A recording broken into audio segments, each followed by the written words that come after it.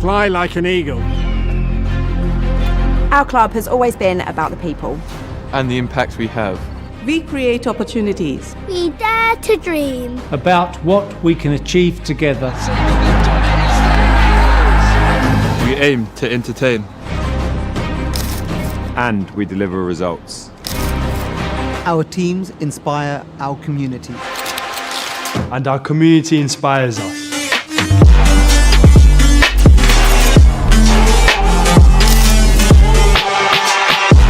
We work together to push boundaries. Building a better future For everyone. It's our spirit that bonds us. Our members. Our partners. Our players. Our staff. our youth, Our community. Our county. We are Essex. We are the Eagles!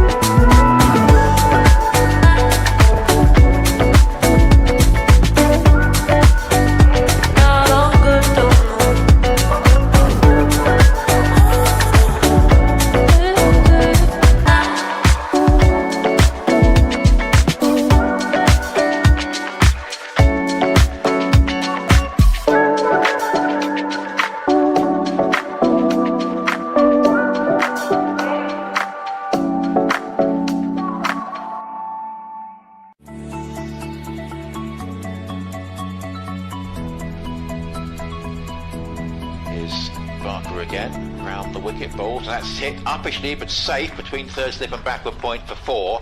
Sliced away a bit that by Harmer. I think he was trying to hit it much squarer. as Dawson bowls, and he hits this one away, and it's caught at mid-off. Short extra cover, actually, but we were talking about the pressure that might create the mistake, and that's exactly what happened. And here, Harmer's reaching for that, and he lofts it wide of Preston long on, and it goes up into a Tom Pearce stand for 6. So Dawson bowls, and that's a reverse sweep, and that's well struck, and that goes to his 50 with consecutive boundaries off Dawson. A reverse lap, really, and very, very nicely struck. 50 from 76 balls. Yadev goes for a big swing. That's on the onside. There is a deep mid on. It's just gone over his head. Floated up, full toss by Dawson, and lofted away wide of Preston long on. Has that carried all the way for 6? It has. So short, and he peeves that away on the leg side. That's going over the boundary, and that is 6 runs. Too short there from Felix Organ. I don't know if he thought the batter might come down the wicket. As Organ comes in, Harmer swings up towards deep mid-on. This could be caught, and it is straight into the midriff of Kyle Abbott, and Harmer departs for 62. Dawson bowls it, and this is lofted away in the air. It's going up towards long on. Is it just going to clear the fielder? That's just out of our sight, but if it's a catch, it's a very, very good one, but I don't think it's been held. I think it's been gone for 6. It might have been spilled over the boundary rope. Frustratingly, that's right out of our sight. Going round the wicket, bowls, and that's played into a gap. Possible 2. Hit with no pace. It's been chased in by Prest, and they're going to come back for the 2nd. He had a long way to come in from long on. That was well judged. Hit with no pace by Yadav. Just into a gap on the onside. Everybody on the boundary. Come back for the 2nd. It's what he did. It's 4-4-4 for 8, and Umesh Yadav has got a 50. Yadav swings. It's in the air, and it's going to be caught at deep mid-on. Good catch by Kyle Abbott. Just moving to his left, taking it in front of the sight screen, about stomach height, pushed both hands out, got it right on the rope, and Yadav goes. That was an entertaining knock, love that. 51 off 44 deliveries. Short of a length, played defensively and confidently by Albert. Yeah, it's turned around on the leg side. Diurnal's the opposite of nocturnal. Oh. This is getting a bit heavy for me, if I'm really honest. At the end of the over from Simon Harmer, it's 10 without loss, Hampshire.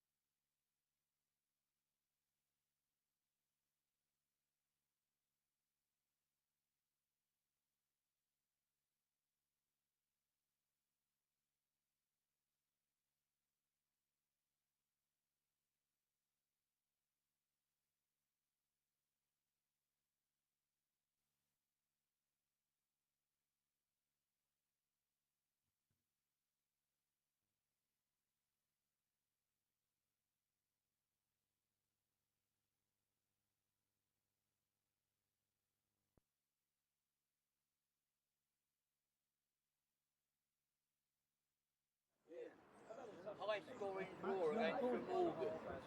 Now we drew that last one. But no, the weather effect. The only reason you're not bottom, is because you've got 3 points. It might be. Who you got now? You got Sussex. Yorkshire have got Durham, and they next week. Durham won a crown 50 seasons ago.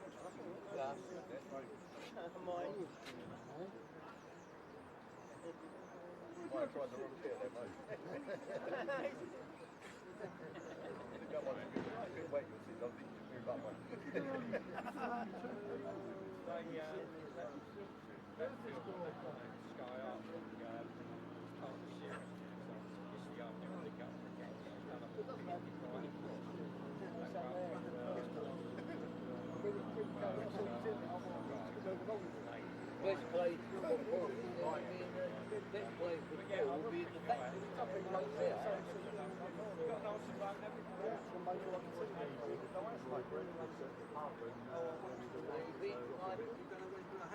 In the factory where he's got factories, the best place for football, is it? I thought it was a different ground. No one there.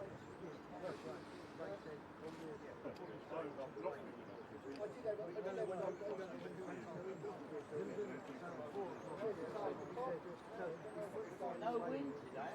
No, it's pretty still, Bob. Are you not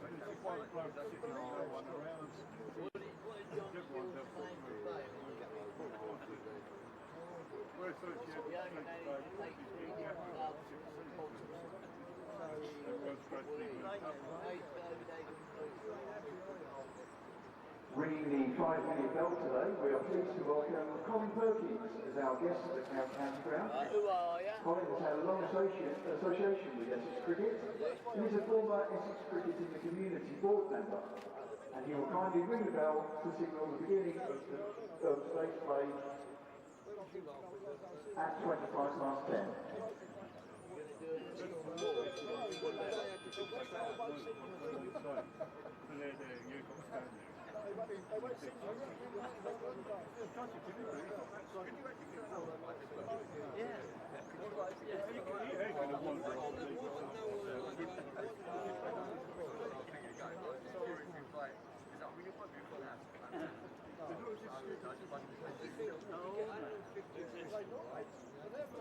Oh, God. Yeah. So they can't sort out well. Yeah, walk off. He picks on them, that's not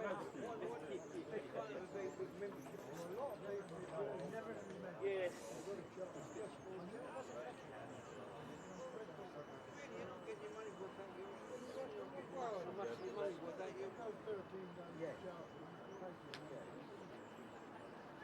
That bit days at Chelsea, you reckon? Okay. Yeah, it's a bit better than our culture's like, but you get more at Chelsea.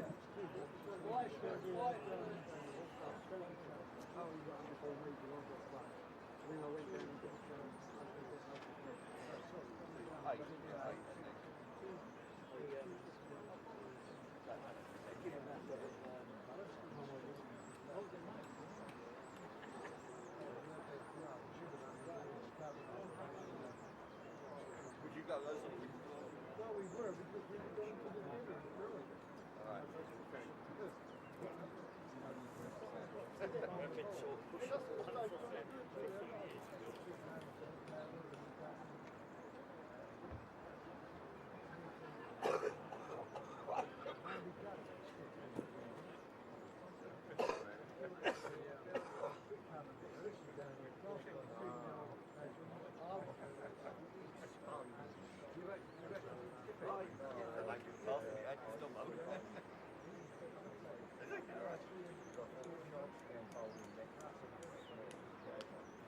Please welcome your umpires for this match, Nigel Long and Steve O'Shaughnessy.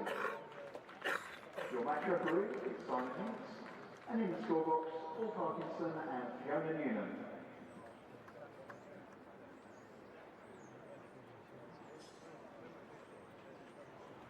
This county championship match between Essex and Hampshire in the first division, and the situation is that Essex, well, in a nutshell, Hampshire need their first targets to make 298 to avoid the follow-on. Essex having made 447 for 9 before declaring at lunchtime yesterday. And in pursuit of that initially 298, they're 10 without loss. My name's Dick Davis. Nick Gledhill's lurking at the back of the box, and just a couple of yards away to my right is Kevin James. One thing I haven't said is that the weather at the moment looks really good. It's a mainly blue sky with a few white fluffy clouds, but inevitably, unsurprisingly, the forecast for sort of the afternoon session in particular is not good. Good morning, Kevin.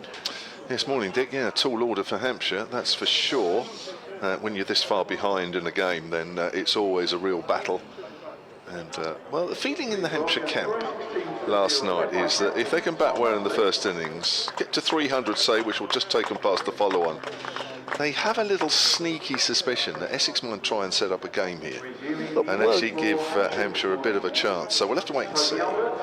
Yeah, I would have thought that's highly likely. I mean, Essex really want to win this game, and you know, at the time when Essex first won the championship, when Fletcher was captain, yeah, he was, in those days, of course, it happened more often, he was quite prepared to lose a game in order to win it. You don't see that so often now. But yeah, such is one of the many fascinations of cricket that can happen. You give the opposition a chance of winning, a slight chance, and in order to give yourself a chance. So Kevin's just gone off to do a brief update for BBC Radio Solent, and we're about to see the first ball of the day, and it's going to be bowled by Sam Cook, and he's bowling to Middleton, and it goes through to the wicket keeper. So as I said, 5 minutes ago, no, not as long ago as that, a very pleasant day. It's still, I looked up the temperature just now, it's about 14 degrees. It's a bit autumnal, but the sun's shining and there's no immediate threat of rain. But I think the operative word there is immediate. As Cook moves in, bowls to Middleton, who plays solidly defensively, trickles out on the offside. Picked up by skipper Tom Wesley.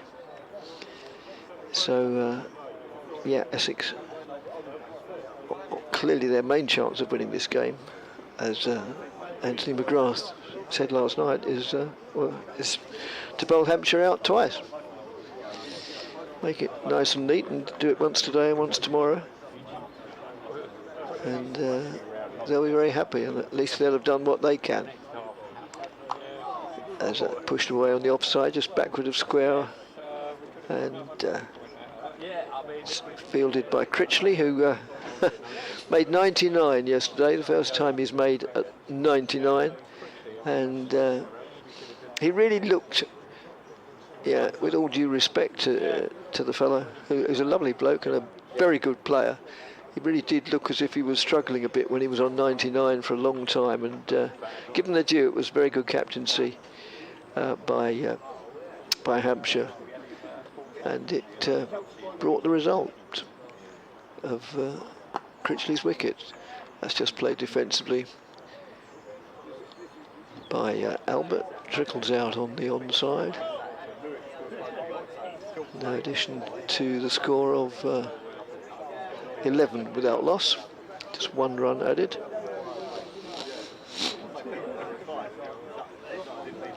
Still, I know it's early, 10:30, good grief. So many people who come to cricket are sort of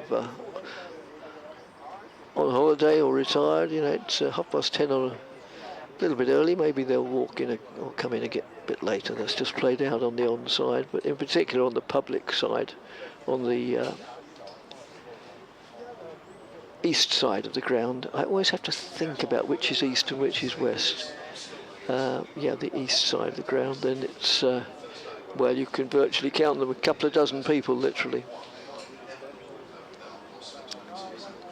So Cook moves in again. Final ball of the over, assuming it's valid, which it is. And it's a dot ball. Nick Brown fields at the second attempt. Just be interesting to see the replay of that. I don't know if it was a chance? I don't think so. I think he played it straight down into the ground. So, unsurprisingly, Jamie Porter will bowl the second over of the day. And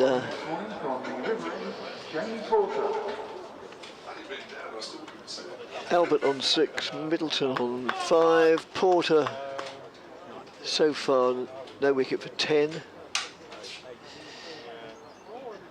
And Cook, that run he conceded was the first run he's conceded in this innings. Prior to that he'd bowled 3 maidens. And 3 slips, keeping Rossing, the first one of which is just adjusting the laces of Sir Alistair Cook, a man of the people, doing up the bootlace of Rossington, who clearly didn't check it before he came out of the pavilion, as Porter moves in and bowls. Batsman goes on his back foot and plays that defensively. And yeah, I haven't often told you about the field in this match for some reason. There's 3 slips, a point, maybe just backward of point, a cover, a mid-off, that's 6 on the offside, a mid-on, a mid-wicket, and a long leg, fairly conventional sort of field.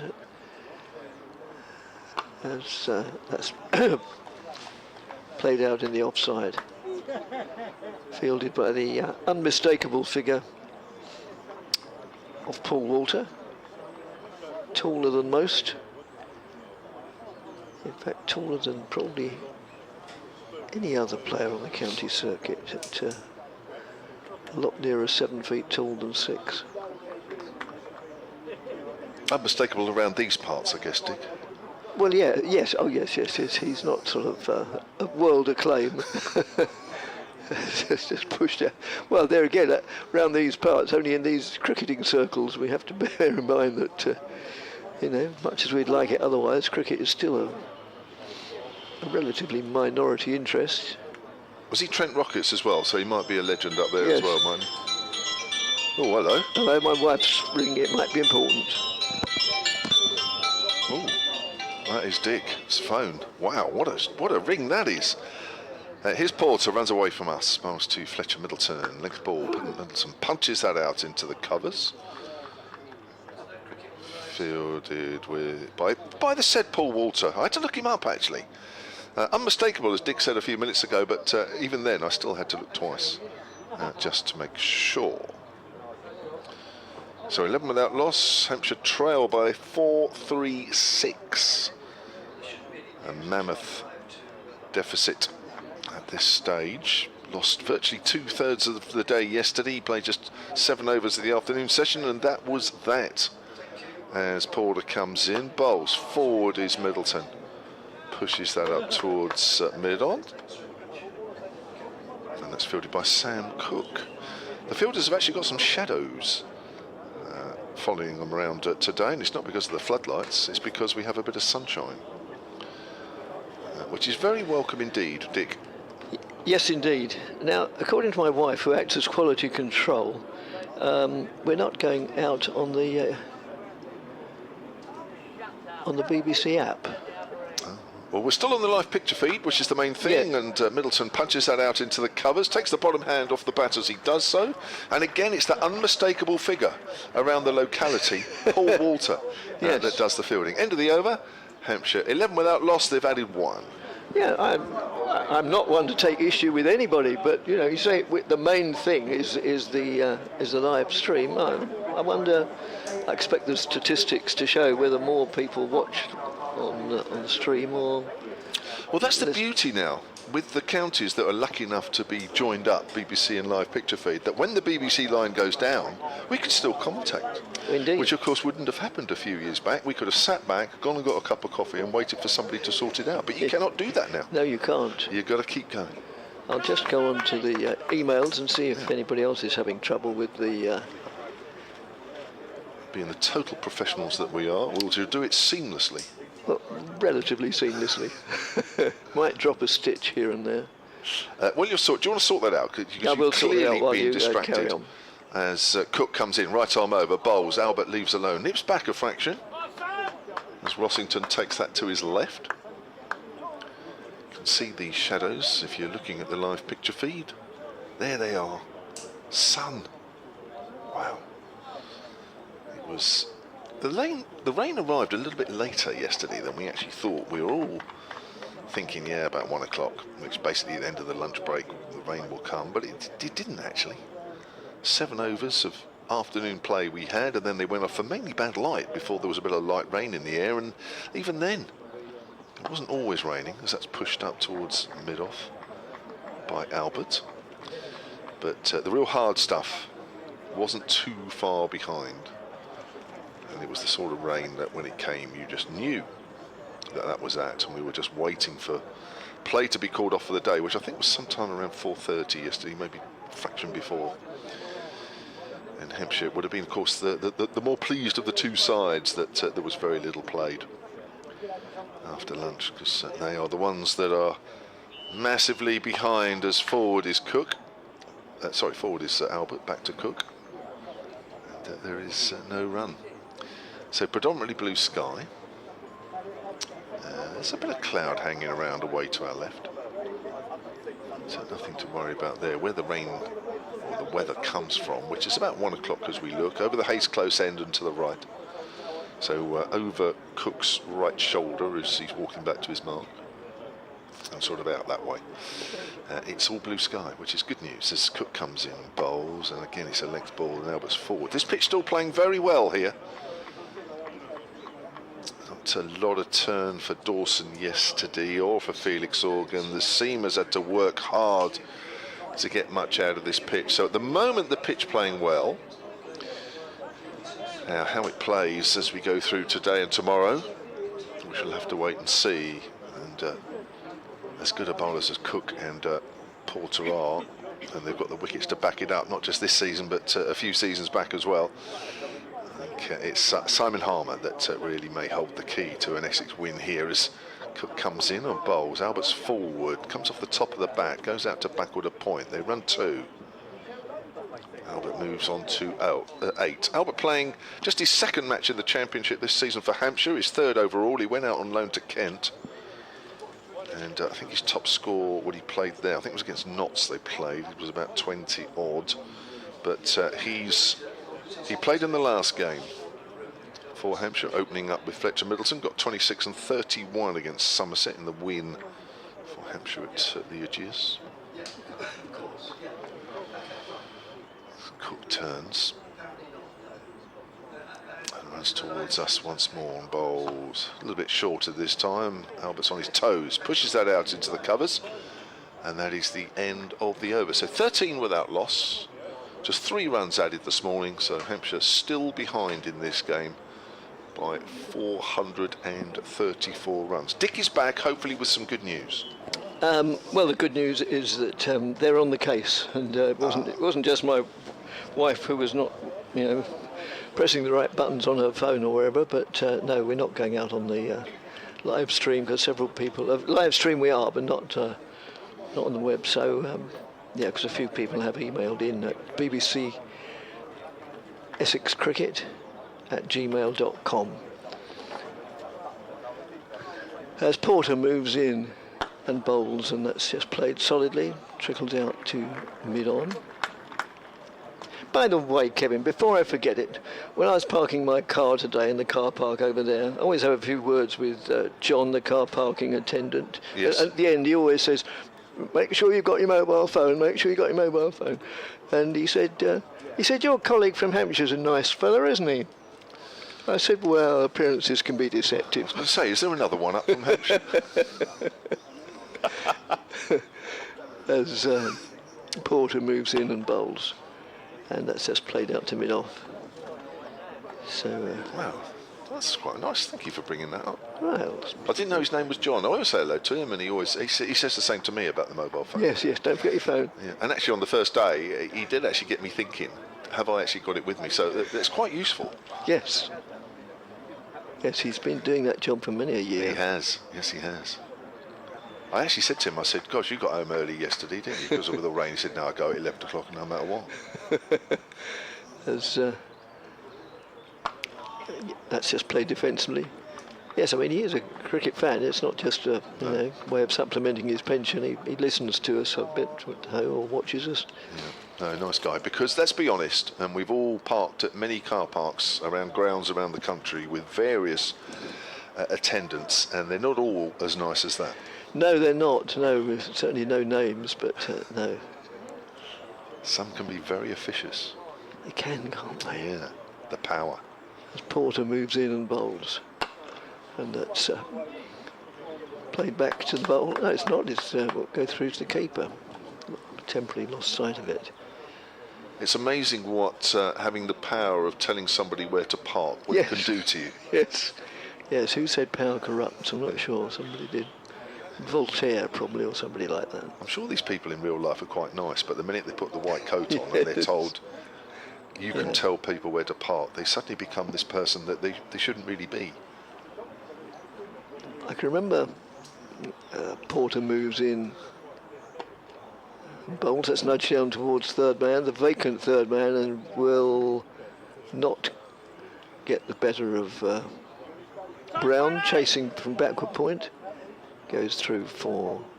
I was watching the ball rather than the batsman. Did they take 1 or 2 there? Anyway, the scores moved on to 15 without loss. Albert on 8 and Middleton on 7. I remember at Canterbury, of all places, some years ago, and I was parking. Oh, it was at an outground. That's right. I've got a feeling it was at Maidstone or something like that. So it is going back a few years. It's a long time since they played at Maidstone, I think, Kent. And this fellow was showing me into car parking space. Very polite, very pleasant. That's just played back to the bowler. No addition to the score. End of the over, 15 without loss. And I recognised him, and I said, I couldn't remember his name. I said, aren't you the CEO of Kent? He said, yes. And I said, and you're a parking attendant? He said, yes. He said, I'd like to try my hand at all the jobs in the club that I'm capable of, just to see if there are any problems that they have. I thought that was really good. Yeah, that reminds me of that. What was that television series where the boss did all the jobs? Oh, yes. I forget what it was called. Somebody might know. Please tell us. Yeah. Because that will live with me throughout the day if I don't know what that program was called, and I won't sleep tonight if I don't know the answer. So please help us out. And it won't be because of the quality of the bed at the local hotel where you're staying. No, it's fine actually. It's good. Yeah, what was it? Yeah, because the boss goes around, does all yes. the jobs. Yeah, I know exactly the program you mean. Yeah. Please tell me. Is it Cook? It's me, isn't it? It was kept a little low outside the off stump. Yeah. Albert's forward, just withdraws the bat. I think as the ball goes past, I don't think it was any later than that. It may have been.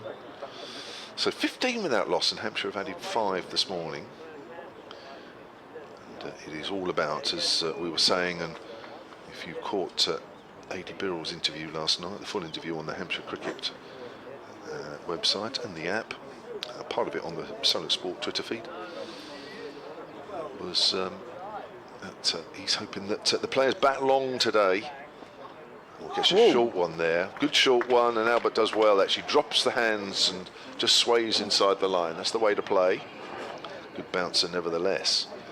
And yeah, very much saying that still thinks it's a good wicket, but increasingly thinks that Harmer will have a big part to play in this game. And of course, if the wicket does deteriorate today, he'll have a huge part, as he did last year. 15 wickets in this game last year. Yes. Although Hampshire got within 12 runs. It was a cracking game in the end. Other than that, Hampshire usually lose by about an innings and something here. That was the standout game, as that's turned away on the leg side by Albert, jogs through for a single and moves on to 9, and it's 16 without loss. Still in the first innings of the game here on day 3. Hampshire only just starting out as well. Almost 2 sessions lost yesterday because of the weather. Yes. And we played a lot more on day 1, considering what we were faced with. I know the Hampshire players haven't been particularly thrilled about being out in the field for nearly 120 overs in gusty wind. That's probably the worst thing you can be out in the field for, really. Cold temperatures is one thing. Length ball, Middleton plays it back to the bowler. But the gusts of wind, and they were quite I'm trying to think of the word, but they were severe gusts, and to be out in the field all day and another session in the morning. Whereas, of course, now Essex in the field, bright sunshine, no wind. Yes. It's just the way the game goes, I'm afraid. It does even itself out over the year, but I'm sure Hampshire will be looking at this thinking, that's not fair. Here comes this Cook. Drive by Middleton. It's in the gap. It won't go too far away. Didn't quite come out of the middle, but it was a nice shot nevertheless. And he moves on to 11. Thank you, Richard, for your email, which I can't really mention on air because... yeah, we had heard that something to that effect, but until it's been confirmed, then no. But thank you very much for letting us know. You can't do that. Well, I think I can. I don't think I ought to. Right. So was it worth mentioning? Now you've got us all intrigued. That's a bouncer, and there is no run. End of the I over. see what you mean, yeah. Do you agree? Well, I don't know. Do we believe what's written? I don't know. In that particular journal? Don't know. Dick, you really have teed this up, and everybody's now going, tell us, Dick, tell us.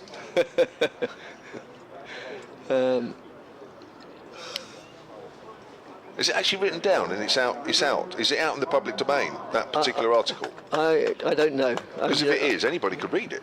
Yes. That's the thing, isn't it? So it's not like we're being secretive. Because if that has actually been published, then it's fair to mention it, isn't it? By just saying who it's been published by. Because anybody can look at that.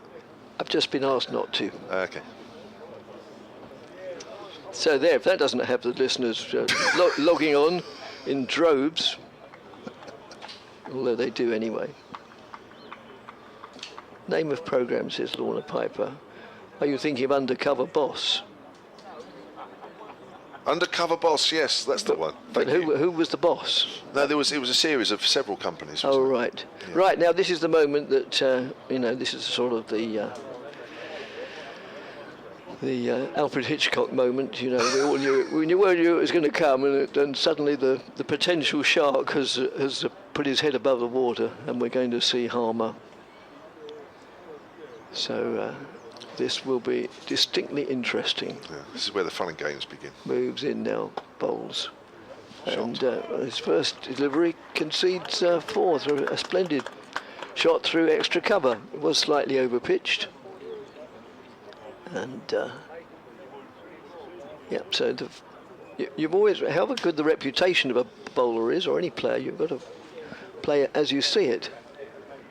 Mustn't be intimidated by reputation. It's what they actually produce that matters.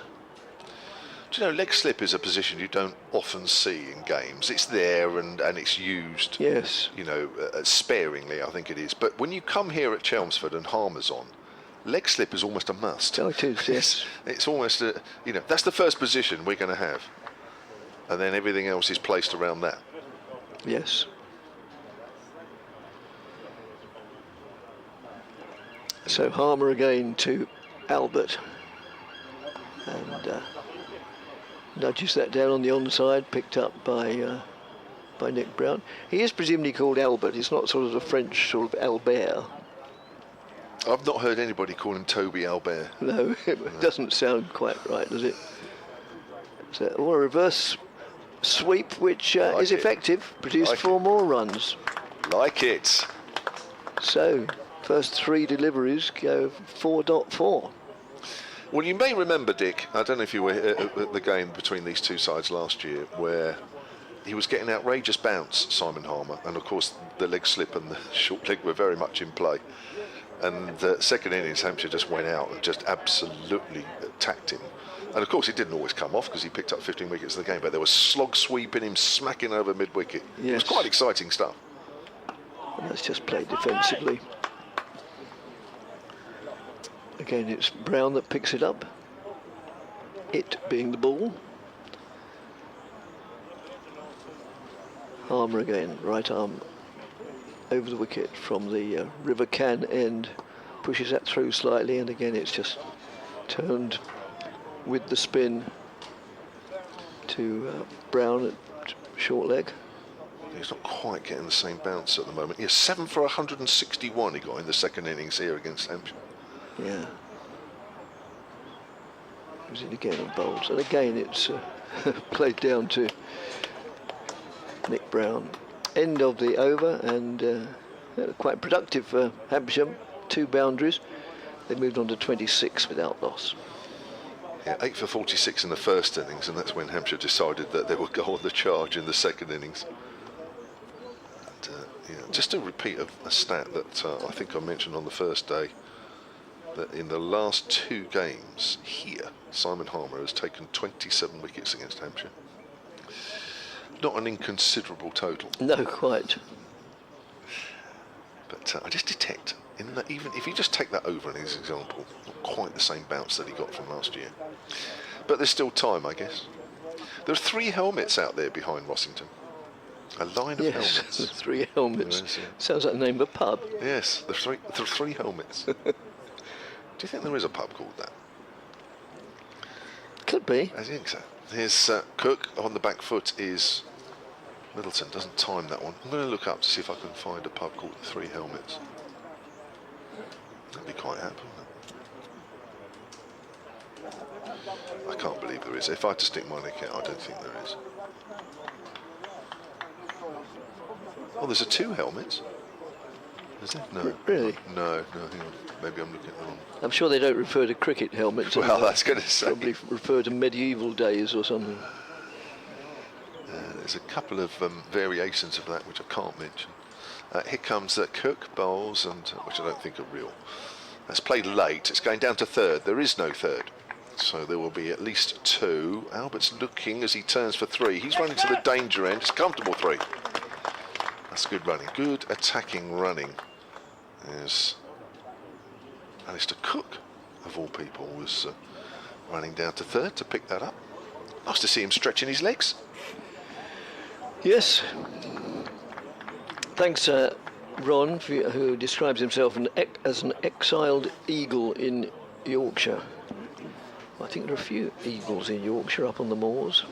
But, thank you. I'll get to your email after this delivery. Slightly short, turned away behind square on the leg side by Albert. Picks up another single, moves on to 18, 30 without loss.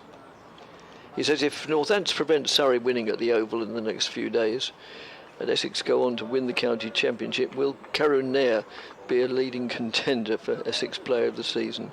For those who don't know, Karun Nair is doing very well for Northants in the short time he's been there. 357 was something Essex fans can only have dreamed about. Next few days will be extremely interesting. Yes, they will. Well, the rest of the season will be interesting. Here comes... Oh, that's a lovely pull shot there by Fletcher Middleton. Behind square on the leg side. There is a man out square.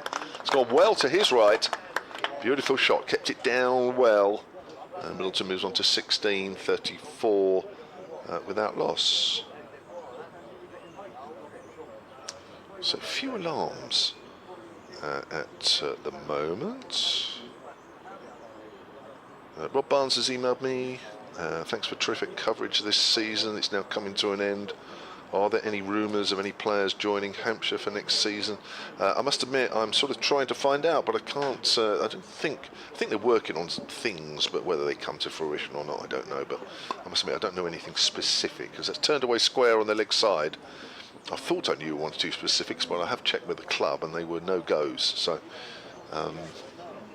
At the moment, I have to say, I'm not quite sure.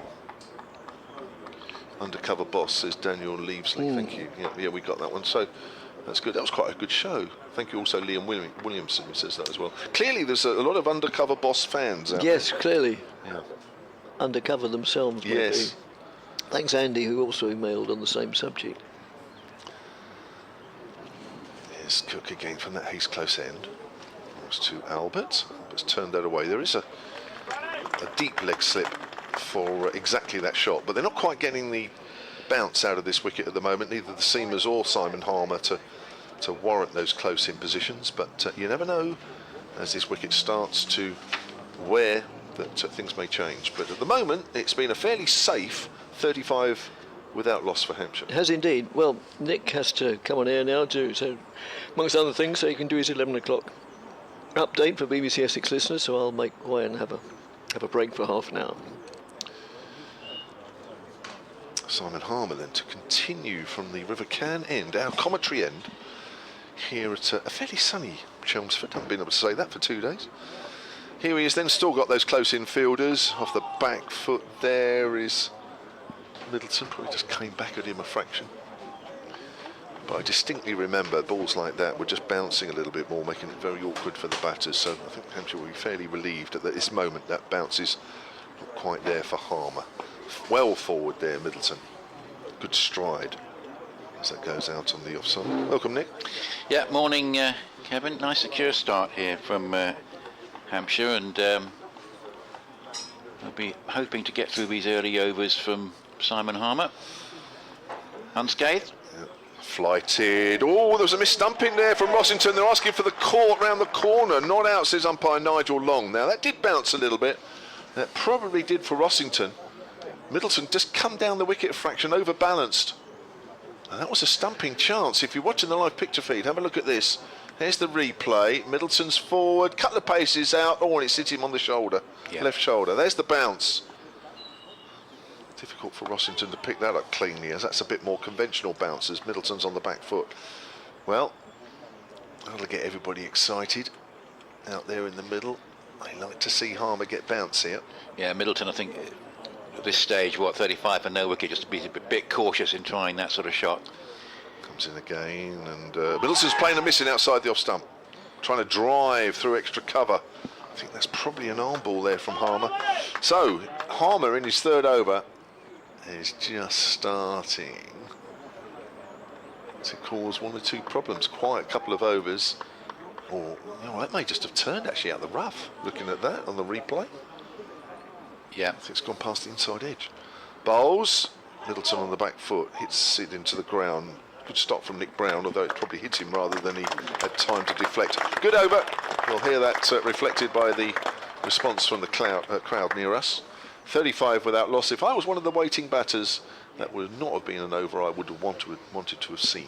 No, from Middleton's point of view, he got away with it, though. I'm sure he'll be just thinking about his tactics towards Harmer after that.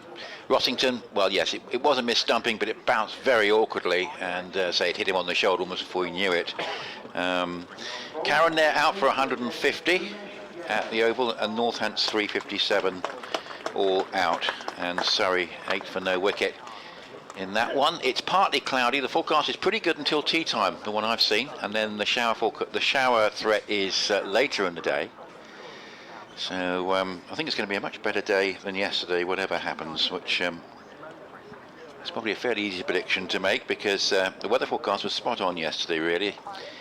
It said it would start to go downhill just after lunch, and it went quite severely downhill after about 2:30.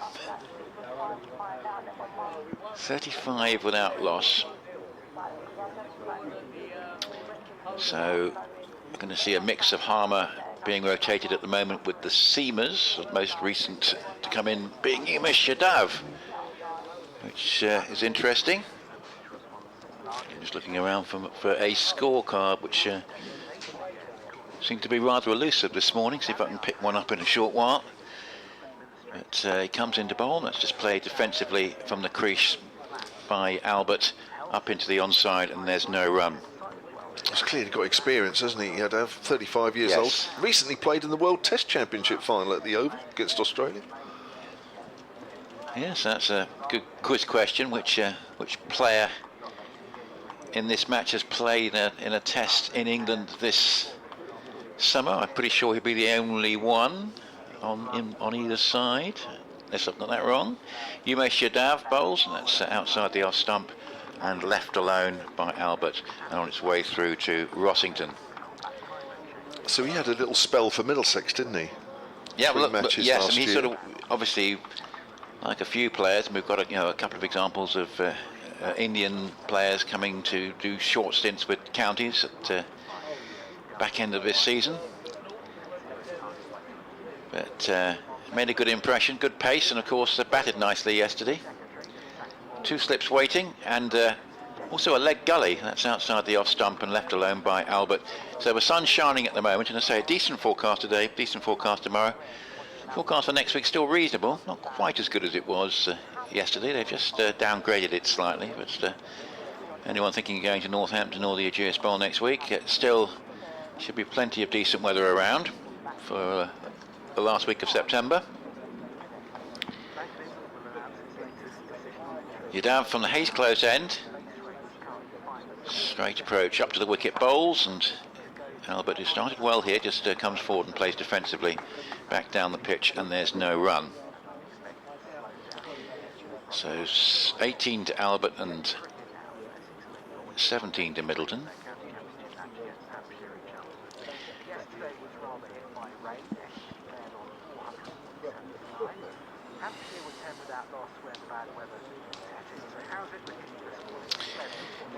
Yep, we've got a prompt start here, and Hampshire, who began at 10 without loss, have now just moved on to 39 without loss, and by and large it's been a pretty good start from the two openers, Fletcher Middleton and Tony Albert, who to be able to look pretty comfortable, except for the last over from Harmer, who's been introduced from the River End, when there were a couple of awkward deliveries to Middleton, one of which brought him forward. He missed it. It was a technical stumping chance to Adam Rossington, but it bounced very awkwardly, hit him on the shoulder, and Middleton was able to escape as a result of that.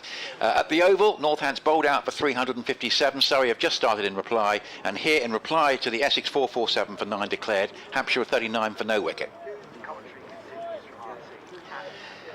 Yeah, nice stroke, that the one we missed during the report was a nice pull shot for 4, and he has started pretty well here as Toby Albert, gone to 22. Got a short ball, put it away very nicely. Umesh Yadav bowls again, and off the back foot he steers that away up into the covers, and there's no run. So, yep, nice start for Albert. This would be just the second game he's opened in the championship, Kevin. I can't remember opening in the July game, so he opened the last game, didn't he? Yeah, he opened with Fletcher Middleton. Yes. I don't know where he batted in his game on loan at Kent. I think he did open, did he? I'd have to look that up. But certainly he's made a pretty good start here. 22 to Albert and 17 to Middleton, 39 without loss in reply to that 447 for 9 declared. Yeah, so championship cricket is sort of fairly new to him. Yeah, decent start, and yeah, prospect of quite a long day here. We've got, say, decent crowd in, bigger crowd at this time certainly than yesterday, and probably on the first day as well. More pleasant to watch, that's for sure. Here's Harman then, bowls, and wrapped on the pad there, Middleton trying to work that away on the leg side. So I'm just looking it up. He played it, I think it was Kent against Notts, or Notts against Kent, whichever way round. Can't remember who was at home and who wasn't. Here we are. Oh, it was at Trent Bridge actually, back in July. Yeah. It's pushed up towards mid-off now. Mid-off is quite wide, so there's a gap there, but it won't go all the way to the boundary. A couple of runs to Middleton takes him on to 19, 41 without loss. Yes, Notts and Kent have just played each other in consecutive championship matches, one in July and one last week. Yeah. Believe it or not. 37 in the Kent first innings, and he did open. He opened with Ben Compton. Right. And in the second innings, he got 0. So there we are. Kept a little low, so already there's a little bit of inconsistent bounce there as Middleton's playing that towards mid-wicket, but that's very much hit near the bottom of the bat. Still there's 3 men around the bat, which is always a bit disconcerting as a batter. Better weather for spin bowling today as well. Yeah, it is. It comes in, don't get blown off course, just wrapped on high on the pad as he comes forward. That was one thing that A.D. Birrell was telling me yesterday, that he just felt that the spinners, especially Dawson, who bowled quite a few overs, just felt at times that there was gusts of wind that were just making it pretty difficult when letting the ball go, either not in the right position or maybe just altering the ball as well. He goes for the slog sweep on the leg side there, doesn't really get hold of it. Oh, and it's bounced about, and wicked deflection off the turf, about second bounce, almost did for Sam Cook out there, had to quickly turn direction. But he's out there for that shot, and Middleton did not get hold of it. Yeah, it's just a little bit uncomfortable at the moment against Harmer. He's gone up to the other end for the time being.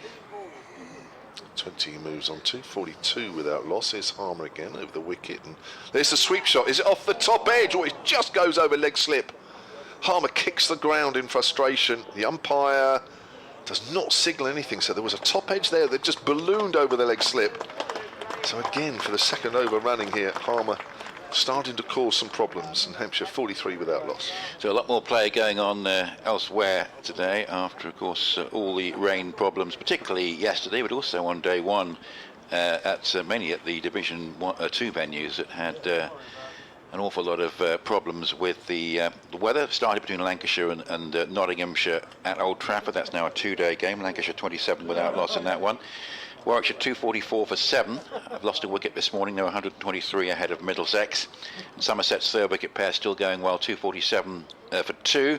Lammonby made 109. Goldsworthy is 79 not out in that one. And Surrey 12 for no wicket in reply to Northants 357. Umesh Yadav with 2 slips bowls, and that's going down the leg side. Attempt to leg glance gathered in by Rossington. Now, esteemed Times correspondent Jeff Dean in the box next door is having a chat with him, and I noticed he's got a website called Vino Dino, because he's also an aficionado of wine.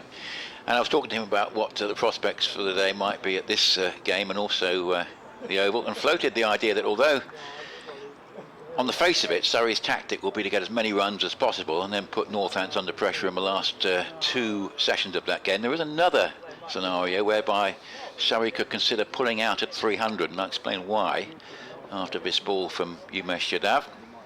Balls, and that's outside the off stump and left alone by Albert, because with neither Kent or Middlesex looking like winning, looks like Middlesex will probably lose and Kent will probably draw. Northants, if they win that game at Surrey, are still alive going into the final round of matches. And it could just be because they're a side not used to winning that Surrey say, well, we'll declare 50 odd behind. You set the game up. You give yourself what you think is enough time to bowl us out in the 4th innings.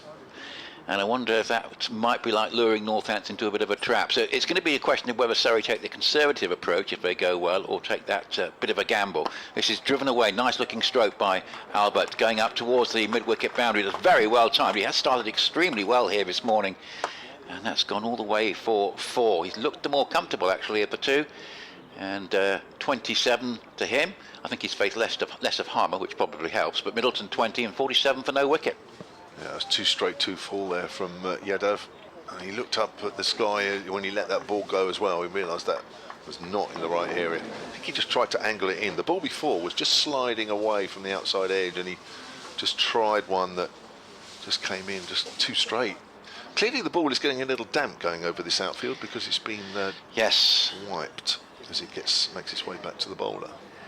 As Umesh Yadav up to the wicket, 2 slips and a leg slip now, bowls at, up towards mid-on. That's just pushed, and there's no run as it runs up to Jamie Porter.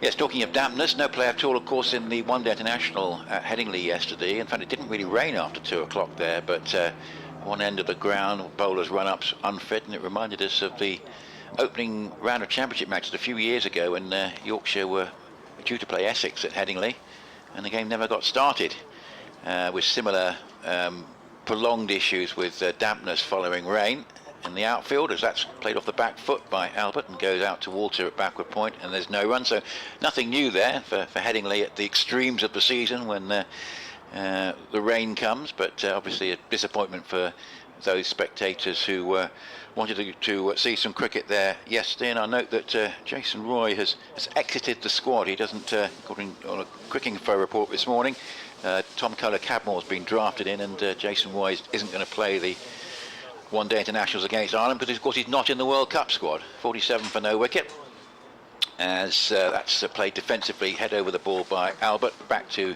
Umesh Yadav, and there is no run. So the end of the over, Hampshire 47 without loss, 27 to Albert and 20 to Middleton. Yes, to Kohler-Cadmore joining the England squad as Roy, in quotes, opts out. Looking at the headline there, and I think perhaps feeling that if he's not going to play in the World Cup, then there's not a great deal of mileage for him playing in these 2 remaining games against Ireland. A bit of sympathy for him because injury obviously has played a part, but disappointment for Jason Roy. I think he was very much hurt by that decision. So still 3 round the bat, as you'd expect, from Simon Harmer, who has 4 overs, none for 12. Fletcher Middleton faces the first ball of his next over. Flies in, Middleton forward, gets wrapped on the pad. As he does so, he's outside the off stump though. Thanks to the message from David Holt, who says, I'm not able to be at Chelmsford, but I agree with the car park attendant. You are always very pleasant. It's another one that's singing my praises. How nice is that? From David Holt. He's a nice guy, actually. Harmer bowls. Fletcher Middleton plays that into the ground, actually fielded by Rossington. He says, always very pleasant when we meet you at various grounds. Thank you for all your work this season. Some of us will see you at the awards dinner. Yes, Hampshire have a week on Saturday, their awards dinner. I'm hosting along with Melissa Story. Should be good fun night. It was good fun last year. Gets wrapped on the pad as that goes out towards Nick Brown. Do you have to do a stand-up comedy routine in the first 20 minutes? Fortunately not. It's just a bit of food, handing out some awards, and it's been good fun actually. It's been a highlight of the Hampshire calendar actually for a few years. Not because I'm hosting it, nothing to do with that. That's driven up towards mid-on, but it's just a good way of, isn't it? It's just, I don't know, do Essex do anything at the end of the season? Do they have a sort of awards night or anything along those lines? Yes. Do they? They do. Yeah, and that's good. It's important. I think we know who the player of the year is this year. Who would you be your player of the year? Nice reverse sweep there, Fletcher Middleton. That's going for 4. Quite a deliberate shot, and that's raced away behind square, all along the ground. Perfectly well played. There will be honourable mentions for Jamie Porter and Tom Westley, but Matt Critchley is ahead by quite a while distance. I think both me and Dick think. Yeah, that's fair enough, isn't it? Seems to be a name that increasingly crops up when you talk about Essex. Normally it's Harmer, but Critchley is. Oh, now they're having a look at the ball. Now there were. I'd have to count up the number of ball changes in the Essex innings. Off the top of my head, I would say it was 4. Does it count as a moral victory for Hampshire, the fact that they're having to look at the ball? Yes. It's a regular occurrence, and it looks like we are going to. In fact, Nigel Long is going to walk over to Stephen O'Shaughnessy. So they're going to have a chat and then maybe. But there's no doubt that there's the ball runs along the outfield, as it has done, of course, in the 45 minutes of play, that it's always being rubbed as it goes back to the bowler. So I should imagine the damp in the ball now is not helping, and it looks like we are going to get our first ball change. Probably the first of many today. Yeah, there could well be. And this ball seems to be providing plenty of bounce for Harman. There's certainly no doubt about that. I mean, it does feel as though a wicket for him is not that far away. He's bowling well, but they're still not happy with the ball overall. And Paul Walter is there with the umpire having a look at the selection that is currently available. Yeah, there's a close-up there on the live picture feed. Have a look, see if one's shinier than the other. That doesn't look too bad actually from a distance. So some very interesting potential permutations in these two games. We just talked about the one at the Oval with Surrey having that, if you like, that outlier option that I was talking about, of putting Northants in a position where they've got to decide what to do, and that can create uncertainty, batting in the third innings, of course. And here, as I say, I think it very much, in a way it's slightly simpler, because I think it so much depends on whether Hampshire get to that 298, doesn't it, Kevin? Because yeah, it does. You would have thought Essex would enforce the follow on with whatever, even if it's 250, they'd probably still enforce the follow on. Yeah. Here's Harmer then, bowls forward, nicely forward. Fletcher Middleton, like to see that big stride, and that's the end of the over. So far, Harmer is wicketless, none for 16 from 5. Hampshire 51 without loss. A good morning so far. They've added 41. Speaking to Jeff Dean, he thought on balance that Surrey will take a conservative option and get a haul of batting points and take away something like 12 points from the game, and that would still give them a decent lead. If they can't beat Northants, will give them a decent lead over Essex going into the final game. But then if you do happen to prepare a very flat pitch at the Aegeus Bowl and that's a draw, it makes it even more interesting. So yeah, there's plenty to look forward to. Fascinating end to the campaign, which is always what you want. Well, it's nice to go to the final week, because it didn't last year, did it? As Umesh Yadav bowls, and that's all cut away off the back foot. What a good shot that is from Albert. Lovely stroke. Just had enough room to go back and then force it just wide of Walter, who even with his long reach at backward point couldn't get across to that. He has looked very good in this innings, Kevin. 31 from 56, 55 for no wicket. Yeah, he has. He's a bit of a skiddy bowler, isn't he, Yadav? So he just used the pace of the ball. Yeah, and it's good, actually, because, as I say, he might not have been my first choice, because He didn't play a lot of the 50 over games. In fact, he played just 4, and a mixture of sort of injury and I guess just didn't get selected in a couple either. So it's nice to see him. He looks in good form. Here's Umesh Yadav. His leg slip still in, and Albert comes forward and plays defensively back down the pitch, and there's no run. You saw a bit of him in the 50 over competition last year, and last year was much better. Very impressive. And I think it's the way that Hampshire can get both him and Preston to the side. It's probably the only way, given you've got Ben Brown and Liam Dawson to factor into the middle order. So it's certainly worth a go, and so far it's working out quite well here. 55 for no wicket, this opening pair of Middleton and Albert. 447 for 9, Essex. This is clipped away off the pads and away down towards long leg for a single, but Umesh Yadav, say, probably not a pitch that entirely would suit him. He might feel this is a sort of surface that might be used to an Indian domestic cricket in a way, in terms of what it's immediately going to be offering to the seamers, and might have to work hard for success here. 56 for no wicket. Well, it was a while ago, the World Test Championship, so I assume he hasn't played too much cricket since then. No, we wouldn't have thought so.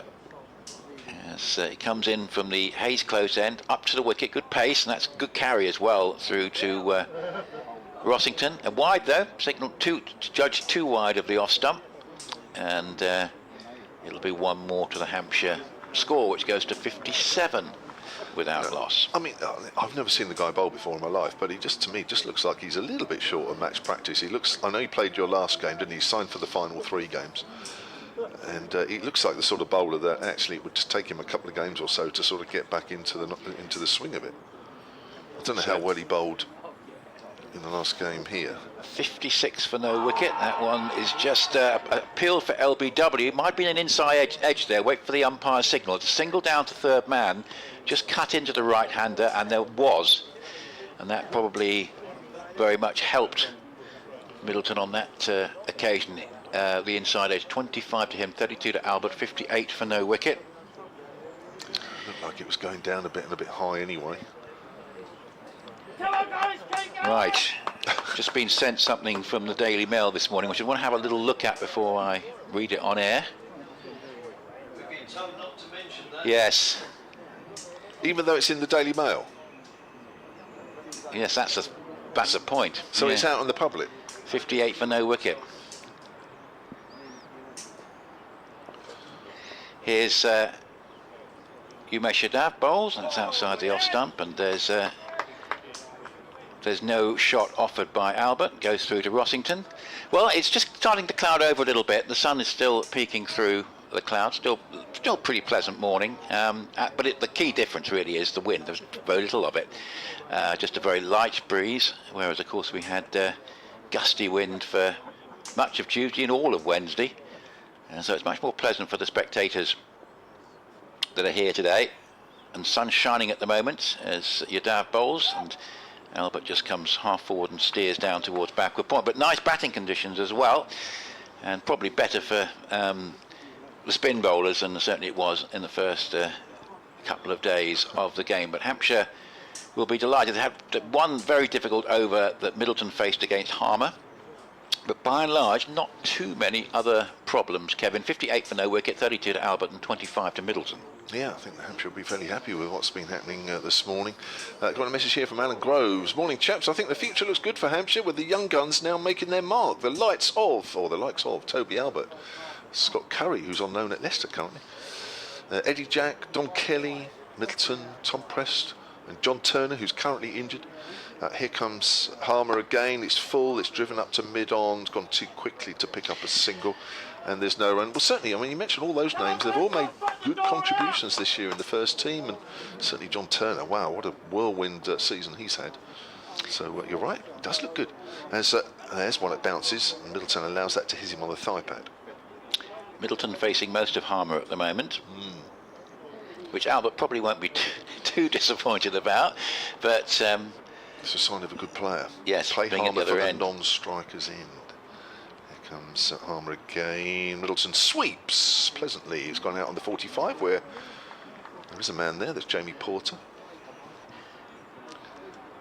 lovely sunshine. It was a different, it feels like a different game all of a sudden. It felt like we were playing in the middle of November. Now it feels like we're playing sometime in the middle of summer.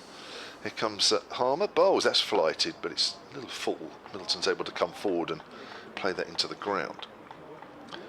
58 without loss means Hampshire still trail by 389. Still a big hill to climb. Still a lot of work to do today. Harmer in and bowls. Middleton plays that into the ground and it goes back over the stumps and fielded by Rossington. He's playing it too late. That's the secret. Play it late, but not that late.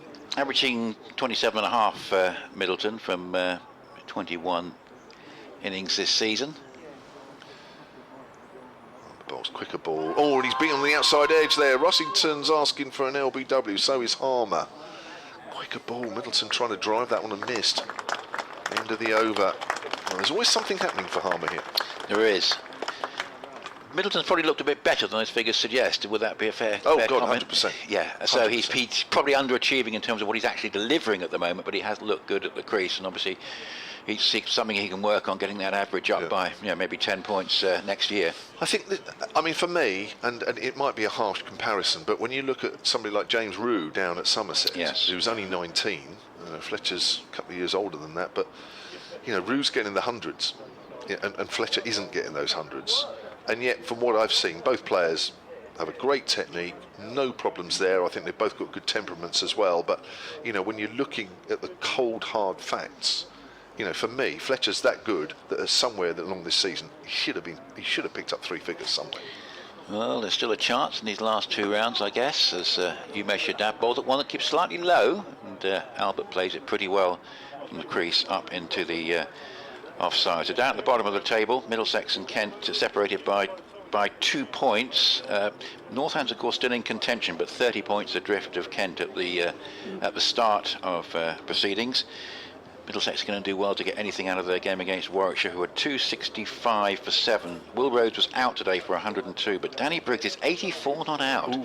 58 for no wicket, as that one is a leg glance and a nice stroke. It was a delivery that was ill-directed by Umesh Yadav there, and just getting inside the line. Albert helped it round the corner for 4. He goes to 36 with that, and it's 62 for no wicket. Hampshire. Danny Briggs 84 not out. Who could imagine that from his early days? But he developed quickly as a batsman, didn't he? And he's now proving very, very useful, coming in down the list, number 8 normally, I think, for Warwickshire. Yeah, he could always play. He could always bat. That is a fine performance from him, and it's could be going some way to condemn Middlesex. And a pitch that might be easing up a little bit after a lot of wickets fell. And this one's, that's off an edge, but that wasn't controlled from Albert. He was pushing forward. It's run off an inside half of the bat involuntarily and goes down to Critchley at fine leg for a single. 63 for no wicket. And Somerset 263 for 2 against Kent. So the only difference there is that Middlesex at least have got a couple of bowling points, and Kent haven't got any points so far from their game, but you do feel the likely scenarios there are going to be some draw points and maybe some batting points at some point on the way for Kent in that particular fixture at Taunton. As Yadav bowl, it's outside the off stump, and it's left alone. Good carry again. That's nice shape. Yep. It's just a little too wide. As I say, he's not got quite the same control that Porter and Cook have had in the start of this Hampshire innings, but you can see as Bilai is a seamer of note in India, you've got to have something other than just bowling straight up and down, and you can see that he's got the away swinger and he's got the one that's sort of angled in, but he's just not quite bowling as tight as probably he normally does. Yadav bowls, and Middleton comes forward, head over the board, plays up into the offside, and there is no run. So Worcestershire's promotion to lose really in Division 2 with a lead of 21 points over Leicestershire, and they've got the luck, if you like, of playing Durham when Durham have already won the promotion and only need a draw to secure the title. So Worcestershire 147 for 2, still in the first innings there at New Road, but possibly a draw suits small parties there. It could well be the case. Yorkshire 155 all out, and Leicestershire 58 for 2 at Grace Road. That's outside the off stump and just again shaping into the right-handed Middleton and on its way through. Nice carry. Leicestershire there probably need to win that game, and still a decent chance of a result in that one. They're just under 100 behind Yorkshire with 8 wickets in hand, so we'll see how that one pans out. 63 for no wicket, with 37 to Albert and 25 to Middleton. Yes, I mean, he does have some nice shape, Yadav. He's got a nice action as well, very easy. Gets good sort of nip off the pitch, but in his 3 games for Middlesex last year, at the end of the season, 4 wickets at 71 apiece. I mean, he's clearly a better bowler than that. He's played 57 tests for India, so he actually is, of course, a very good bowler, but as I say, maybe just the break that he's had over this summer, it's maybe not just quite as tight as he would like. Here's Harmer, flighted, and that's swept nicely down to deep forward square leg, out to Cook, and Albert moves on to 38, 64 without loss. Yeah, only Albert's second match of the season for Hampshire in the championship, but this is his highest score so far. There he goes over the top here. Middleton hasn't quite got hold of that. It's wide of mid-on. The ball bounces and it's trickling towards the road, but it won't quite go there. Cook runs around from deep forward square leg to pick up. Middleton will pick up 3. And he goes on to 28, 67 without loss. So looking at the way this pitch has played for most of the game, Hampshire did pretty well to get Essex 96 for 4, I think. Yeah, they did, didn't they? Terrific ball that got Alistair Cook out early on. Yes, it's helped. But you're right, yeah, it's been a good pitch, hasn't it? Might turn out to be too good. So far.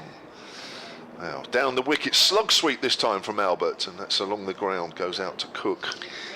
I think A.D. Burrell, in his interview with you yesterday, actually said that it was, the pitch was a notable upgrade on the one for the match last year. Yeah, definitely. Right, I'll just do this ball, and I've got to disappear. There's only 2 men around the back. There's no slip now. Oh, Middleton drives. It's a little uppish. I think the bat hit the pad there as it goes out to mid-wicket. Yep, just still taking most of Harmer, and still not looking particularly comfortable, Middleton. This is the most likely route to a wicket for Essex at the moment. Slip and a short leg and a leg slip and a pill for LBW. Just a half shout there from Harmer. But he'll feel that the wicket may not be too far away. Bowled pretty well, of course. 6 overs and 5 balls, number 21. Yadav 4 overs for 20 at the other end.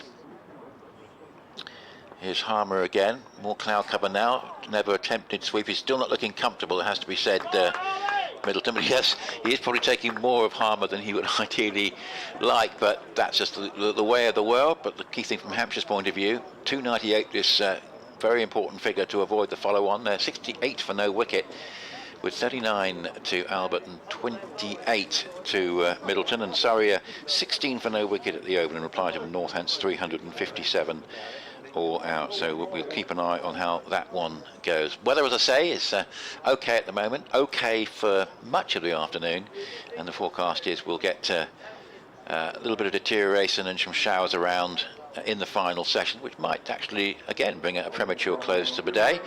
We are on a 104 over watch today, which certainly at most times of the season means it could be here for a very long time, but at this time of the year, of course, it's hard to foresee much play after 6 o'clock because particularly with a bit of cloud around, natural daylight will start to become an issue. And interesting to see Paul Walter there, potentially now replacing Umesh Yadav. And yeah, certainly the way he balances the side as a four-seamer option when needed is very, very useful for Essex. And he's going to create perhaps a little bit more rough for Simon Harmer because he's bowling from the Hayes close end, of course Harmer operating from the river end, but just having Walter in the side as someone who can bowl fourth seam is so important for Essex in terms of balancing the team, particularly away from home where they're less likely to have pitches that suit Simon Harmer, and therefore the fourth seamer could well be bowling more. But on this occasion, Tom Westley decided that rather than bringing back one of his opening bowlers, he's going to give Paul Walter a little bit of an outing and see how he gets on. So 68 for no wicket. It's going to be Walter with his left arm seam from the Hayes close end up to the wicket. He bowls and there's an appeal for LBW out. Well, there you go. That plan worked. Goodness me. Paul Walter brought on from the Hayes close end. It's probably leg stump, but it was full and Albert was looking to work it away into the onside. and trapped in front. So there is a plan that worked. I think Exhibit 1, with Paul Walter coming on and immediately getting a wicket, and underlining, of course, that he is a very useful bowler indeed, and has plenty to offer Essex in that respect, and tends not to bowl a lot of red ball overs, but has the knack actually of getting useful wickets, and that's not a bad start. It's a full length delivery, and he's just playing around it and trapped LBW. Haven't had a chance to see the replay yet, but looked sort of leg stumpish. So 68 for 1, and Gubbins no score, Middleton 28. Gubbins just coming out to join Middleton. You coming back, Kevin? Right. So 68 for 1,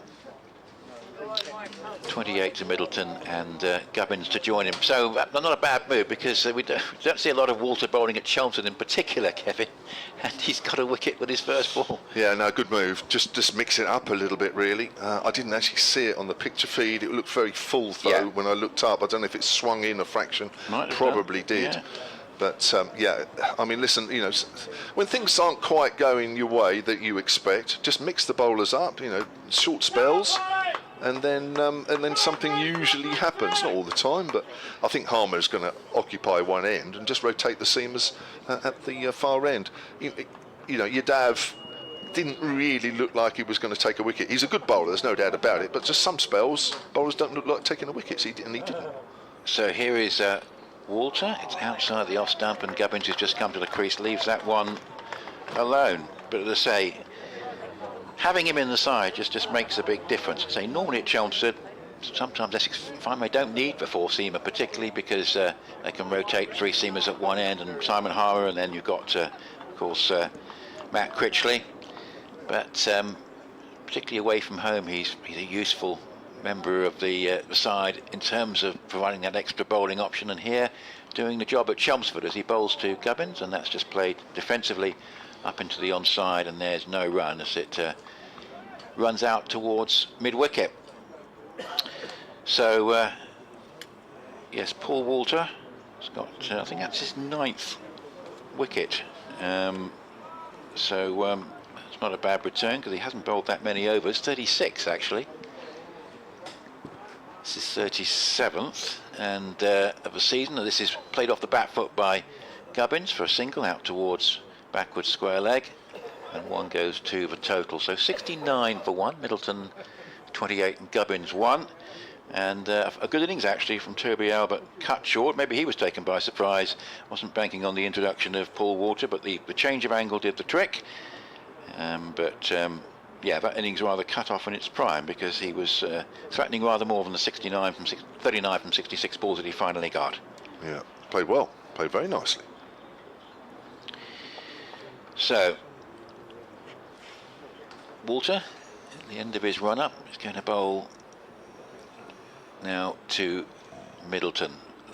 We've got slip, gully and leg slip. That one just played defensively, little push up into the offside, picked up by Nick Brown, just moving across in the covers. But that's a useful wicket for Essex, who need to keep chipping away, because that 298 is an important factor here in terms of the direction of travel in this game. 69 for 1. Plenty of cloud cover, but fairly wispy high cloud cover at the moment as Walter bowls, and Gubbins, who's been in pretty good form in recent times in all formats, plays that defensively up into the onside, and there is no run. Yes, Nick Gubbins topping the averages, is averaging 54, top score of 139, and if he gets 79 today, he'll get to 1,000 runs. 70 for 1, Gubbins has 1, and 29 to Middleton. Yeah, he's 120 runs or so ahead of Vince. They both had the same number of innings. So Gubbins has become Hampshire's main player this season. He's such a key, you know, when he does well, it tends to sort of set Hampshire up, doesn't it? Because he's number 3 there. Yeah, 300s to James Vince's 1. So give you an idea. Here's Harmer then, bowls, and Middleton on the back foot, punches it up to mid-on. Oh, there might have been a single there. So they decide against it. It was siren in the background. It's very close, wasn't it? Yeah, they always feel very close here. Harmer again, bowls. Middleton wrapped on the pad. Brown doesn't take it cleanly at short leg anyway, so we may never know. I don't think it was, though. I don't think it was a catch. Having got rid of Albert, Essex will feel that Middleton, who's not looked comfortable against Harmer, might potentially be the source of their next success. Harmer again. Bowls and Middleton. Oh, right on the pad. That looks very close. Not out. Maybe there was an inside edge onto the pad. I think actually there was an initial appeal and then it just sort of petered out almost as quickly. Just watch that on the replay. Outside off stump. Oh, he's well outside off stump. He's well outside. Even if he did get an edge, he's well outside. Harmer again gets a bit low though as well, didn't it, really? That bounces a bit and goes past the leg side. Good take, Rossington. He must be the most difficult bowler here at Essex to keep wicket to. Bit of extra bounce, bit of turn every now and then. Cannot be easy as here he comes in again. And Middleton plays that thick inside edge. It's along the ground, fortunately. Goes out square on the leg side. Well, he hasn't taken a wicket yet, Simon Harmer, as he comes towards the end of his 8th over. But as you said 2 or 3 overs ago, Nick, he doesn't feel very far away from taking one. It'll be interesting to see how Gubbins, a left-hander, goes against him. Plenty of experience, of course, Nick Gubbins. So, see, it's always a test playing Harmer at Chelmsford, and of course, left-handers just different issues to think about with the ball turning away. We'll see how he goes. Well, theoretically, there should be a decent bit of pitch in front of him because Harmer has to bowl it straight. Oh, he's caught. First ball caught in the gully. That's a sharp chance. And Gubbins pushes forward. Don't think he can quite believe it. And we said Harmer wasn't far away from a wicket. And there's his first one. And Gubbins goes for just a single. Yep, and that's a big blow because Gubbins, we just talked about, in fact, he's been in good form. And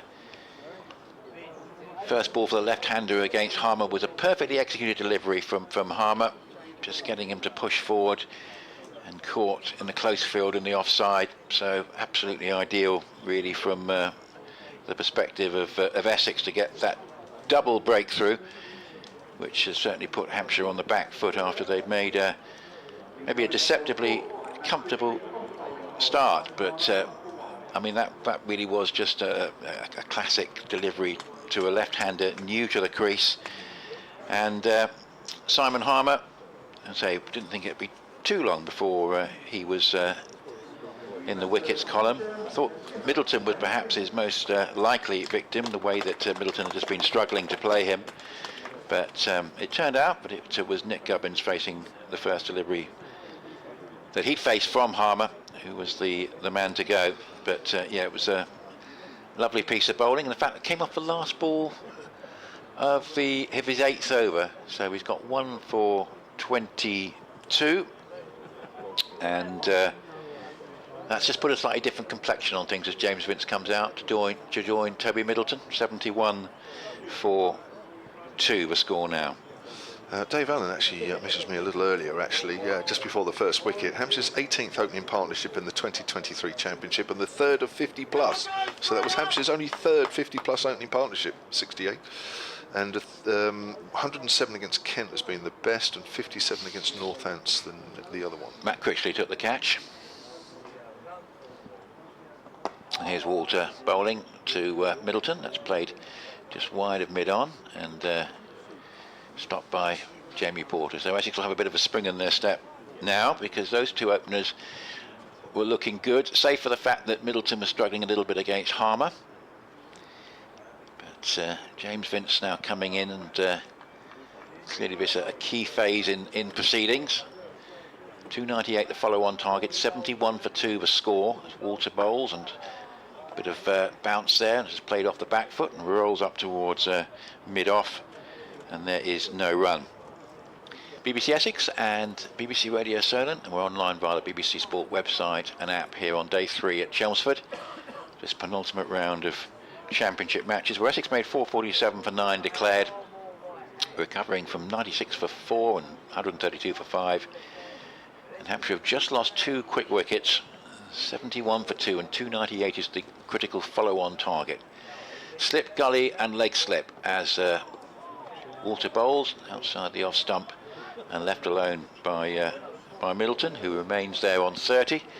And it's 71 for 2 with Preston, Dawson and Brown to come in terms of the main batsmen, so there's still plenty of batting there for Hampshire with Barker, Felix Organ, of course, who's opened on occasions and did so here last year, Kyle Abbott and Mohammed Abbas after that. Walter back at the end of his run-up, starts to move in and bowl, and that's well pitched up and played nicely by Middleton, wide of mid-on. There's no mid-wicket, so comfortable single as Porter moved across. 72 for 2. BBC Essex Cricket at gmail.com if you'd like to get in touch with us. Yeah, I've actually got a message here from Peter Chapman actually. Do you think Albert and Middleton are potential opening options for Hampshire? Peter, who's in Penzance. Well, I think actually I do get the feeling that Hampshire would love to have a sort of an internal batter sort of become an opening batter. Maybe Albert is that. Yes. They are looking elsewhere, or have been. Well, he did look good while he was there. That's played defensively from the crease by Vince. Up into the offside. Vince's first ball, 72 for 2. I do get the feeling that at the moment they're sort of swinging towards, you know, having somebody within the club just make that spot their own. 72 for 2 be an ideal solution if someone can make an unanswerable case for themselves as Walter bowls, and that's a short ball and Vince latches onto it and pulls it away for 4. Yes, there's usually only going to be one outcome, pitching short there to James Vince, and he didn't miss out. He goes along to 4. It's his opening scoring shot, 76 for 2. He played a dazzling innings, of course, here in the T20. At one point he was straining to get 150 off his own bat, but Dick's going to come in to give Kevin a bit of a break now. Of course, we've got this extended session, so lunch not until 12:40. So 76 for 2, Vince 4 and Middleton 31, and it's 76 for 2. So double breakthrough, very much what Essex wanted after a good opening partnership, has to be said, between Fletcher Middleton and Toby Albert. Rory Burns and Dominic Sibley, 11 apiece at the Oval, where Surrey are 25 without loss in reply to Northants, 357. Dick. Harmer from the river end bowls. A bit of a lift there, but they pick up a single nonetheless. Down to short third man, and Sir Alistair Cook picks it up,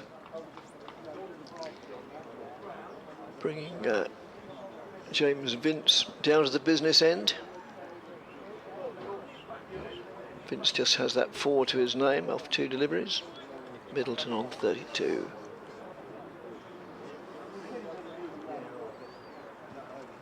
Harmer in again to Vince. Reverse sweep. And, well, there's a it wasn't successful, very optimistic appeal by Dan Lawrence at leg slip. Presumably, well, I'm not quite sure what for, but nobody else seems to join in the appeal anyway. It's given more air and, in fact, over-pitched. And it's played out to long on, for wide long on for a single. No, 2 runs, they come back for the second. Didn't quite get to the pitch of that one, no. Did he? James Vince. Essex probably quite encouraged by the fact that Vince is looking in aggressive mood. Didn't quite work out for Essex in the T20 match, but maybe it will do here. Harmer to Vince, again tries the reverse paddle, this time meets with a little bit more success, but only plays it straight to the fielder, Critchley, who was in the action to get rid of Nick Gubbins in the Harmer's preceding over. Harmer moves in again, and yet again the reverse sweep, this time fails to make contact with the ball, goes straight through to Adam Rossington behind the sticks. What a bonus that was for Essex, with Paul Walter coming on and striking with his first ball. Yes, he has a great ability. I remember up at Blackpool. he broke a big partnership and finished up with 3 very economical wickets, I think, in the first innings. That's pushed through a little bit quicker, but overpitched, and that is 4. Down to long on to complete the over. Yeah, Paul Ward. I mean, I think his long-term future is as an opener in the Championship. I was so impressed by what he did when in that COVID year when he was batting with Alistair Cook, and it actually sort of frees up potential places in the middle order for others.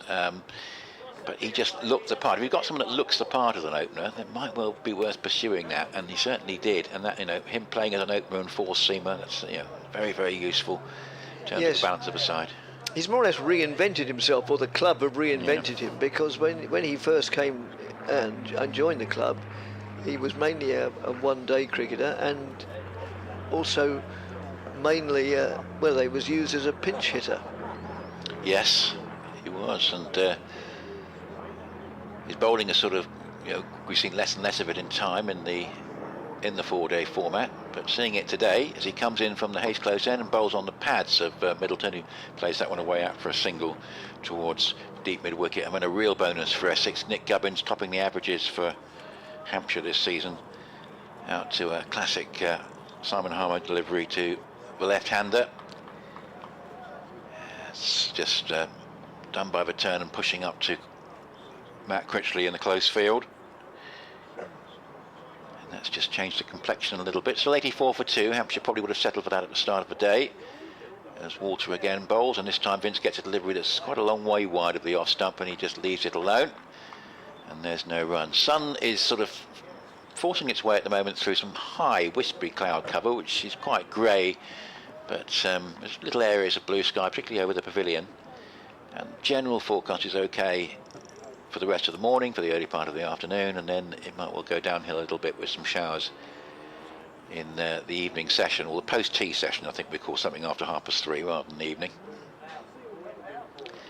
And the crowd, certainly in the members area on the Tom Pearce stand, bigger than the previous 2 days as Walter bowls, and that's flicked off the pads by Vince. Nice looking stroke, goes out to deep square leg and collects a single. 85 for 2.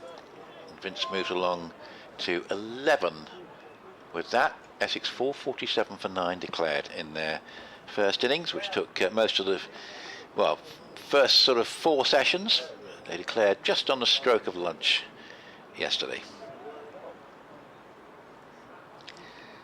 Tom Westley shining the ball. About to pass it back to Paul Walter, who comes in once again, up to the wicket, bowls. That was an attempted Yorker, quite a good delivery, but well played by Middleton, away through mid-wicket, and it's going to beat Matt Critchley out on the boundary there and go for 4. It was a good attempt, that, but in the end, played pretty well by Middleton, who got it on the half volley and has put it away for 4. He goes to 37, 89 for 2, Hampshire in their first innings.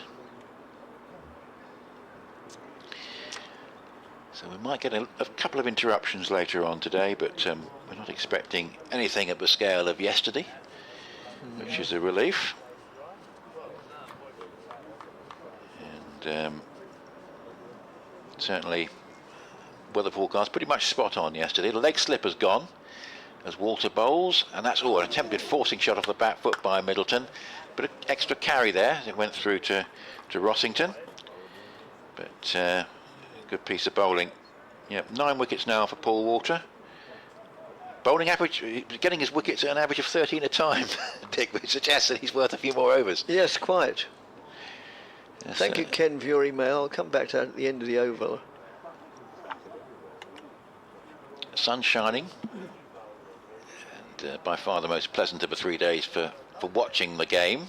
As this is another attempted Yorker, and that's probably more effective delivery than the earlier attempt, because it was on middle and off, and Middleton there I think dug it out, and then it sort of bounced off the bat onto the pad. So that was well executed by Paul Walter, who's gone well here for 3 overs, 1 for 13. It's 89 for 2, Vince 11 and Middleton 37. Ken says, why do you repeatedly ignore my request for answers about pickleball? I'm sure the ECB money grabbers will be interested in it. Well, I'm sure they wouldn't, because I haven't, despite looking at all about, well, not all about, but what website has to say about pickleball, I'm still really none the wiser. So we're in a pickle. Yeah. Do you have any? No, Ken might have to put us elaborate. We are both in total ignorance here, and no, I'm sorry, but if we knew anything about it, I was going to say if we knew more about pickleball, if we knew anything about it other than what it says on websites, then we would happily pass comment. But whatever that comment were, I'm sure the ECB couldn't care less about it, and that's very well fielded at backward square, or is it?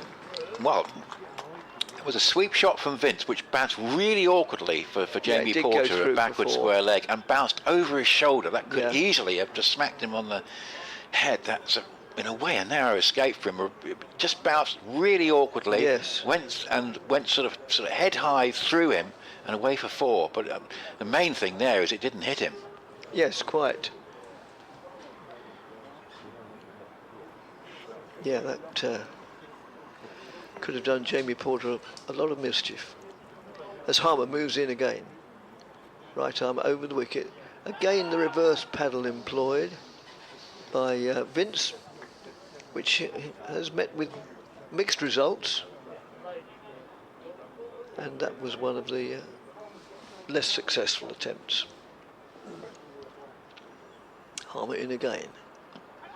And just nudges that down towards short, long leg, and picked up by the still well-preserved Jamie Porter. And they go through for a single.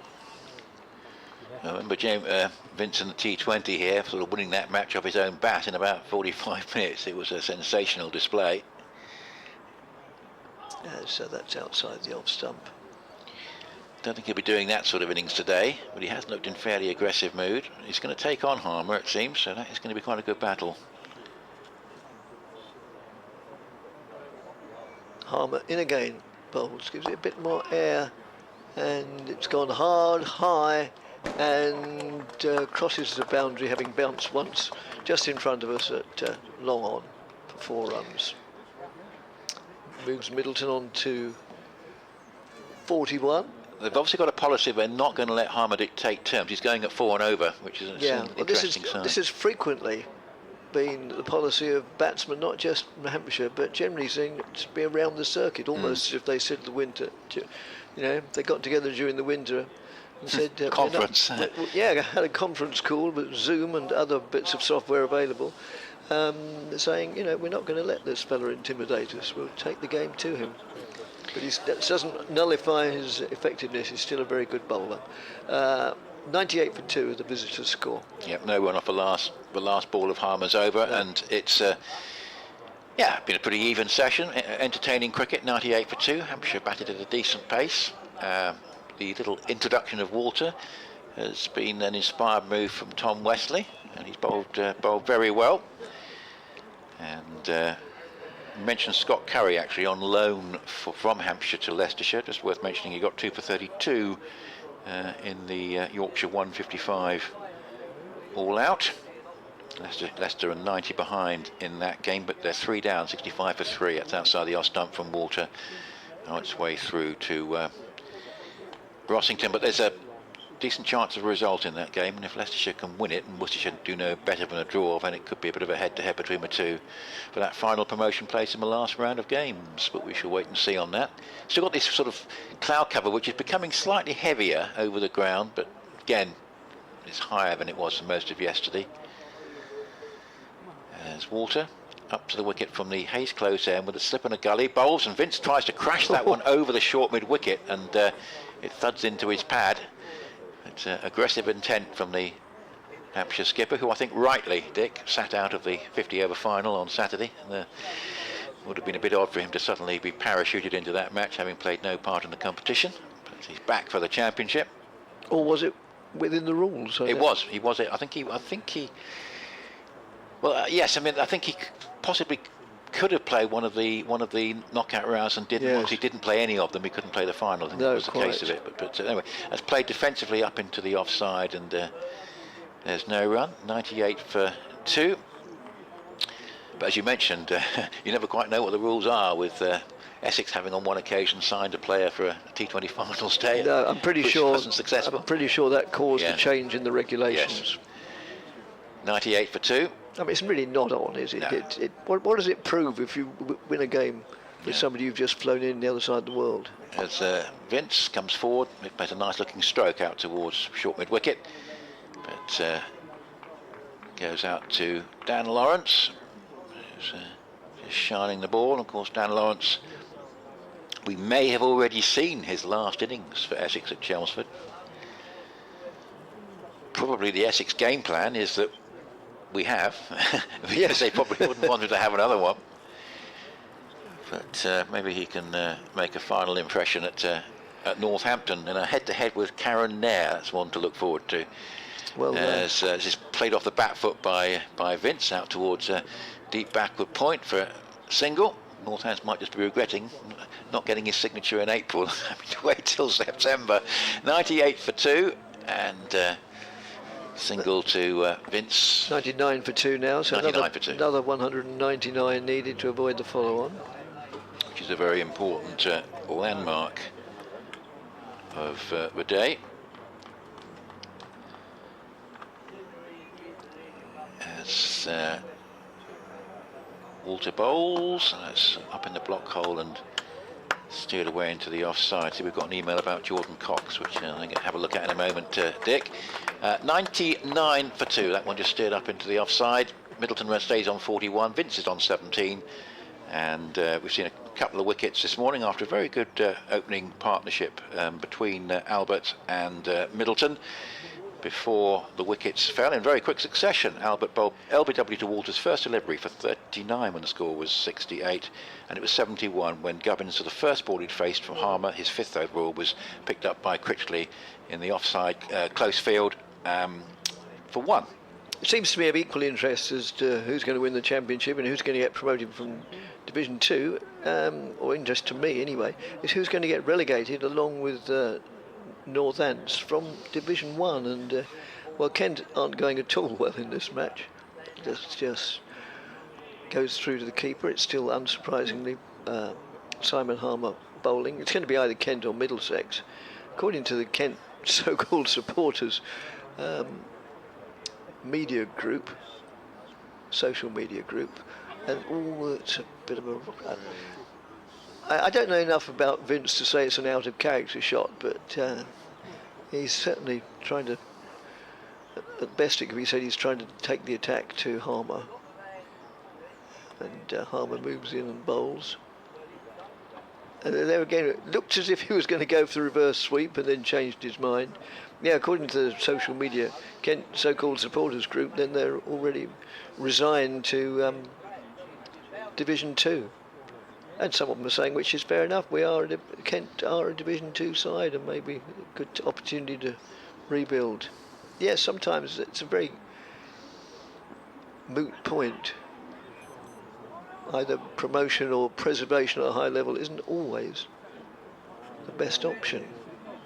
Not if you're going to have another season where you struggle immensely, lose players, lose spectators, almost lose interest. And that's just played defensively. I think they'll stay up. I do think they'll stay up, because I think Middlesex is going to lose to Warwickshire, and Kent will get draw points and batting points against Somerset. I think that'll be a draw. I've often thought, I'll come back to the end of the over because there's not really time doing a Harmer over, of which, oh, that's it.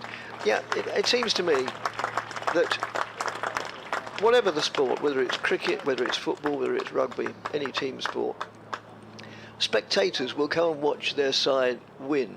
They'd far rather go and watch, in this example, their side win regularly in Division 2 than get well beaten every week in Division 1, because they just stop going and the club loses its momentum, and yeah, it can have a knock-on effect, using another rugby term. So yeah, I don't consider that relegation is always a bad thing. Well, if you remember when Essex went up around about 2010, didn't they, Dick? They were sort of not quite right for Division 1, and they went back down fairly quickly. Had to rebuild over a few years. got to 2016 with Chris Silverwood, and then really started to look the part. Yes. And you know, we had Nick Brown, Ryan Tender-Scarter, Tom Westley all getting 1,000 runs in that season, and that's with the emergence of Dan Lawrence on top of that, it sort of laid the foundation, didn't it, for what happened the following year. Very good 99 for 2, and we have the reintroduction of Sam Cook from the Hayes close end after a very good spell from Paul Walter. That one's outside the off stump and left alone by Fletcher Middleton, who struggled against Harmer, but he's now found the knack of getting up to the other end when Harmer's bowling, which is rather useful. 41 from 93 balls, and Vince 17 from 23. Nice even session, and I think just underlying the pitch, this is the point. This is a pretty decent pitch. It's going to be hard work for Essex. Harder still if Hampshire get more than 298. And they'll have to take a bit of a risk perhaps in the game, as this is played defensively by Middleton up into the offside, and there's no run. We had an email about Jordan Cox, which we'll come to in a moment.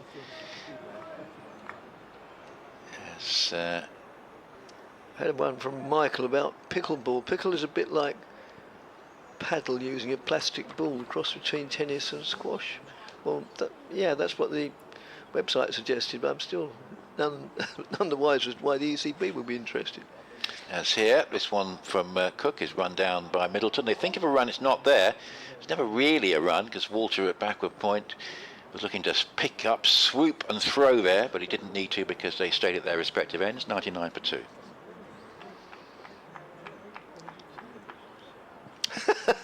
Ken says, I'm sorry to keep boring you about the subject of pickleball, but it's your fault. It was Radio Essex, I presume he means BBC Essex, it was Radio Essex introduced it to me last Monday. I'd never heard of it before then. It's outside the off stump from Cook and left alone. Yes, the email about Jordan Cox sent by Edward, saying, did Jordan Cox start as an opener for Kent with some success, or would he slot in to replace Lawrence? And that's a really good point, actually. So I'm certainly going to try and do a little bit of research on that, but it does ring a bell, because of course they've had you know, the opening pair disrupted with injury, and obviously England calls for Zach Crawley. 99 for 2, and this is clipped away off the pads by Middleton up to deep mid wicket for a single. He goes to 42, 100 up for Hampshire in reply to the Essex 447 for 7. I think the assumption is he's more likely to slot in the middle order, but that's an interesting call if and when there are obviously places to be filled at the top of the order. So thanks, Ken. No, you haven't bored me. You've just sort of intrigued me, and I love the bit. It's my fault for not constantly listening to BBC Essex. Here's Cook again from the Hayes close end, bowls to the right-handed Vince, who clips one away nicely to mid-wicket. Be a bit frustrated he didn't hit it wide of the fielder because it was quite well timed, but he stays on 17. 42 to Middleton. Hampshire 100 for 2, and need 298 to avoid the follow-on. And if they get there, it starts to throw an interesting extra dynamic into the game, which Essex really need to win.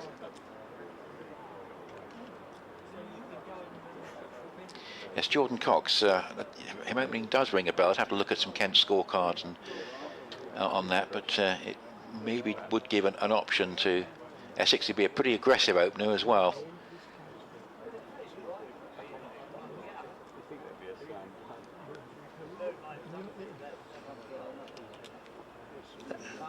Yes, sorry, it's me. It's Harmer moves in and bowls. And thanks, Brian, for your email. With apologies to W.H. Auden, stop the clocks. Yes, it's a brilliant adaptation of his well-known poem, I must admit, thank you. But maybe we'll address that tomorrow, or maybe next week when things are clarified a little bit. But no, it's a work of art, not maybe up there with the great man W.H. Auden, as pushes that through even, rearrange these words into a well-known sentence, and but no addition to the score. Yes, Walter, as you mentioned, is a perfectly reasonable candidate to open the batting. Cushy has been briefly tried. As Harmer moves in again and bowls, and a sweep sweep brings 4 runs, but they are byes who beat the batsman, beat the wicket keeper, and trickled through for 4 runs. Just trying to think if Kushi's opened in a championship match. Certainly was opening in the 50 overs, but he's been tried in that format, and obviously with a view to thinking about it potentially in the championship. Yes, he's been out injured quite a lot this season. I've got a feeling he might have done in 1 game, but just have a little look at of that. Harmer round the wicket. He's decided to bowl now to Middleton, who doesn't time that properly, probably looking to hit it square, well, considerably squarer than he did, because it finished up going out not with any great force to Paul Walter. Fielding in the sunshine at long on. Well, they're all fielding in the sunshine. There's almost every square yard of the ground is bathed in sunshine. Not especially warm sunshine. That's just played out on the back to the bowler. We a couple of weeks ago, when it was that very hot week, went to see the matinee of a show at the Open Air Theatre in London, and they had to call a somewhat impromptu interval, not scheduled, because it being an open air theatre, it was so warm there. 1 or 2 people were fainting and needed attention, and not least, no doubt the performers were suffering as well, because there was a lot of movement and dancing involved in it. So we all had a break, and they provided iced water, and it was relief.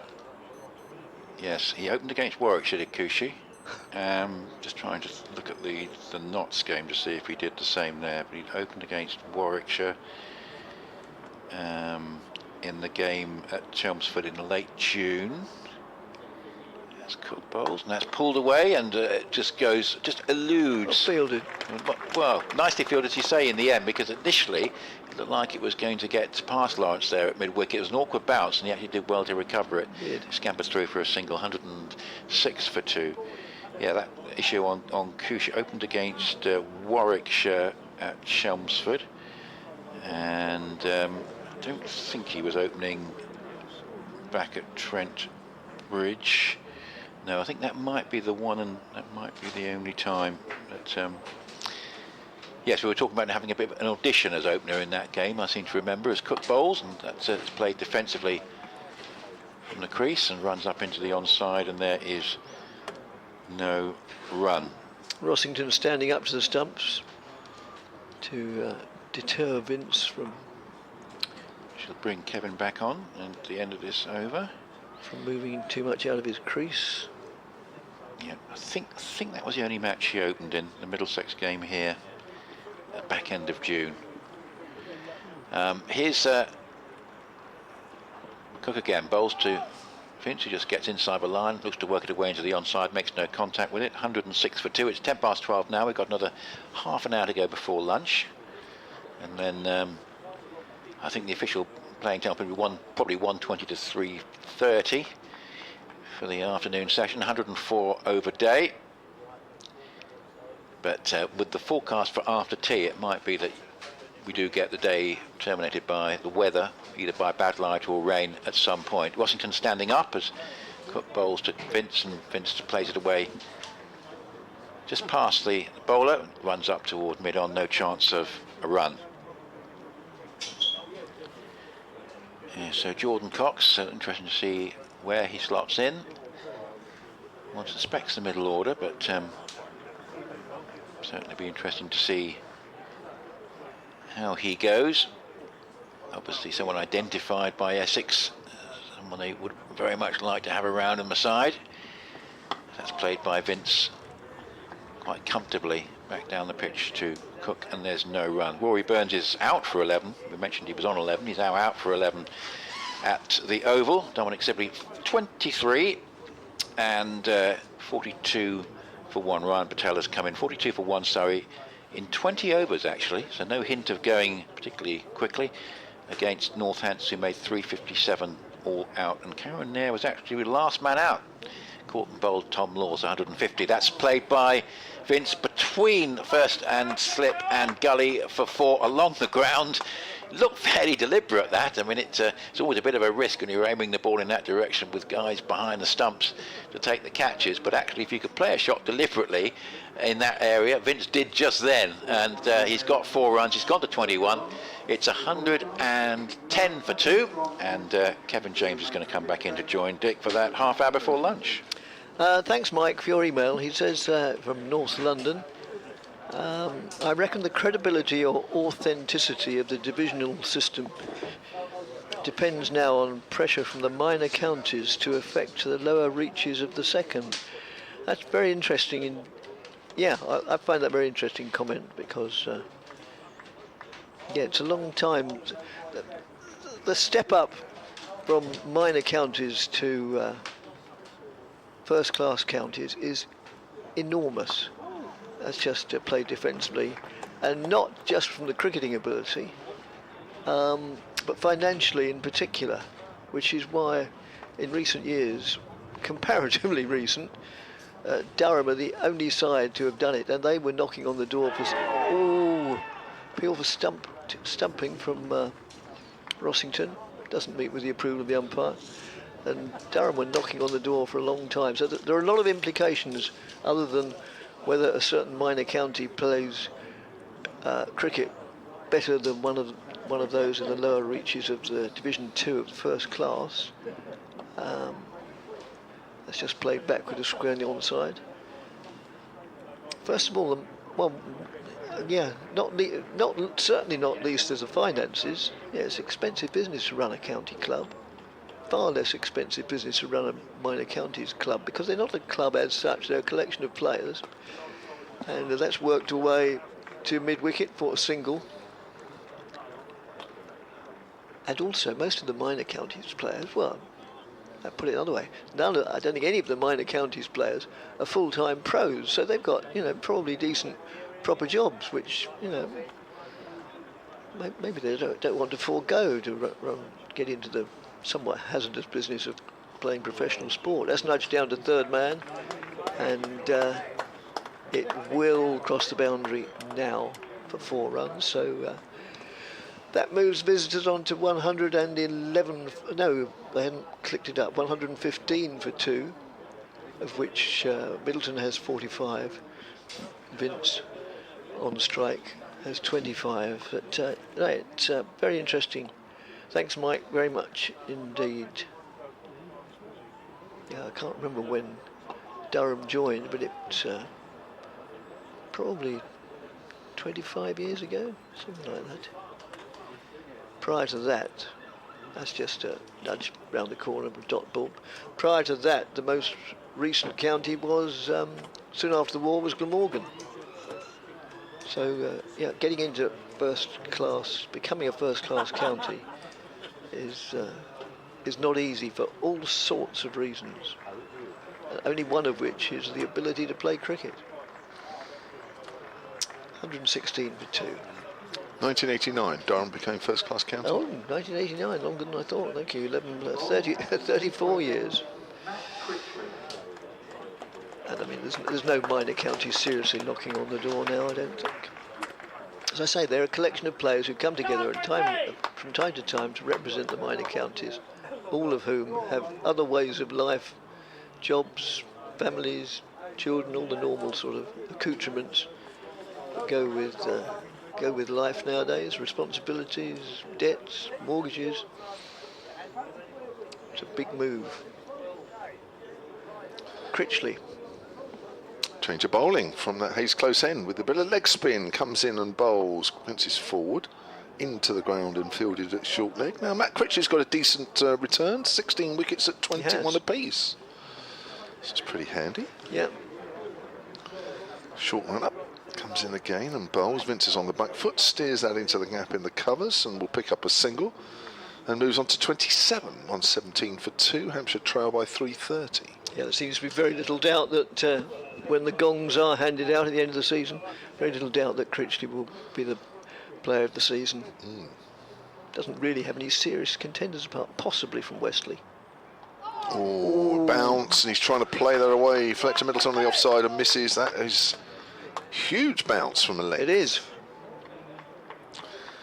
Well, Just looking at the replay now, and comes in again. Bowls too short this time. Middleton's on top of the bounce and strikes that out to deep cover. Moves on to 46 now. 118 for 2. I think Hampshire will be fairly happy with the morning session so far. oh, I would have thought so. Yes, if Essex can get another wicket, they'll be probably equally happy. Yes, Vince smacking that away on the leg side, out towards deep square leg. A little short there from Critchley. Vince seems to be playing with a bit of freedom here. 28 he moves on to. Yeah, if Essex get another wicket before lunch, and I'll say the honours are more or less even as it is, then the honours go to the visitors. Yeah. Middleton's forward. Good diving stop from Critchley on his follow through. That's the end of his first over in the morning. Hampshire 119 for 2, Toby Albert for 39 and Nick Gubbins for 1. The 2 wickets that have been taken. Yeah, the other thing about the minor counties, or national counties as they are now, is that obviously when Durham joined, so the ECB pot was split 18 ways instead of 17. You get another one joining, it's got to be split again, so all the other counties get less, get a handout which is less money. Well, yes, and that's what Mike was suggesting, you know, at the expense of one of the lower counties. Oh, right. Well, controversial. Yeah, no, he doesn't actually say that. Maybe I read too much into that. As Harmer moves in and bowls, he comes back, says, Norfolk is a vast area. It is indeed. There you go, thank you. Clive Radley, Bill Edrich, Henry, and all sorts graced it. Yes, it's a great county, Norfolk. It's worked away down to deep, wide, long on, or deep mid-wicket. They go through for 2 runs. Yeah, the Edriches once, I believe, managed to put out a whole side of Edriches. But not at professional level, I don't think. Well, obviously not. Family members? Yes. All right. As Harmer moves in and bowls. And that's just turned round the corner for a single. And yeah, undoubtedly it is a large county, Norfolk, but I don't know that it has a vast population. Probably not, because apart from Norwich, I can't think of any other really big towns or cities. That's worked away down towards the sycamore tree, but won't quite reach there, and they go through for 2 runs. As it's fielded by Jamie Porter, as enthusiastic as ever in everything he does, including getting out of the way of the ball 20 minutes or so ago, which could have decapitated him almost.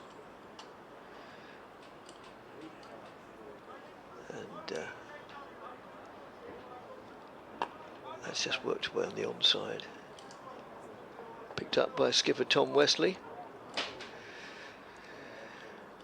who, yeah, will have plenty to think about over lunch if Essex don't take another wicket. Sometimes, as is often the way, when captains can bowl, he underemploys himself. He also has worked away back to the square, but only for a dot ball. Also hasn't asked Dan Lawrence to purvey his somewhat eccentric fare of, well, basically off spin, I think. But yeah, the method he employs before the ball is actually released is quite eccentric. It has been described as a frog in a blender. But, I'm very happy to say I've never had the misfortune to see a frog in a blender. But no, I would find that very unpleasant. Well, if there's any animal lovers listening, of course, we don't condone that sort of practice. No. Here's Critchley from the Hayes close end, flighted, low full toss, driven up to mid-off by Middleton, no run. The population for Norfolk in 2021 was just over 900,000. Not even a million. Less than a million. Thank you. Sorry. It's Critchley again, that's a better delivery. Middleton's forward. Again, it goes up towards mid-off. That is interesting because, yeah, I expect it. The majority of those 900,000 probably are from Norwich. That's turned away up towards mid-on. Vince was looking for a single, Middleton wasn't. Population of Norwich, here we go. Well, we have to know these things. We do. Questions might be asked in the house. Here's Critchley again. Middleton drives and has found the gap again in the covers just in front of square. And he moves on to 47, 124 for 2. Population of Norfolk, UK in 2022.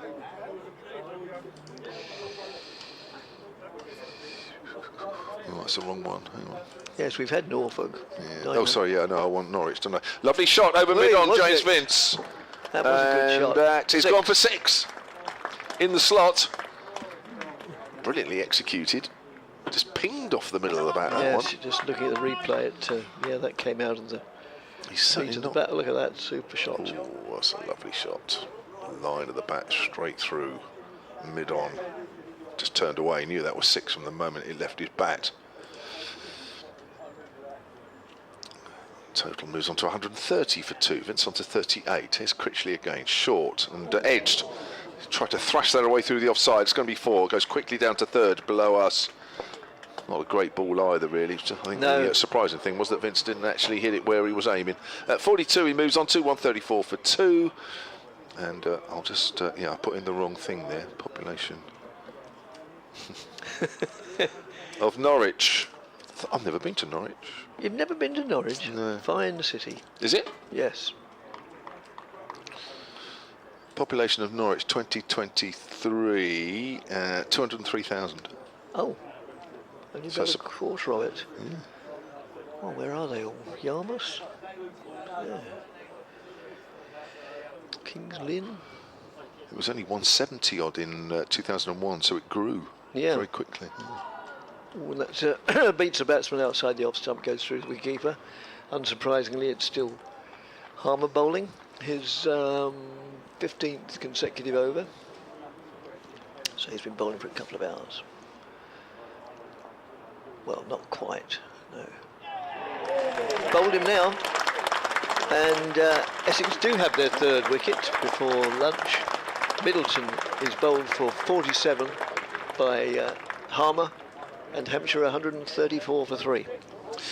Well, it's flighted by Harmer, slightly slower. Middleton going for the sweep outside off stump, and that's turned. It's turned big, clattered into the stumps, gone between bat and pad. And again, it's a good innings from Fletcher Middleton, but has become the norm this year that he gets in and he just cannot convert these starts into big scores. That may yet come. Still learning the game, his first year opening the batting in the championship in the first team, although he was doing it in the second team. But he'll be disappointed, he'll be frustrated that he's had a decent season. Everybody's saying, yes, you're the man, you will be the man that will occupy the opening batting spot for years to come. But I think when he looks back on this season, and he still has 3 innings, potentially 3 innings left of it, that he's not converting these 40s, 50s, 60s, even a 70 in there or so, into at least one 3-figure score. But nevertheless, he's played pretty decent there. Michael says, I'm quite happy to be controversial. I would expect a major county to bounce back. Indeed. So, he expects a major county to bounce back? Well, like a major county saying we don't want any more national counties. He was the one who instigated this discussion about, a minor county coming in. Well, I just don't. I'm not sure there's a justification really that all the counties need as much money as they can. Yeah. And to bring another national county in, which means all the payments to all the other counties go down. I mean, a lot of counties are already financially distressed. Yes. I mean, to actually then say, do you know what? There's even less of a pot coming your way because we're including whoever. Is that the way forward? I don't know. Admittedly, there's no reason why I should know, but there's no rumours buzzing around of any county who'd want to play professional cricket. It's an enormous step up, apart from with ability, as I've said before. Yeah. Financial commitment of a cricket club. Well, what happened with Durham was in the end, as Harmer moves in, bowls to Tom Prest, who just plays it quietly, trickles down in front of him. If you remember rightly, just a lot of journeyman pros and a few others that were towards the end of their career just went out and played for Durham. So yes, it wasn't like the side that got them into the first class setup weren't actually there to play in it. No. Quite right. So, an attempt to sweep that. isn't successful. The Grumbler. I'd put Porter alongside Critchley as Player of the Year. Yep. Thanks, Grumbler, and thanks for your weekly podcast, whatever you call them. Very entertaining and interesting. Thoroughly recommended. He's a top wicket taker in Division 1. Been the spearhead of Essex's attack, often overlooked. Never gives up. He certainly never gives up. No. Yep, thanks very much indeed. Harmer moves in again, bowls to Prest. And he just works that away, jabs it out to mid-wicket where Tom Wesley fields. So, as I say, with another 12 minutes before lunch, I'd have thought, well, yeah, more or less on us even. 134 towards a target of, give or take, 300, 298 and 3 wickets gone.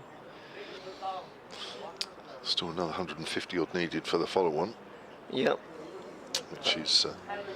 I actually make it 164. Oh, was it? Yeah. Sorry, I wasn't that precise. In the ballpark. You work with some of our colleagues, you have to be spot on. Yes. Well, I've come to know that when I come up here. Vince goes for the sweep, the hit over the top. He's just dragged it around a little bit wider mid-on. He didn't quite get hold of that one as he did in the previous over, but it's gone for 4. There is a man fairly deep at the top end of the ground there, but as I say, Vince is playing quite carefree here. He's on 46. And Hampshire total 138 for 3.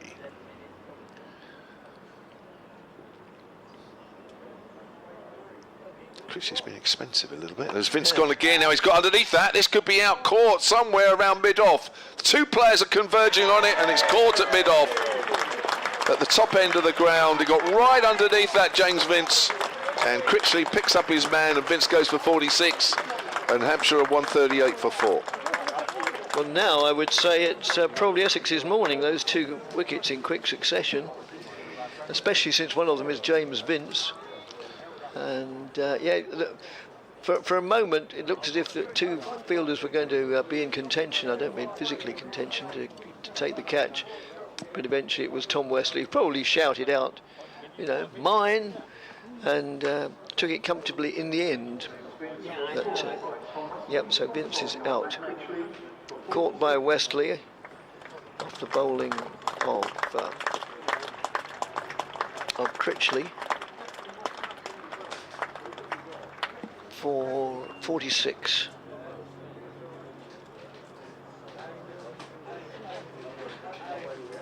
And well, it would be exaggerated to say that set the cat amongst the pigeons a bit, but it certainly made a big difference because we now have 2 new batsmen at the crease. Tom Prest, well, relatively new, and Liam Dawson just making his way, vastly experienced, of course, very useful practitioner. And it's Dawson who takes guard. Obviously the batsman had time to change, but one of the regulations that's changed is that, quite rightly I think, that even if you cross, if the catch has been taken, the new batsman must go to the business end. Unless it's the last ball of the over, of course. So Critchley moves in, bowls to Dawson. Dawson goes on the back foot, underway straight away, pushes it out into the mid-wicket area for a single. And so Dawson on 1, Prest yet to open his account. It's the sort of scoreboard that fielding sides like to look up at. Neither batsman anywhere near established in this particular innings. And that's worked away. Prest is also off the mark, pushing for 2 out to deep mid-wicket. So, yeah, lunch is it's still 7 or 8 minutes away. And that's just met with solid defence.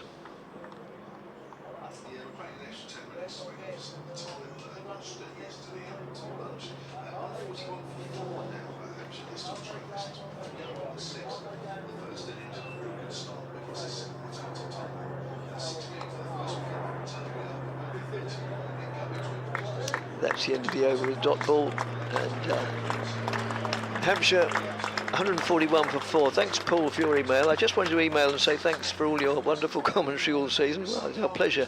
And various anecdotes, I think it means, which are always interesting to hear.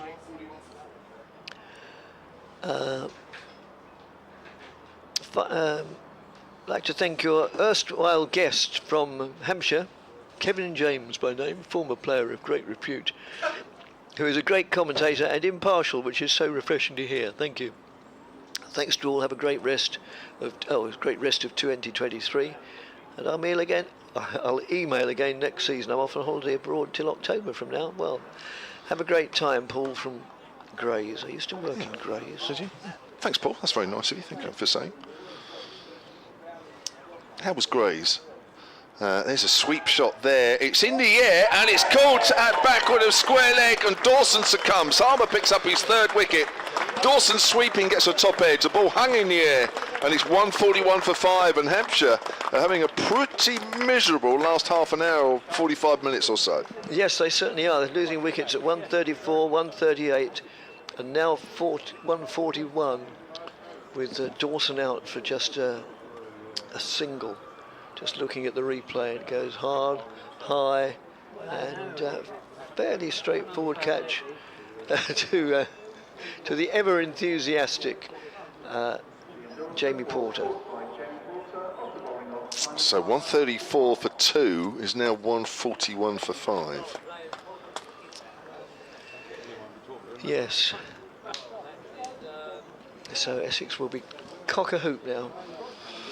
Not just to have taken 5 wickets this morning, but because only a quarter of an hour ago it looked as if they would have only taken 2. So it has put a totally different complexion on this game to my mind. I think most people's as well now. Most people's. Well, Ben Brown is not having the best of times in the Championship this year. He's a man that when he joined Hampshire last year came with a big reputation with the bat, a wicket-keeper that averaged 40 career in red ball. Is not something you find every day of the week, but this year he's just found runs a little harder to come by. He's only averaging 21 with the bat this year, under 400 runs, and runs have been very hard to come by. He has got a couple of half centuries, but around that, and he just really can't get a start. He's just hasn't quite looked his solid self this season. So Harmer. You just get the feeling that Simon Harmer's sensing blood now. 3 for 49, and the 2 openers were, I wouldn't say were playing him easy, but they weren't looking too much trouble. Here he is then, bowling to Brown. Here's a sweep straight away. There's a man out at deep square leg. Well, you can see what Hampshire are doing here. They were very similar to the way they played last year, really. Toby Albert, there was a reverse sweep as well as sweeping. All the players have looked to sweep Harmer as they've come and gone. Gubbins didn't really get much of a chance because he was out for 1. I think the first ball he faced of Harmer's, caught in the gully. Flighted, and that's turned away on the leg side by Prest. It was in the air, but it was well to Nick Brown's left. Prest is a man that's looking for runs. He's another one of the young Hampshire contingent who had a very good 50-over campaign, but just needs to turn that into a decent Championship campaign. There's a sweep shot. That's gone out hard, back of the square on the leg side. That'll be 4. Well, with the men around the bat on the leg side, Hampshire certainly won't be prodding and poking around. But of course, as Liam Dawson found out, you've got to exercise those sweep shots and you've got to play them 100% perfectly, and that was.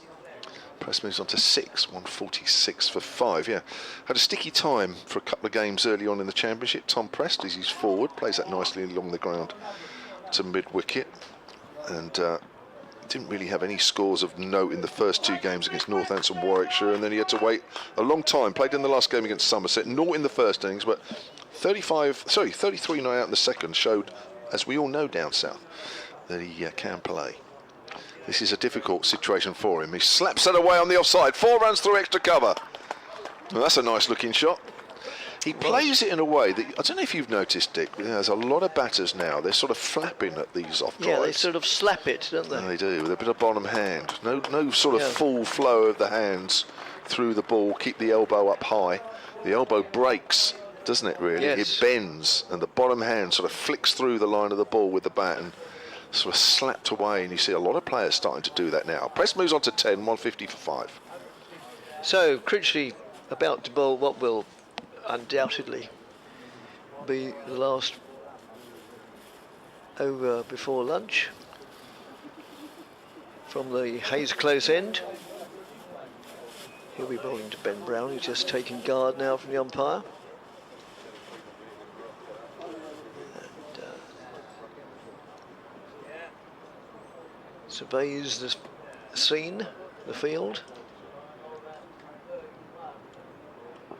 as Critchley moves in now and bowls. That's just played defensively off the back foot. Brown wasn't even looking up at one stage, and Critchley had started his run. Yes. Critchley was so eager to get that first ball in. I was surprised that Ben Brown actually faced it. I thought he was going to pull away.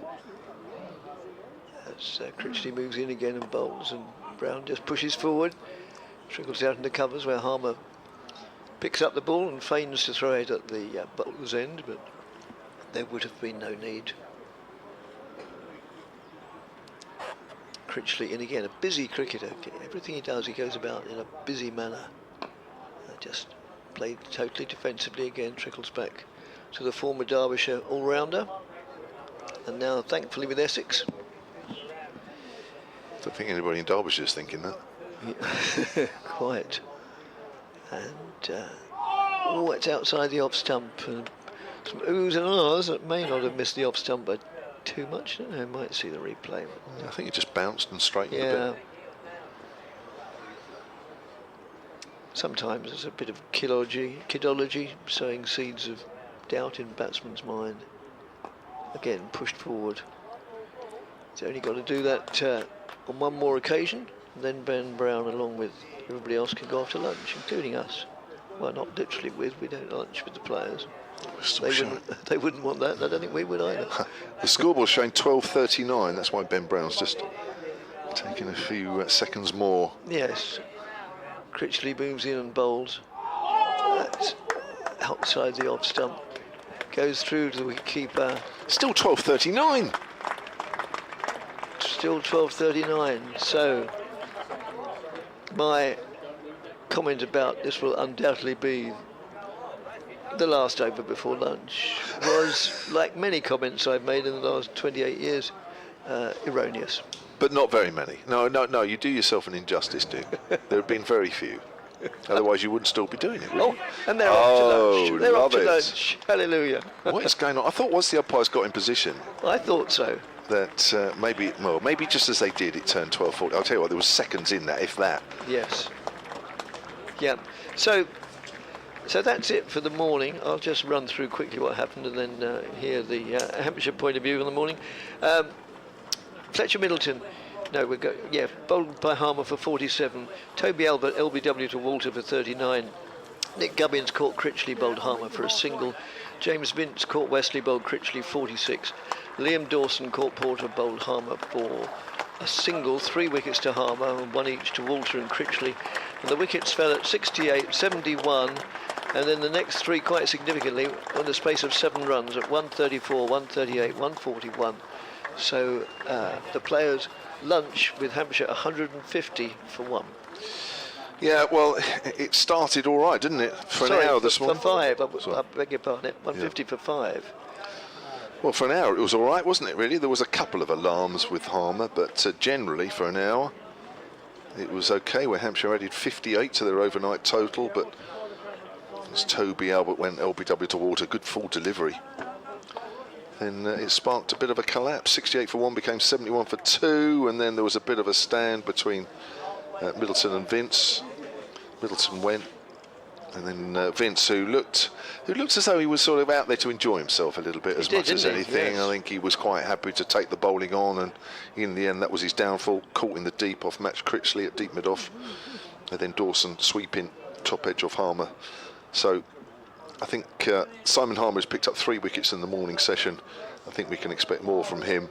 Looks a little bit on a wicket for Matt Critchley as well. It's going to be a hard rest of the day for Hampshire. It is indeed, who are now, well, 150 for 5. They're more or less halfway towards their initial target of avoiding the follow-on, but they've lost 5 wickets in the process. So thanks very much for listening and watching and contributing by email when you did, every one of which I assure you we appreciate, even if one or two of them do leave us a little bemused at times. And so thanks again, and please log on or tune in whatever manner you do. Again, in what will that be? Adding 10 minutes on, it'll be about 20 past 1 o'clock. Thanks again.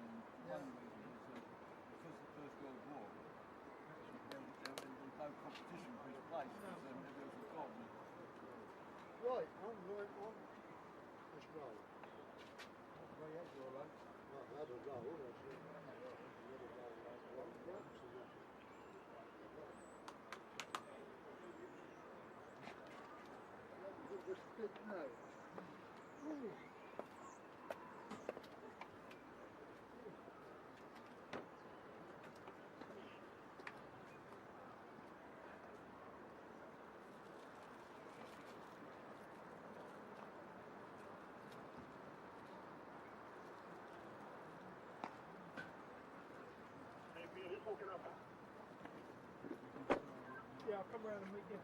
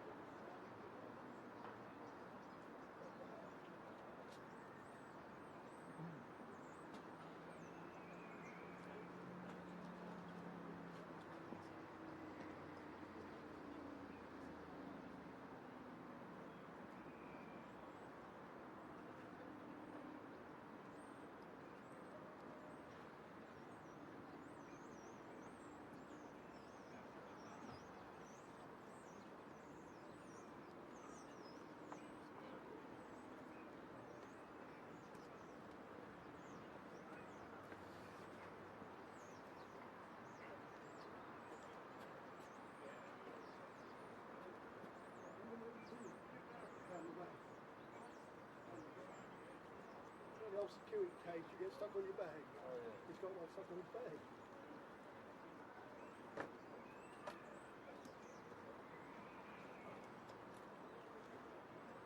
Well, they just take the bag to the stable, just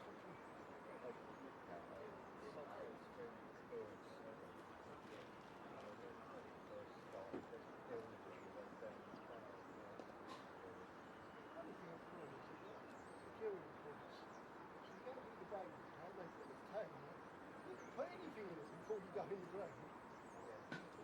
Oh, are you? Over there. You've got the roof back. You don't want to go.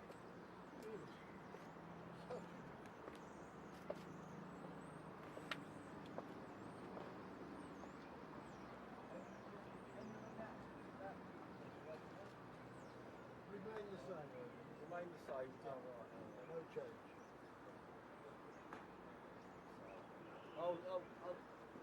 When you join me in the demo outside the Bank of England today, saying, what do we want 15%? When do we want it now? You probably get as far as the train work, you know. Remove them through.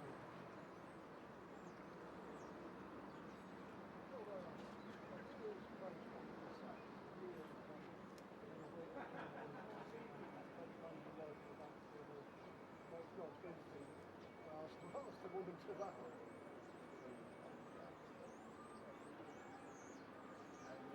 And there's arrangement, so I've got two away days, I've got to go into a job. And they're on the 2 days between strikes. How well organised is that? So they could look at the other days. So if I went back to Wednesday, that's between the strikes on Sunday. But I said services will be starting late. Oh, 6 months. But as the 2 first kick-off, I should be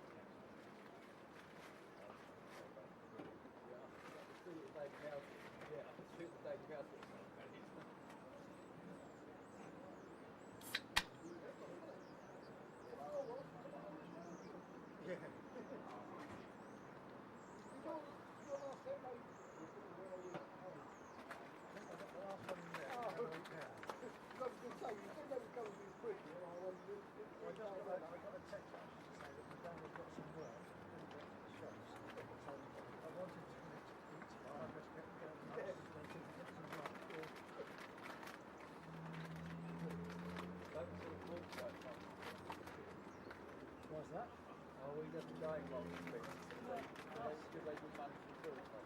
Something.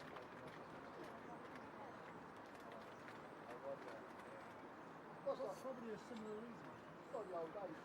Some people won't buy silk paper, do they? You go to Tesco, right? Sorry. It doesn't like Lady Thornton.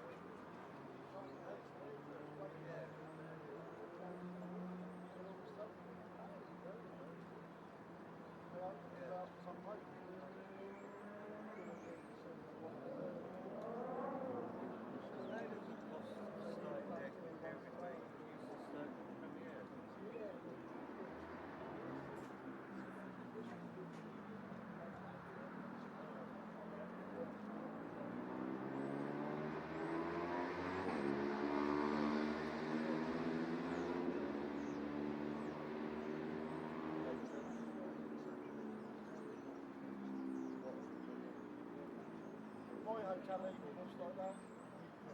Yeah, well, yeah, because he said, when you want to stay, he said, Friday and Saturday is more money than it is for yeah, possibly, yeah. But I'm going up, I'm staying very long for it as well. I'm staying down there Sunday. And then Tuesday, Wednesday, Thursday, Friday night.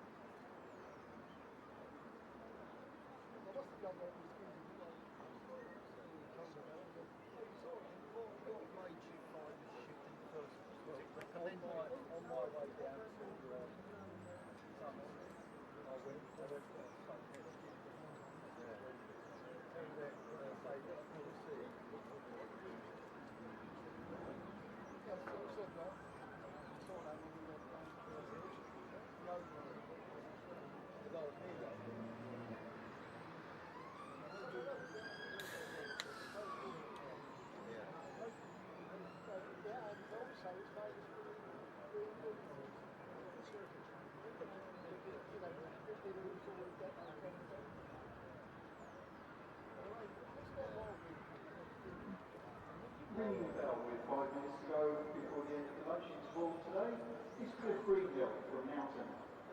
He's been part of the Metropolitan Cricket Board and also been a long time member of Essex Cricket Club and helped us out on a number of games, especially scoring for age groups and with the leagues.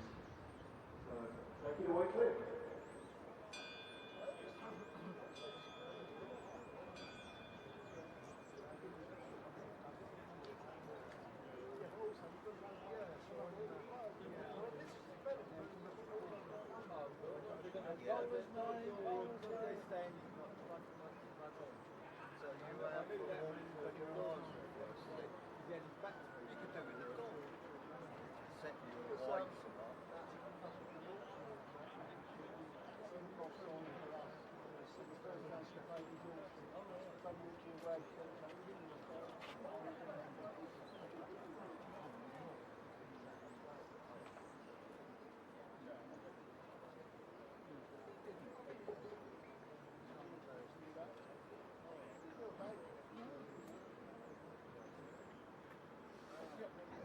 Yeah, I'll get the umpires as soon as they start walking out.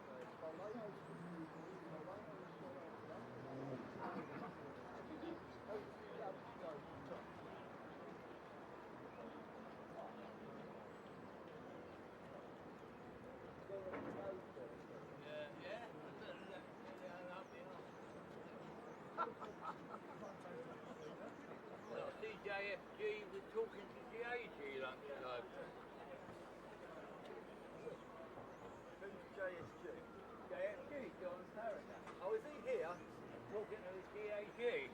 Oh, damn good. Top man. Oh, right. I'll have to, as I say, I'll have to get my league. So the good news is they only put retiring, but Graham Good coming back to it. And Nick Brown's got going. Please welcome back your umpires, Nigel Long and Steve O'Shaughnessy. And good afternoon to you on BBC Essex and BBC Radio Solent and online via the BBC Sport website and at Mrs. Nicoletto with Kevin James and Dick Davis here at the county ground, where we have had a pretty dramatic little spell up until lunch, where a session that was going Hampshire's way without question was turned on its head by 3 wickets in as many overs, which I think 2 rather indifferent shots from Hampshire, from Vince and Dawson, and a very good delivery from Harmer to account for Fletcher Middleton. Another promising start from Fletcher Middleton being cut off in its prime. And it's meant that instead of going in 2 down at lunch, Hampshire are 5 down at 150 for 5, needing a further 148 to get into a position where they can force Essex to bat again. And while all that was going on, there were similar good events for Essex at the Oval, where Surrey have already found that it's not been going all their way, with Northants making 357, 56 for 3 at lunch, 301 behind. So those couple of wickets before lunch at the Oval sort of coming not quite at the same time, but close enough to make it a very good post-midday half hour or so for Essex.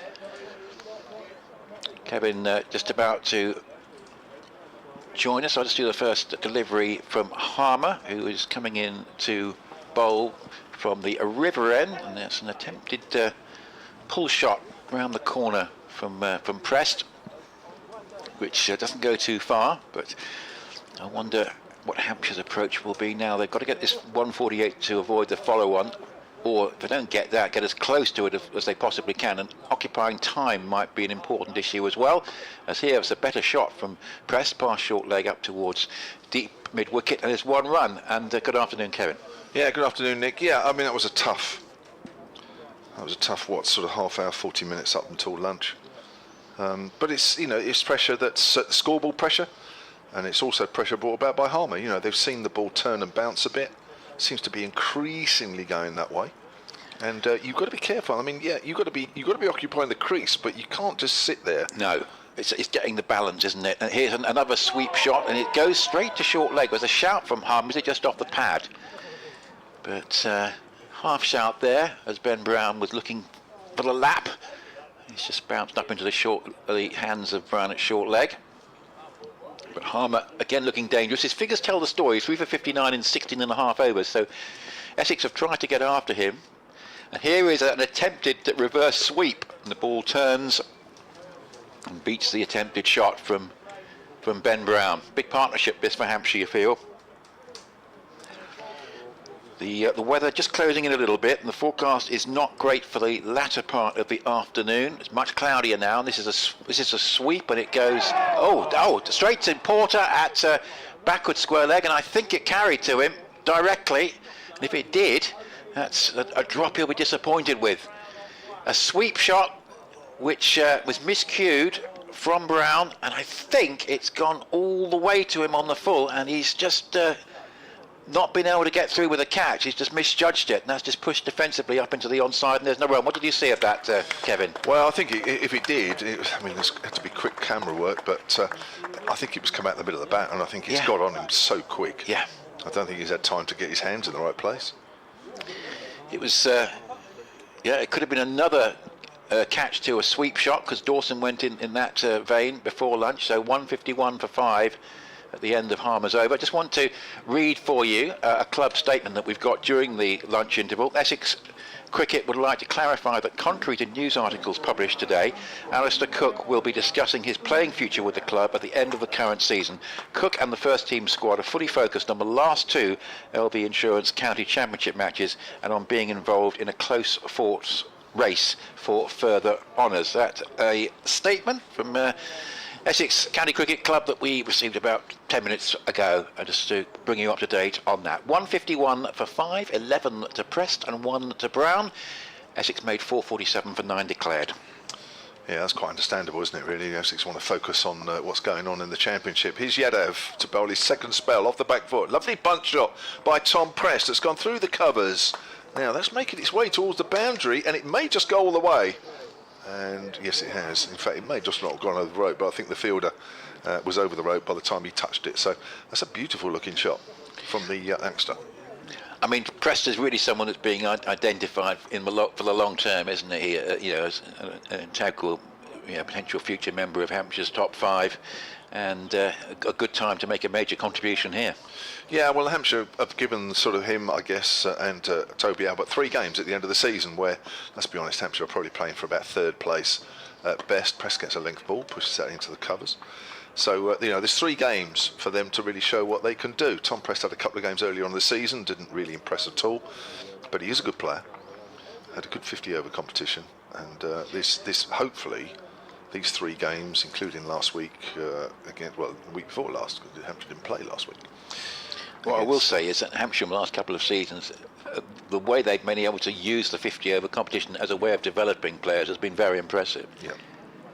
Here's Yadev, right arm over, bowls, Prest gets one on leg stump, turns it away behind square. There's a fielder down there. Prest moves on to 16.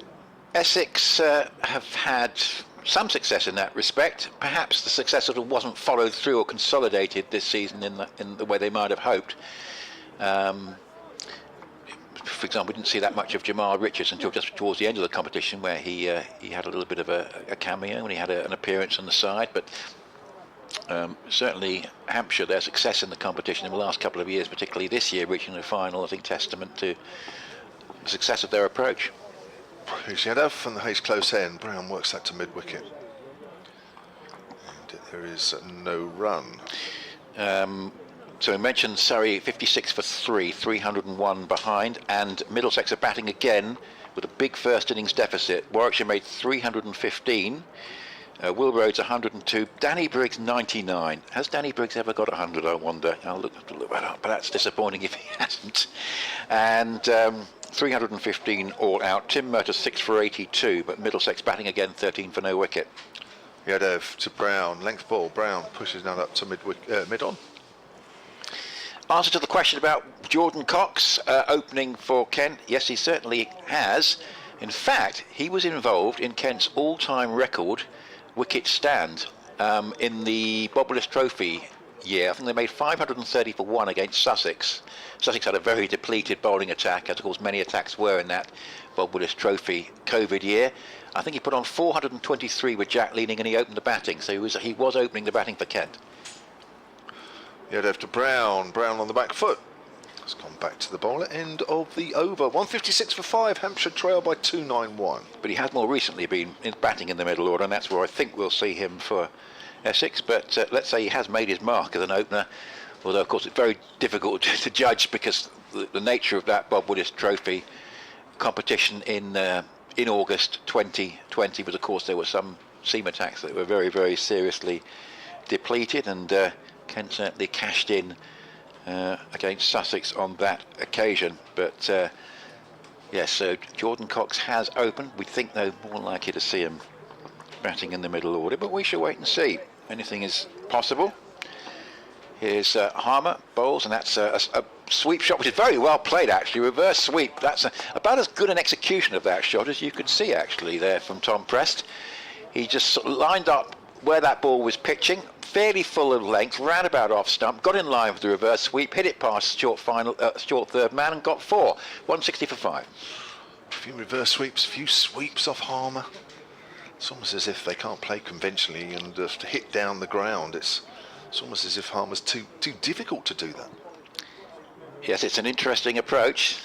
I'll say partially successful so far, as this is just back of a length delivery and worked off the back foot down towards backward square leg, and there's no run. Jamie Porter is there. Yeah, that last over, it looked like sort of one that almost he sort of lost sight of, got to him very, very quickly, and was almost not quite in position to catch the ball. I think it got to him on the full. Slip, leg slip and short leg, and that's played off the back foot. Nice stroke away through the covers. That's a classy shot away for 4 to the square cover boundary. That was very good from Tom Prest, just slightly short from Harmer and beautifully put away through the covers. And Prest has moved nicely here along to 24, 164 for 5.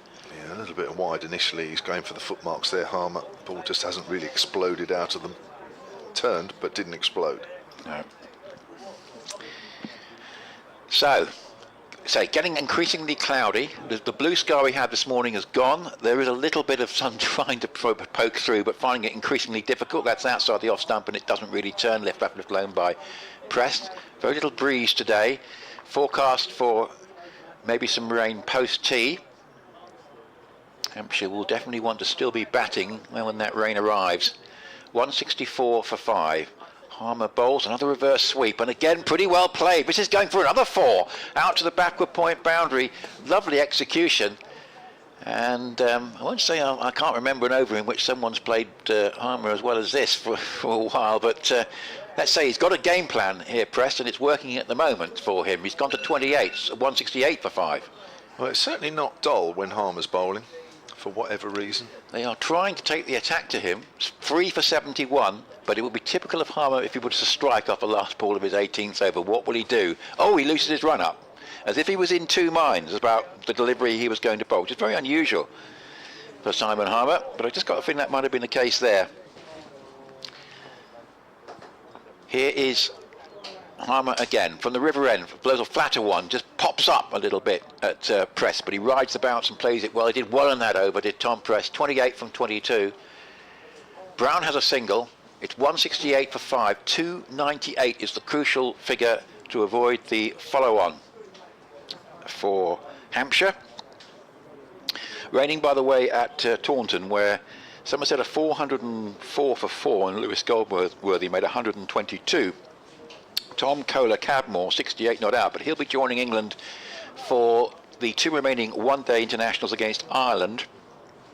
Jason Roy having pulled out of that squad following his non-selection for the World Cup.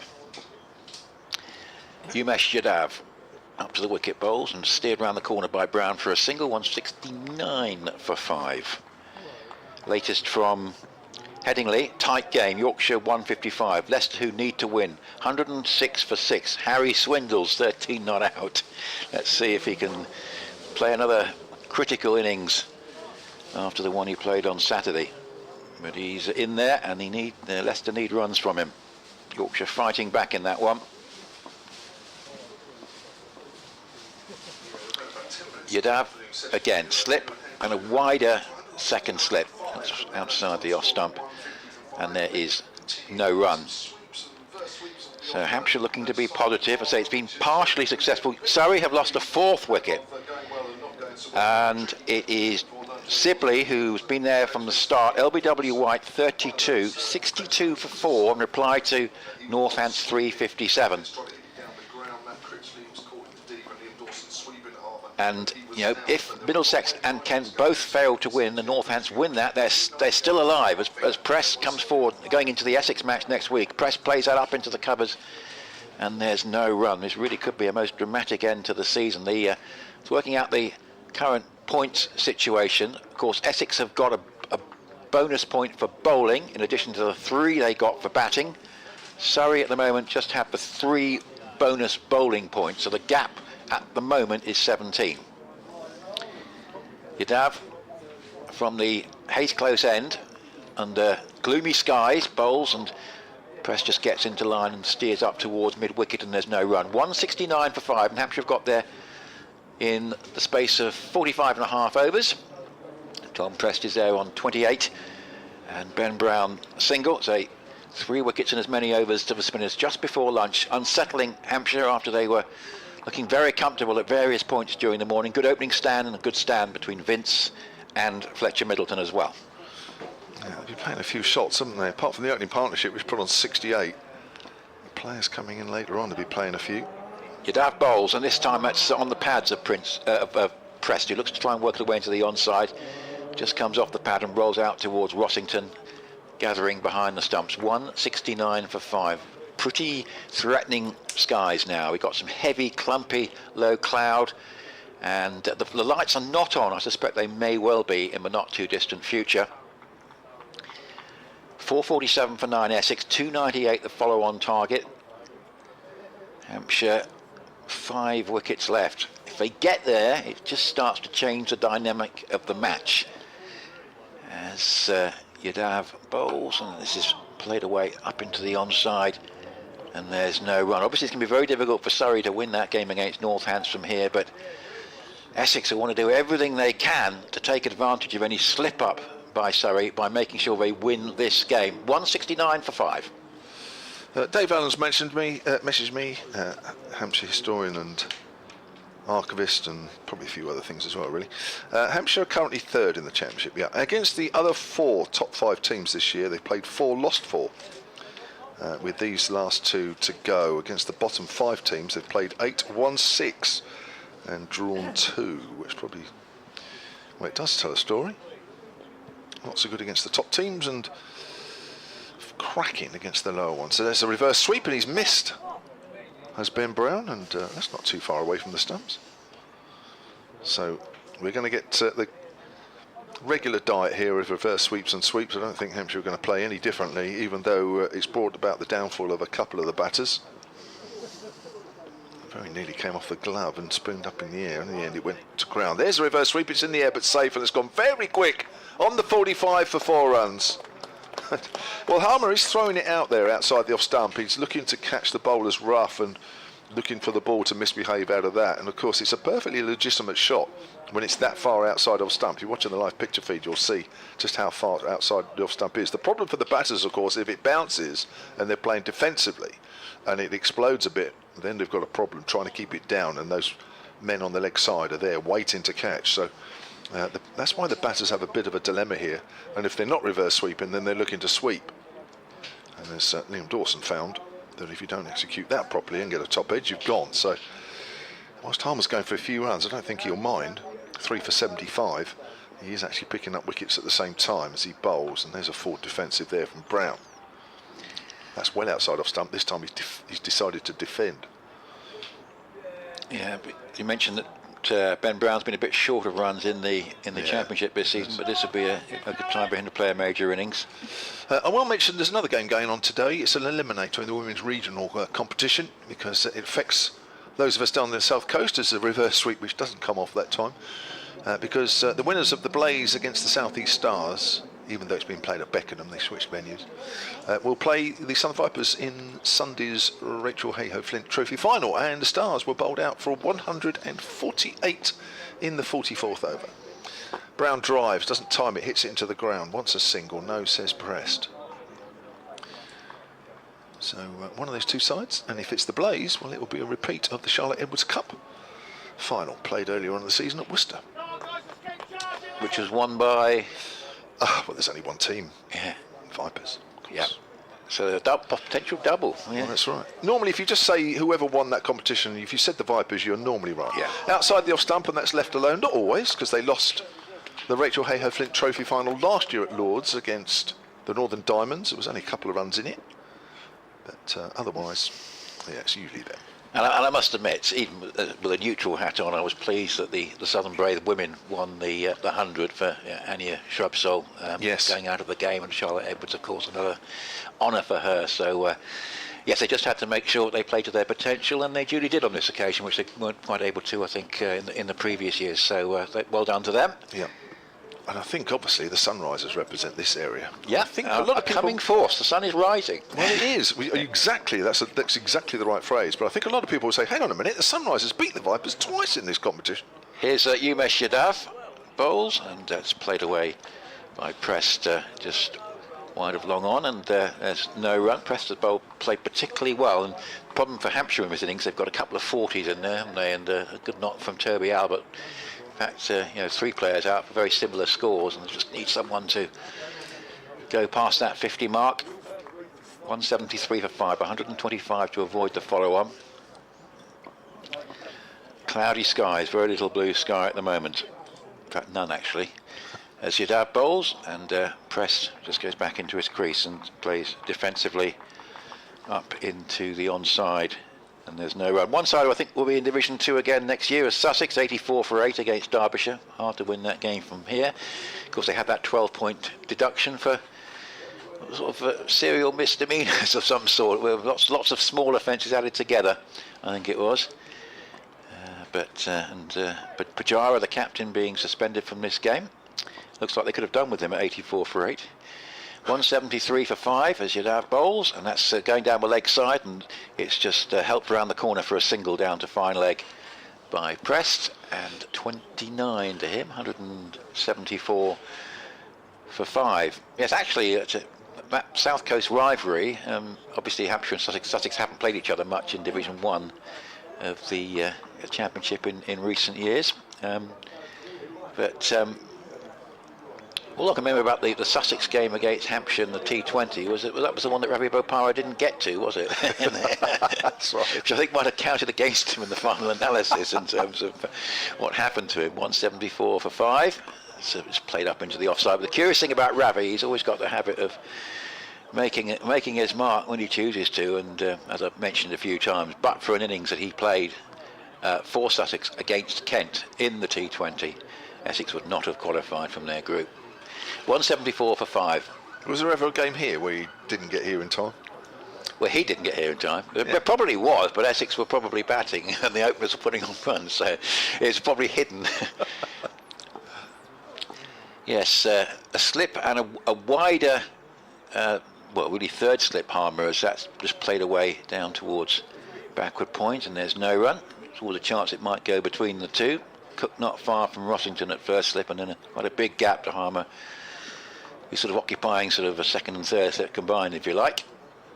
But 174 for 5. Brown 6, Prest 29. Yeah, I quite like Yadav, I quite like his action. Yep. I quite like the way he skids the ball off the turf. I reckon, when he's playing regularly, I reckon he's a real handful. Yes, he'll get up certainly a good pace as he does here, and that's just pushed away. Away just backward, or just in front of square on the offside, actually wide of mid-wicket, they get a single. But yes, you want a sort of bowler that you need to see over a period of time and on different wickets. I'm not sure this is a wicket that completely suits him, but on wickets offering a bit of pace, it'd certainly be quite a handful. And it'd be interesting to see if this is a potential, if you like, dummy run for something next year. We don't know, but it's just something speculation to put into the pot. But he's certainly, I think, making a good impression. 175 for 5, Brown 7 and Prest 29. The follow-on target is 298.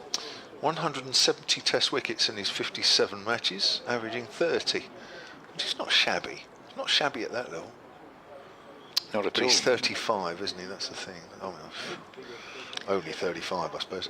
Reverse sweep there, wrapped on the pad. Big shout for an LBW, but I suspect that that's well outside off stump. I'm not quite into Hampshire just undoing some of that damage before lunch. A small partnership so far, but they made a start, these two. He's well outside the line if you're watching the picture feed.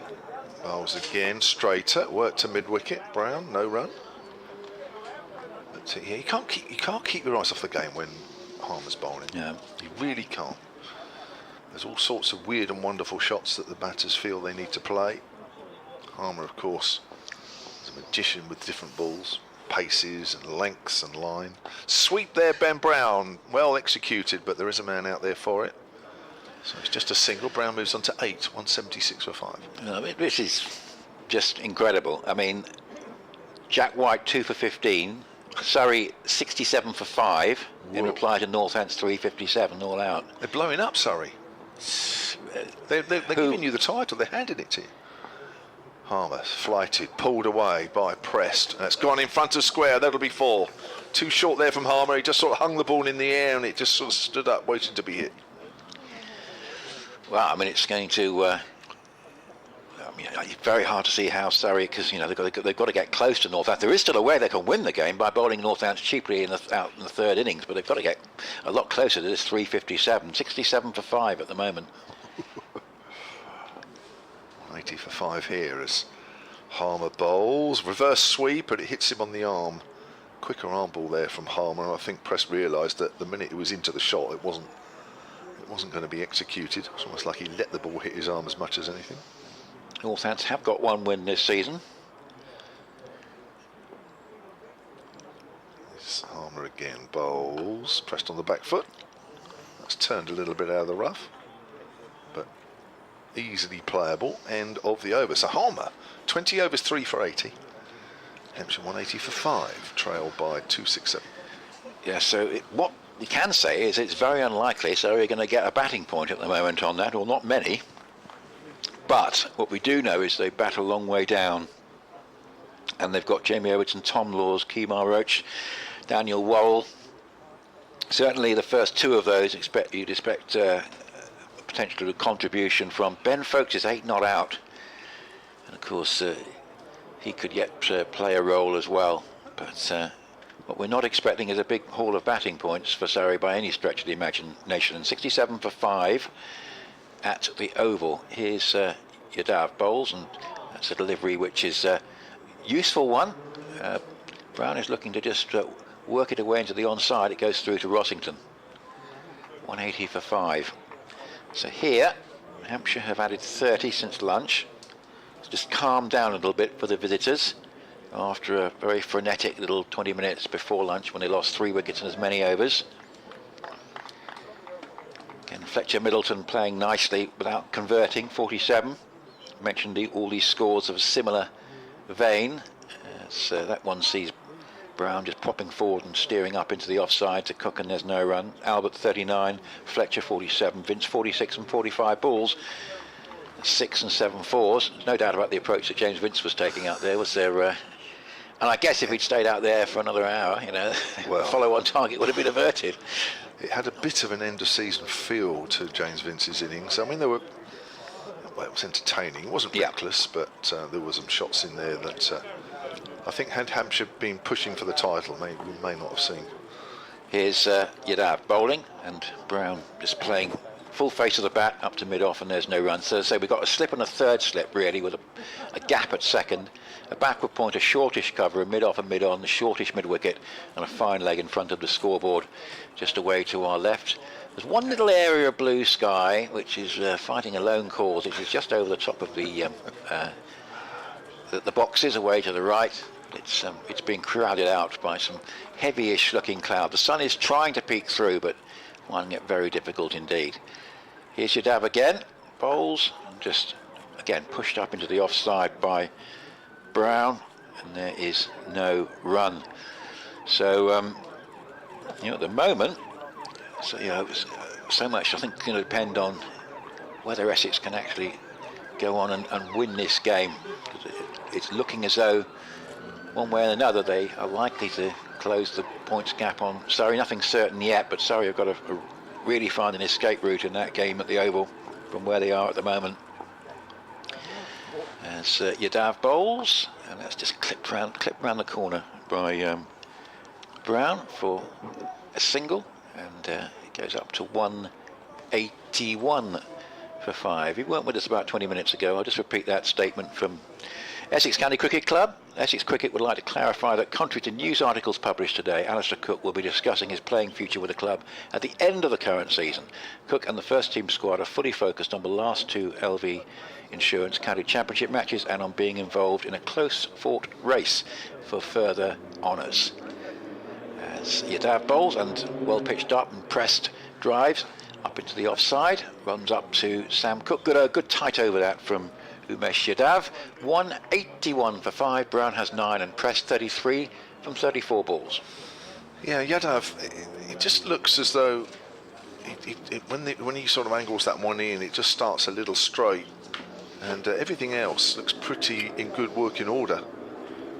And you can see when he gets it right, and he bowls that tight line consistently, and he's got the one that holds its line and the one that comes in, then you can see that he's quite a handful. But it just looks to me as though maybe a lack of match practice.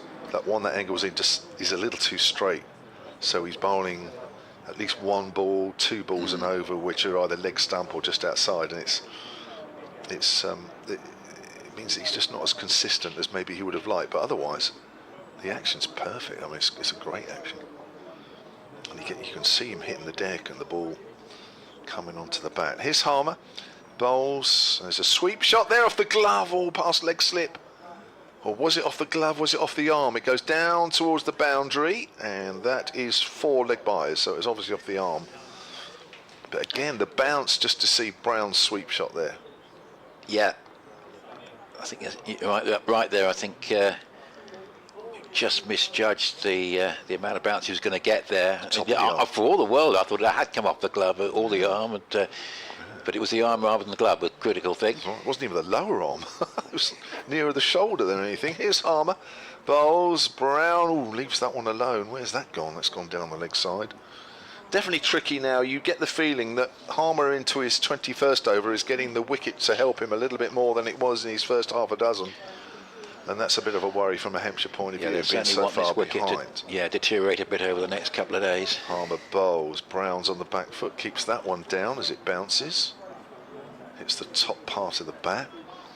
So you can understand why the batters are playing the sweep shots and the reverse sweep shots. Yes, it might be getting 1 or 2 of them out, and I think they're prepared for that. But other than that, you're just sitting around and just waiting, really, to be got out. Now, a sweep shot from fairly straight, and that's ricocheted off the pad, goes out on the offside. It almost feels now that sweeps are getting more precarious, as they not quite sure of the bounce. Yeah, it sort of remind me a bit of Dawson's shot. It's just be careful, and it's not quite there for the sweep. Harmer bowls. There's the sweep. That's a good shot, because it was quite fullish, not too full, but it means that when you play the sweep shot, you're actually over the top of the ball, and you don't allow the ball to bounce. It's when you're sweeping where the ball's pitched a little bit closer to the bowler, where the ball is being allowed to bounce. Top edge. That's when the problems are. That's the perfect length to be sweeping. 186 for 5. That's pressed on 33. Faces the next delivery from Harmer. Sweeps, top edge, in the air. It's gone out over short leg gully, and that'll be a single. Well, sweep shots at the moment are sort of 50% okay and 50% not okay, so when you're looking to bat long, that's not great odds. 187 for 5. Did you find in your career, obviously you had some pitches that that would wear? And would you be some bowlers you think, I'm prepared to play the sweep against him on this sort of pitch, but I'm not going to take it on in these conditions against somebody else? Yeah, I mean, listen, I wasn't a great player of spin, and I think a lot of players around that time would tell you. They always put the spinners on. That was yeah. Well, they didn't need to half the time, but when the spinners were on, I always found it difficult. And of course, when it was a turning wicket, I remember somebody asked me the other day, or when I was here, that I remember playing a game in Ilford when Essex used to play there once a year or whatever it was, and that was a big turning wicket, and it bounced. And honestly, well, John Childs was one of the main Essex spinners in those days. Yes. You know, it's really hard work, and you need a bit of luck. There's no doubt about it. I'll bring Dick Davis back in at the end of this over from Umesh Yadav, being bowled to Tom Prest, who plays up towards mid-on and there's no run. And Paul Hutton's been in touch with us, saying he can't believe it's 4 years ago, but Essex won finals day at Edgbaston.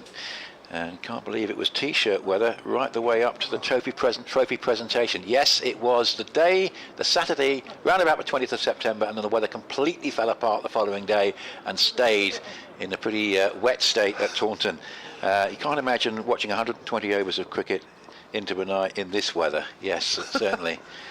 As Umesh Yadav up to the wicket bowls, and that's an attempted cut shot from Prest, and he's beaten by that one, and it rustles through to Rossington.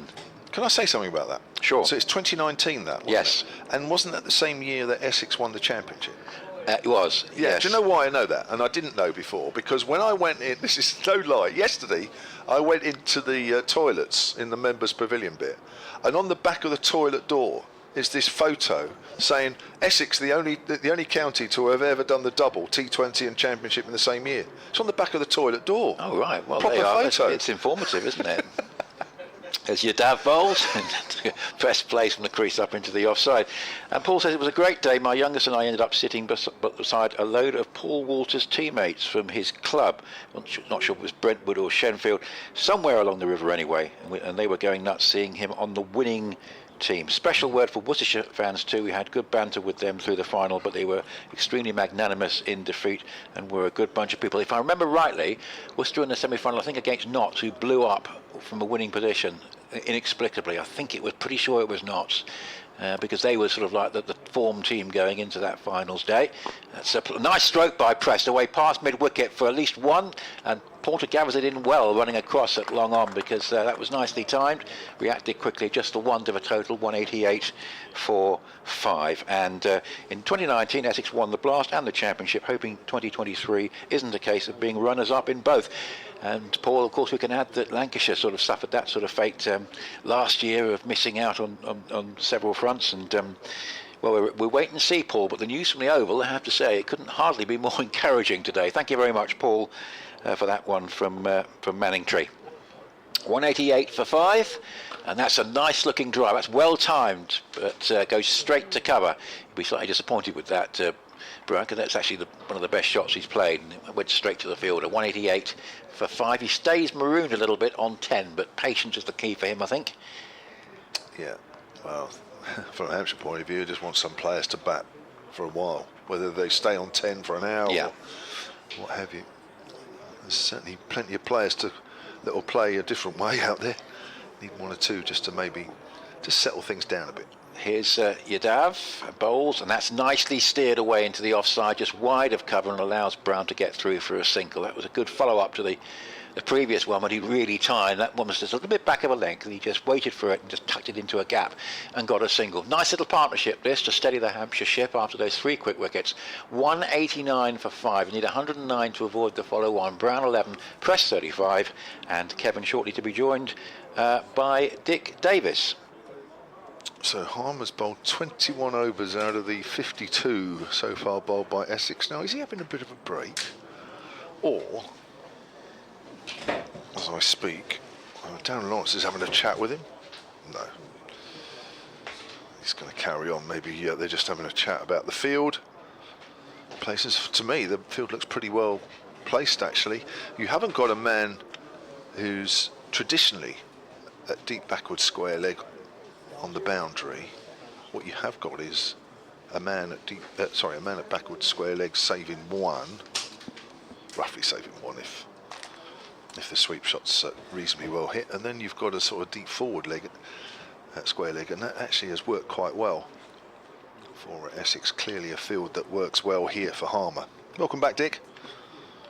Thanks, Kevin. Yeah, it's a good half hour or so by the visitors here since lunch. Yeah, 150 for 5.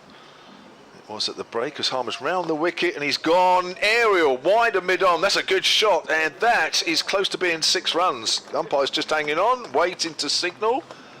We'll What's he going to signal? One umpire says it's 6, the other one was just about to signal 4. He says no. Nigel Long says nope, it's 4.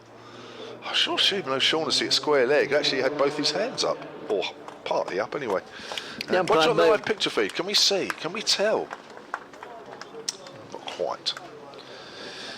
That was a good shot though from... The umpire may have been assisted by the Essex crowd down there. Yeah, assisted might not be the right word. Influence might be another one. It's coming down the wicket and it's in the air, but safe past mid-wicket's left hand. Brown picks up a single, moves on to 16.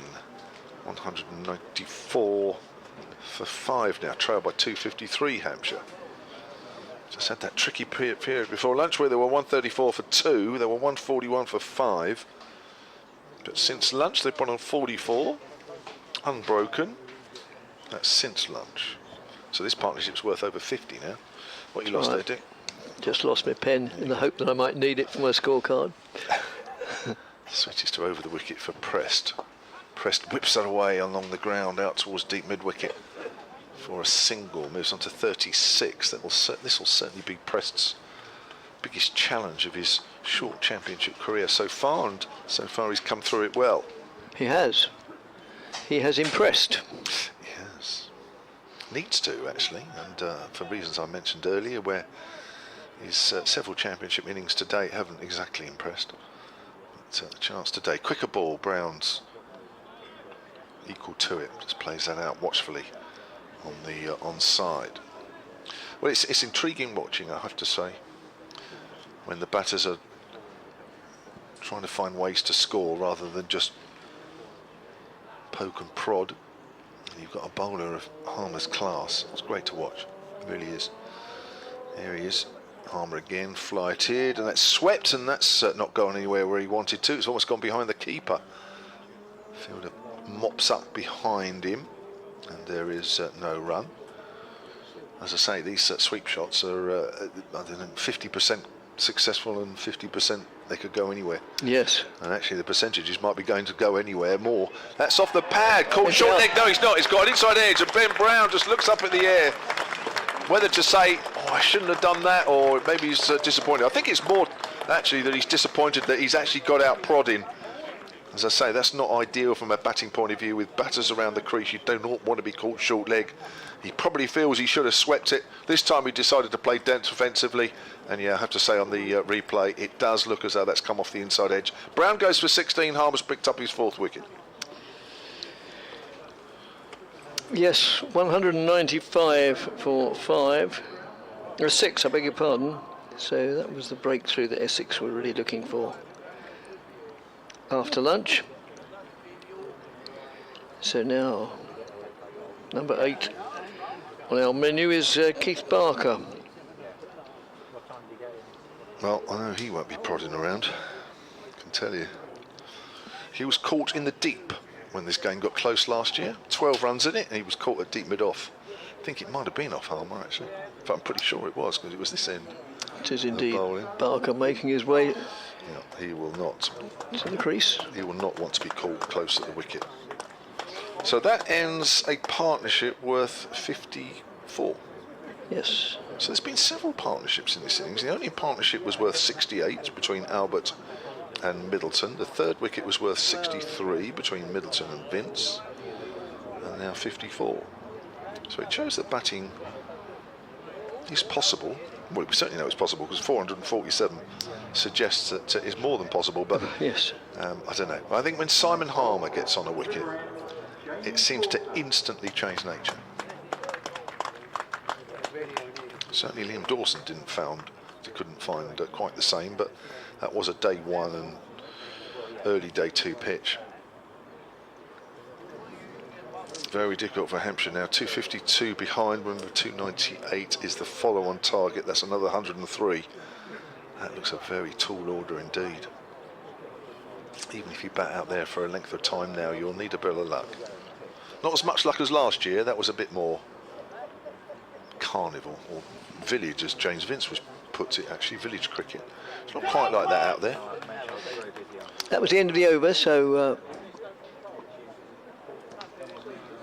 Barker doesn't have to face the next delivery. And Porter moves in, bowls to Prest, who digs that out, a ball of full length, Yorker length, just pushes it out on the onside. Edward emails, now admittedly he emailed before that last wicket, but nonetheless, he said both Walter and Critchley have had that great habit of breaking partnerships this season, presumably in part because the batsman thinks they've got through the danger brought by Harmer, Cook and Porter, who bowls now down the leg side. Well, no, it's not taken by. No, it's gone through for 4 leg byes, beg your pardon. I was going to say, well taken by Rossington standing up to the stumps. Time for a bit of Tall Paul. Who? Tall Paul is a name by which Paul Walter is frequently known. Yeah, but maybe that wicket for Harmer, his 4th, makes a little bit of difference now. So 199 for 6, and that's just worked away on the onside, no addition to the score. And our scoreboard telly needs attention, and Nick's making a cup of tea, which is fair enough, so I will. Televisions now sort of need constant. They need love and attention. Cajoling and. You can't just leave them on now. No, they need cajoling and affection, much like wives and partners. That's just pushed out in the offside. No addition to the score. Yes, you can't leave them unattended. No. Oh, Not like the good old days. No. We're talking about television still. Yes. Yes. Boom, boom.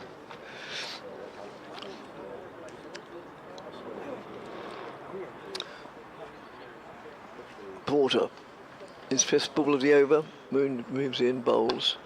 That's just played pleasantly by Prest, just pushing it out to mid-on. Fielded by Brown, I think that is, at mid-on.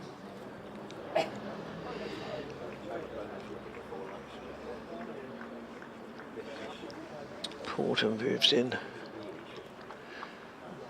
I'll repeat that press release various times this afternoon that Essex have issued, and it's just dug out there. No addition to the score at the end of the over, which might help to explain why I was reluctant to discuss this morning. It's an Essex Cricket statement on Alistair Cook. Essex Cricket would like to clarify that contrary to news articles published today, they were also on some commercial radio stations, I believe. Alistair Cook will be discussing his playing future with the club at the end of the current season. Cook and the first team squad are fully focused on the last 2 county championship matches and on being involved in a close fought race for further honours. So that should put that one to bed, but I doubt that it will. No. But I never like to speculate. Harmer's round the wicket then to the left-handed Barker, who's playing a miss in immediately on the back foot. You'll remember Nick Gubbins, I think, lasted 1 ball when facing Harmer, who was round the wicket. Yeah, Harmer does like bowling to left-handers. Oh. Yeah, I'm not surprised the ball turning away. Comes in and bowls to Harmer. So that's the arm ball. Barker is defending that one. Barker will play a big shot somewhere along the line, given half the opportunity. I'm sure Harmer knows that. Bowls again, left alone outside the off stump. That's turned and bounced. Good leave. It's great. I just can't keep my eyes off Harmer. He's just a magician. He really is. He is, isn't he? Yes. I'm so glad that I'm here and I'm not out there in the middle. Barker gets one, it turns, did that edge? Was that an edge through to Rossington? Rossington's almost moving to leg side as that hits him on the glove. That may just have been a little tickle. Just looking at the replay now. And gosh, that's turned big Or did that just flick? No, I'm not sure. Did that flick the thigh?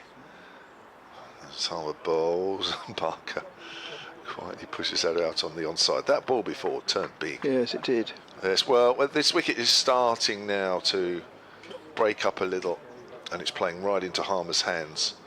And I'm afraid even 199 for 6 is a pretty good effort as to what might come as this game moves on, as Parker's forward out on the onside. No run. Harmer, 23 overs. That's a maiden, so 6 maidens in that 23 overs.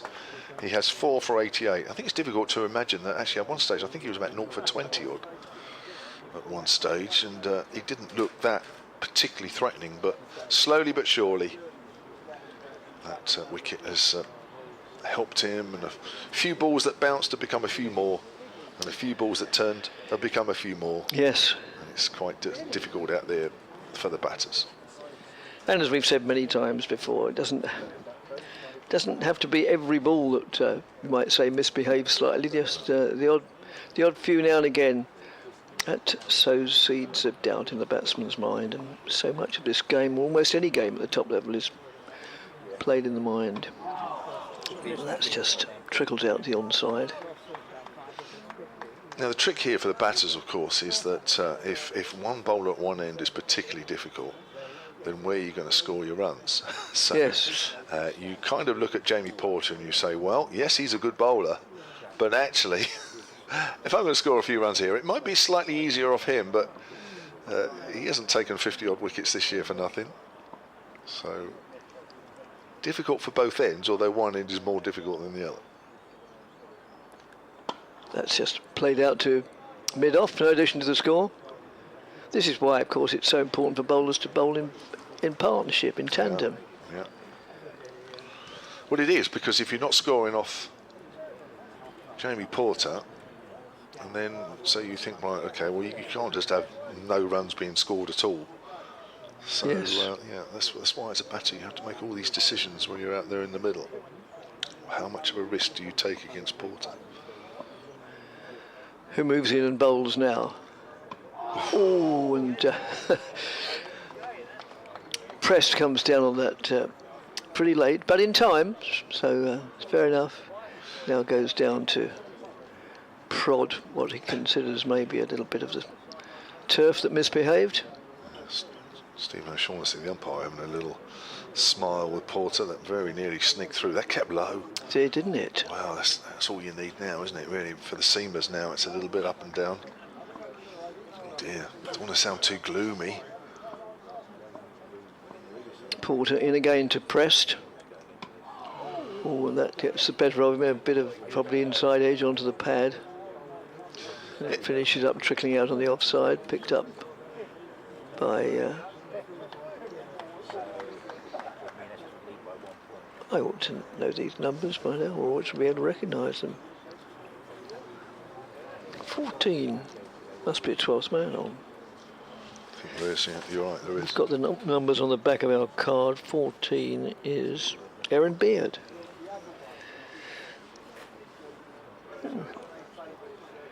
As Porter moves in and bowls, and that just played out quietly to mid-off.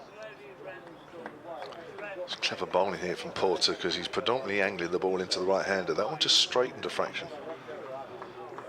Just getting enough on the ball, just a fraction. It's a tough little period here. Yes, it is. Porter in again. Bowls. Again, Prest goes forward solidly. Good over from Porter, which was a maiden. His third. So in 7 overs, he hasn't taken a wicket, but he's only conceded 12 runs, which says plenty about his accuracy. Yeah, and he's hitting the deck as well, and just finding a little bit of inconsistent bounce. It's interesting between him and Yadev. You know, Jamie Porter's in a good groove, and he's able to control, you know, pushing the ball in, and it's on a good line, and then one that just straightened. It was a full delivery about the 5th ball of that over, I think. Again, it was on a very tight line. Yadev was trying to do something similar, but the widths Yes. You know, there was inches between each of those balls, and of course it only has to just get off the wrong line, and it's easier for the batters. Here's Harmer, and he's just allowed the ball to hit him on the pad down the leg side. There's Barker. He's faced 7 balls, not yet off the mark. Just get the feeling with Keith Barker something might happen soon. Left-hander, showing all 3 stumps to the bowler. Oh, he's gone for the slog sweep, and he's missed that, and it's gone over the top of off. I didn't think it was going to be long. And unfortunately, where Harmer gets bounce, sometimes that doesn't always help, and on that occasion, it's over the top of off stump. Trying to slog sweep that away on the leg side. He's looking for that fullish delivery from fairly straight. Barker does play that shot. That one wasn't executed the way he wanted. That slightly shorter left alone bounces. Taken about chest height there by Rossington, off a length. Outrageous bounce. Yes. Barker 9 balls and not off the mark. Harmer's in again and bowls. He's gone for the reverse sweep this time. Barker has found the gap, and that will be 4. Well, that was well executed along the ground. It was. These batters, see, all these batters will have been in the changing rooms, and they will have had a chat with Adi Birrell, and Adi Birrell has said that he wants the batters to bat long, but he also knows that you can't just prod around, not to Harmer anyway.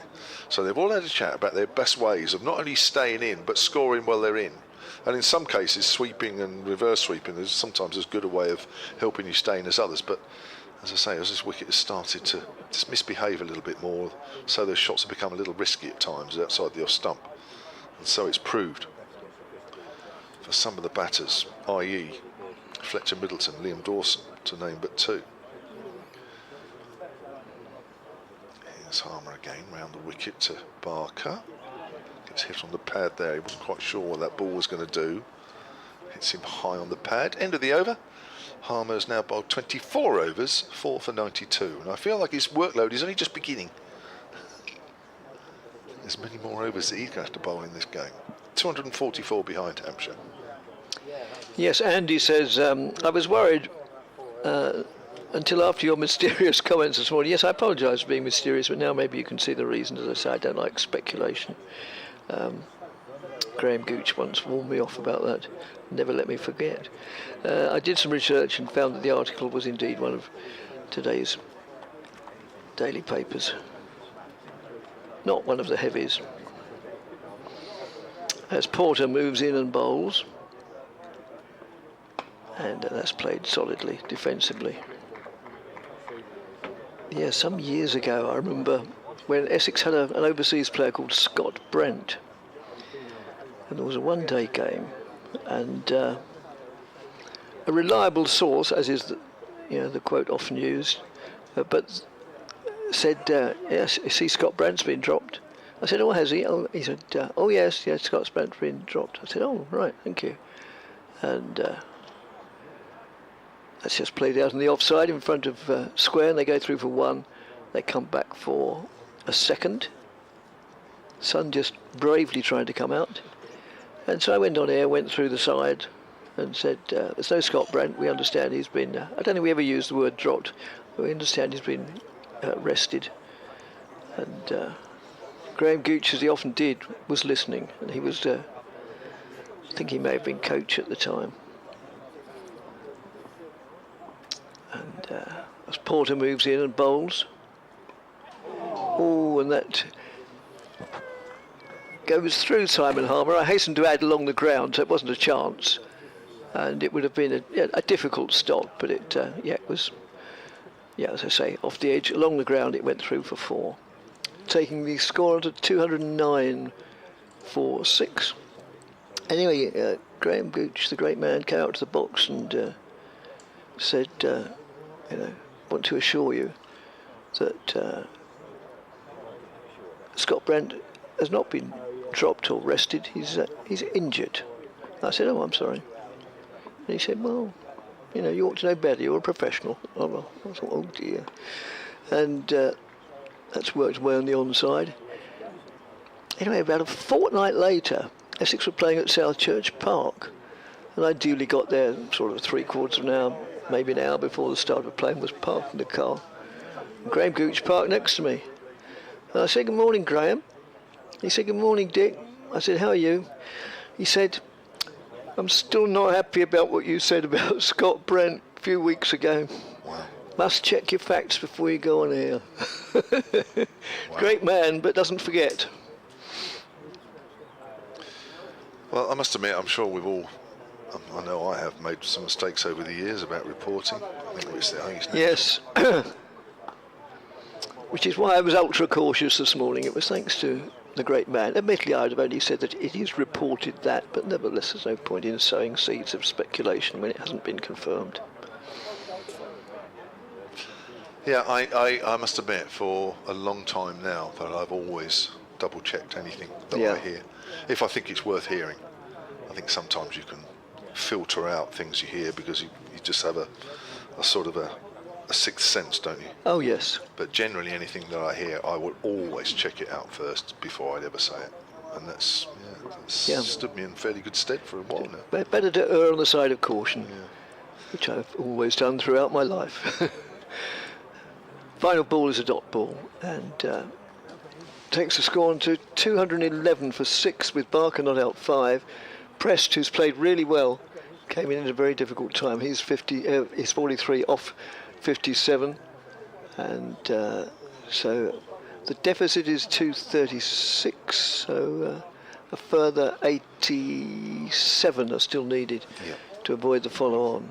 Yeah, I suppose it's everybody to their own, but I think I think sometimes it's okay to say there are reports that blah blah blah, because if it's out there in the public domain, then people will see it. I'm not talking about this particular case. I'm not saying that. I'm talking about generally.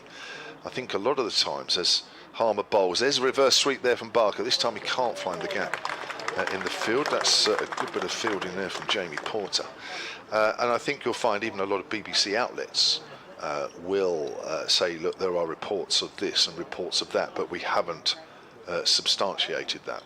And I think, as I say, again, not going back to that thing about Cook. It's outside the off stump, keeps a little bit low. I'm not sure Barker was playing at that. He just held the line. So if you emphasise the fact that they are only reports and they're not, they've not been verified, I think sometimes it is okay to say it, but actually make sure you say that it hasn't been confirmed. So there you are. Barker hammers that away on the leg side. That's a front foot pull shot, which hasn't quite been middled, and is picked up just inside the rope, and literally just inside. Barker picks up 2 and moves on to 7. So, there are ways of saying it. If something's out there that's written by a journalist, and you say, well, this is what's happening, then you do leave yourself open, because a lot of journalists will just take flyers. Oh yes, it's what sells newspapers, isn't it? Yeah, that's right. And always be aware of that when you're reading papers. A lot of journalists take flyers. There's a reverse sweep, but again, it's gone to Jamie Porter, and there is no run because it's in their interests. And sometimes they put something out there, waiting for things to be denied, and if they're not denied, then they're onto something. Yes. And that's how a lot of people work. Not us, of course, but that's how. Not us. Put it out there. And if it's denied, fair enough, you move on to the next story. And if it isn't denied, then you've got it. You've nailed it. Tries to reverse sweep that one, gets hit on the thigh pad. Barker, didn't take him long, did it? Just to defend a few and then start to get the attacking shots out here. 213 for 6 here, Barker. 4 for 94, Harmer. Arm ball, and he's wrapped on the pad there. Shout for an LBW. But not from Harmer. No. Those behind the stumps. End of the over. 4 for 94 from 25 overs. Yep. Yeah, so it is tricky, and that's why I err on the side of caution. Of course, the difference between the press and what we do is that the press can write, like when they're reporting on cricket next door to us, they can write something during the day and to send off at the end of the day for publication in their newspapers or whatever. And they've got the rest of that day to look through it and maybe edit it and cut it about and maybe think, no, that word was a bit strong perhaps, or whereas, we live on the knife edge. What we say, we can't take back. And, it's hell. As Porter moves in and bowls. And the Sport Extra are with us, thank you very much. And welcome to several more listeners, I should think. The situation here is that Hampshire in their first innings 213 for 6, and their initial aim is to make 298 to avoid the follow-on. And unsurprisingly, 4 of those 6 wickets have been taken by Simon Harmer. As Jamie Porter moves in and bowls, and that's played quite confidently back towards the bowler by Prest. It goes through to mid-on, either mid-on or mid-off. Could have picked it up, it was hit that straight. Bringing Keith Barker down to the business end. And takes guard, first time he's been down here. And Porter moves in and bowls.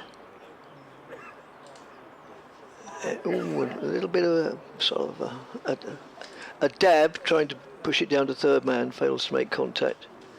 Yes, for those who just joined us from Sports Extra, wonder what we were discussing. There's certain speculation on some commercial radio stations and in some of the press regarding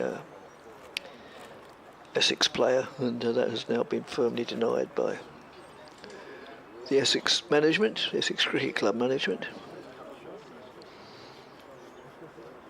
As Porter moves in and bowls. And an animated appeal for LBW from Jamie Porter. But he was to a certain extent a lone voice, a voice in the wilderness. And it just picks up a single leg by. Sun's gone in. You can still see up amongst the white, the grey cloud where it's trying to break through, but it's not meeting with a lot of success. But it's still a pleasant day and a great deal better than yesterday when it's about this time of day. But yes, it was raining of biblical proportions as Porter moves in and bowls, and Prest plays defensively, trickles back to the bowler, who immediately dispenses it to his lackey, the captain, to do the polishing. Aeroplane goes rumbling across, no chance of seeing it with low cloud. Anyway, I've seen an aeroplane. Not being an aircraft spotter, when you've seen one, you've seen them all. Porter moves in and bowls. And that's whipped away very pleasantly down to deep backward square leg, and they go through for a comfortable single. And Prest will retain the strike because that's the end of the over. He moves on to 46. It still says 45. And Hampshire on to 216 for 6. I'm sure he was on 45. Oh well. Reaching it, well, getting near his 50 anyway. But he'll want to go on a long way after that. So far, Fletcher Middleton's been top score with 47. Toby Albert 39, Nick Gubbins a single, Liam Dawson a single, 46 to James Mintz, and Ben Brown made 16. Here's Harmer then from our commentary end, over the wicket, bowls. Pressed is well forward. Plays that quietly out on the onside. Yes, it all looked pretty okay for Hampshire in the first hour this morning. Put on 68 for the first wicket. 10 of those overnight. There's Harmer comes in again and bowls. That's cut away by Prest, but it just bounces and gets high on the bat, and he can't find an angle. Goes out the 45, and there is no run. Toby Albert playing just his third championship match, his second for Hampshire. First one was out on loan. Got 39. As Harmer bowls, and Prest plays that into the ground. Fielded at short leg by Nick Brown. Nick Gubbins didn't last too long, got one at turn, caught in the gully. Middleton tried to sweep, Harmer bowled. Vince tried to hit Critchley down the ground, caught at deep mid-off. Breezy 45 for Vince, as that's cut away by Tom Prest. That's a lovely shot, but there is a man out at deep point. Just a single, moves on to 46, does Tom Prest. 217 Fought 6 here at Hampshire. Yeah, 46 or 45 balls actually. Liam Dawson's succumbing to a sweep shot. Hampshire going from 134 for 2 to 141 for 5. They lunched at 150 for 5. And Ben Brown, who looked very disappointed with himself, having been caught at short leg off Harmer for 16. A lot of the batters have come in and employed the sweep shot and the reverse sweep to Harmer, because Harmer increasingly is finding a bit of help out of this pitch. Initially in his first half a dozen overs or so, there didn't seem to be too much for him, but slowly but surely as he's worked through his 25, nearly 26 overs, the pitch has started to bounce a little bit more for him. There's been a bit more purchase, and the batters have felt the need to try and counteract that. Now this is an interesting fielding position, because there is now a fly backward point for the reverse sweeper Barker's. Barker prods that forward, and of course we all know what Harmer does here. Gets bounced out of this wicket, has men close in and just waiting for batters to prod the ball to the close in fielders, and that's exactly what Ben Brown did. Very disappointed with himself as Harmer bowls short down the leg side, and that turns, and Barker allows that one just to hit him on the thigh pad. End of the over, 217 for 6. Kevin, no, beg your pardon, you're Kevin next door, next to me. Martin, I mean, a fellow old boy of the same school as I, emailed back from Scotland, Glasgow, Oban, Stirling, Edinburgh. Very nice. I'm still in shorts where my computer shows 18 degrees. I presumably he means in Scotland, not in his shorts. Don't think I'll venture out to Chelmsford, so we'll revert to the luxury of live stream.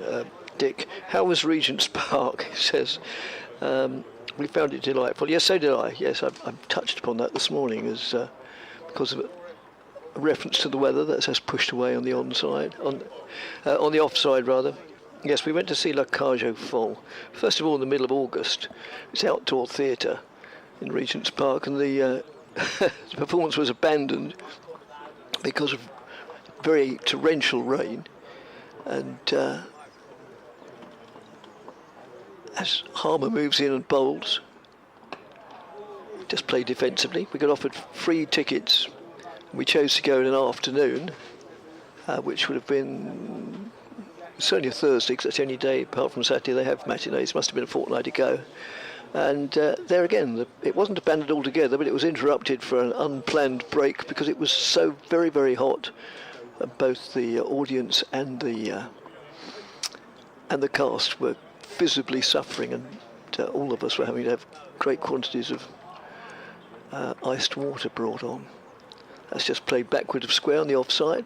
But yeah, great show, thoroughly recommended. Finishes this weekend. La Cage aux Folles. That's my bit for the West End Theatre Company. Other very good shows available,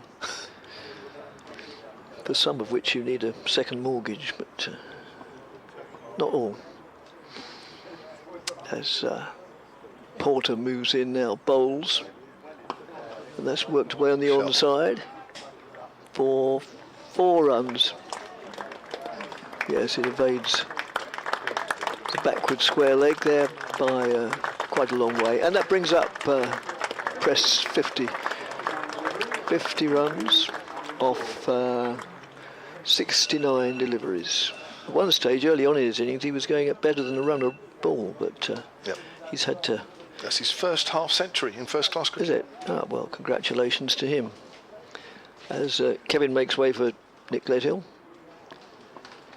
and Porter moves in and bowls. Oh, and an edge there, dropped just short of Harmer. It wasn't really a chance, although we'll probably get a replay. In fact, I'm sure we'll get a replay. Let's just looking now. Oh, and Porter to continue from the far end, the Hayes close end.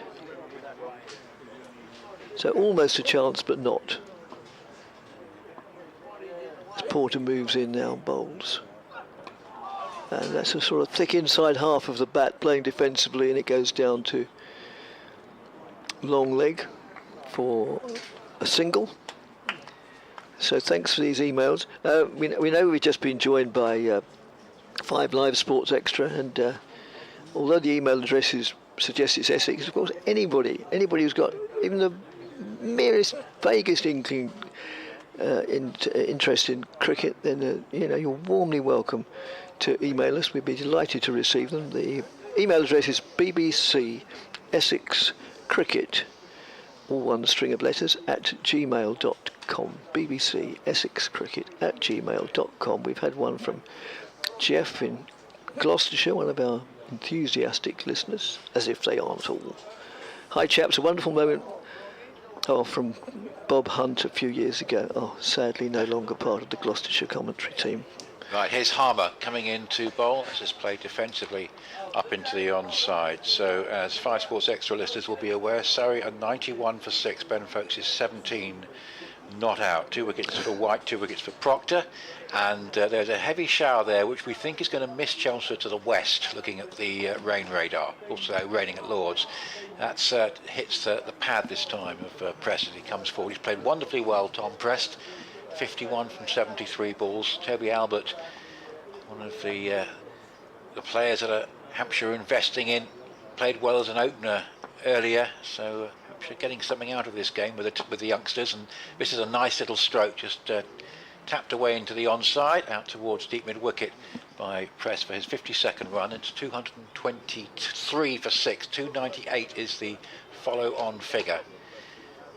And well, it remains to be seen if Hampshire are bowled out short of that, whether Essex immediately enforce the follow-on regardless of a deficit.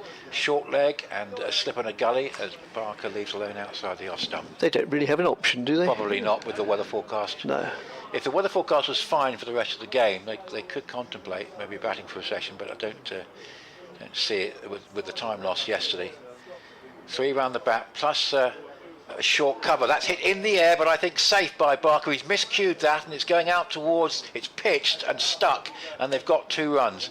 Now earlier, when Hampshire were playing full shots against Harmer and Critchley, they were perishing. Had a bit of luck there because Barker completely miscued that. He got underneath it, and 2 Essex fielders converging on it, and it fell nicely between the 2. Barker goes to 9, 225 for 6. Harmer again from the river end bowls. That's a flatter one, and Barker goes into his crease and plays to short leg, and there's no run. Keith Barker using his experience against Simon Harmer, but even that didn't stop him playing the full shot in that over, but he got away with it. And it's a useful little partnership, this. Press 52, Barker 9, 225 for 6 in reply to the Essex 447 for 9 declared. Yes, certainly is. Yes, I'll get back to Jeff's email. He said a wonderful moment from Bob Hunt, who used to be part of the, well, I say used to be part of the Gloucestershire commentary team. He almost was the commentary team. A splendid fellow, sadly no longer doing the commentary.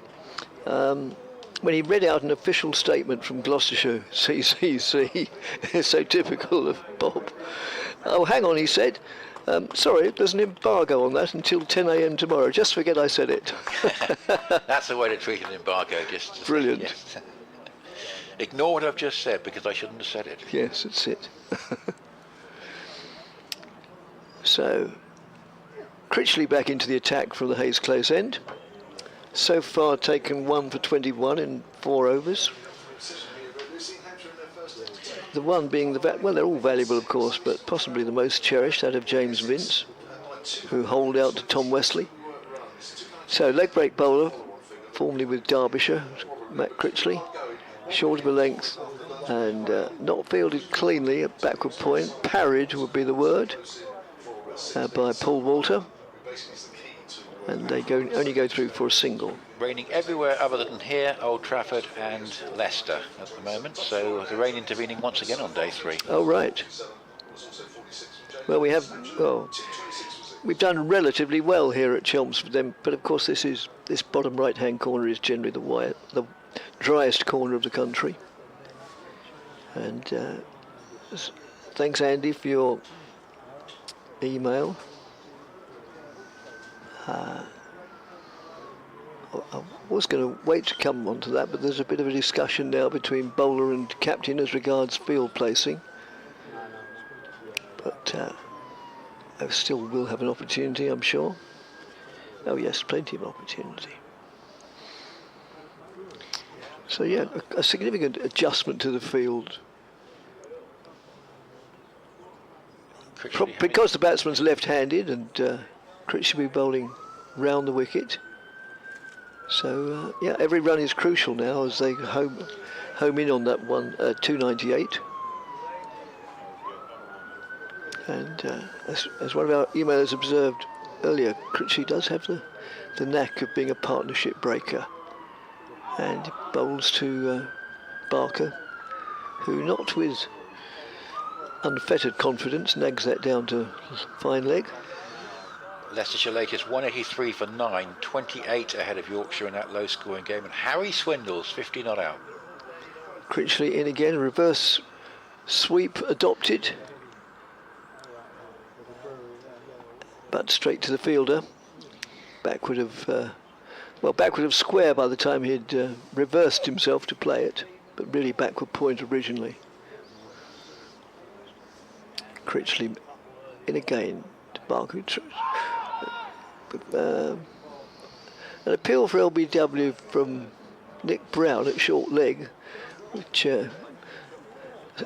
square on the wicket, which isn't really the best position to judge LBW. And the man who is in a better position, the umpire, said no.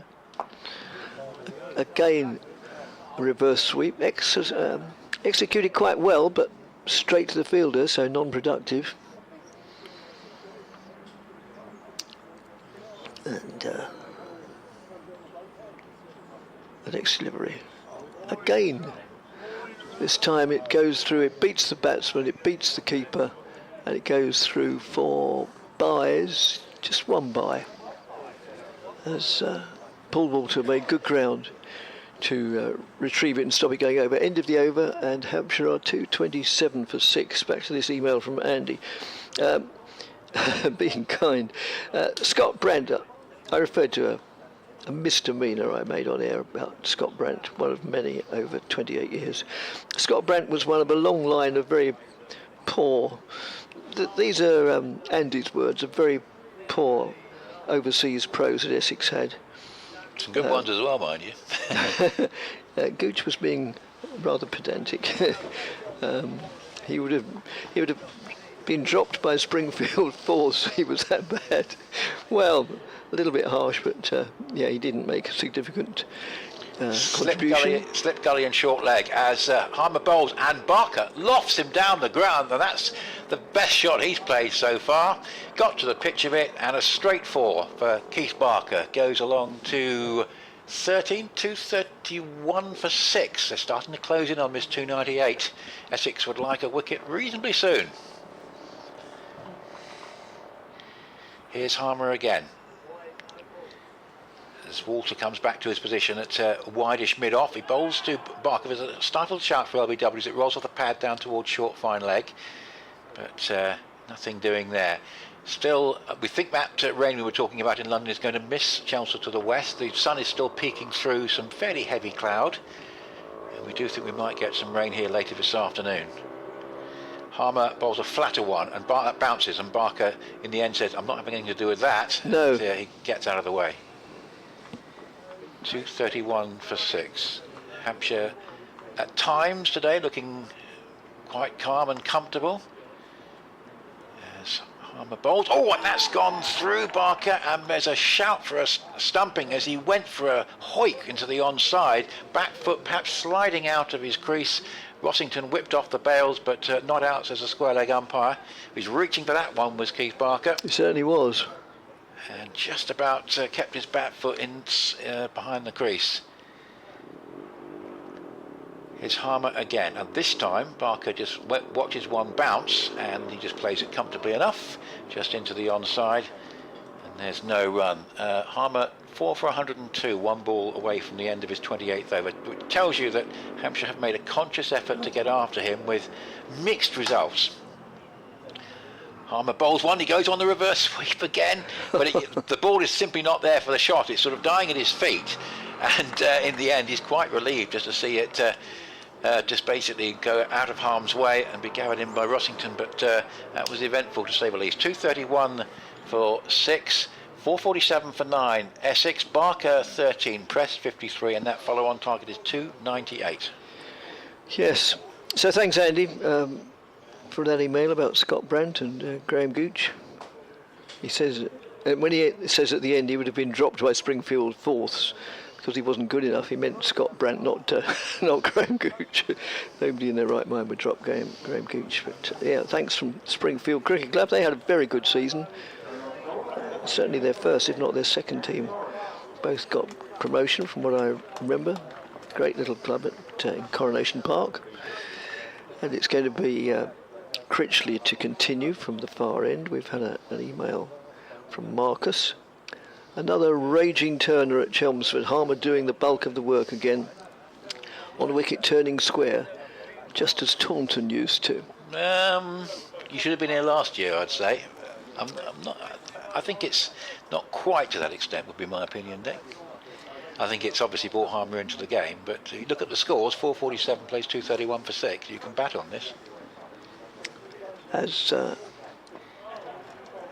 it's now Dan Lawrence with his somewhat eccentric style, moves in and bowls right arm over the wicket. Short of a length played out to the offside.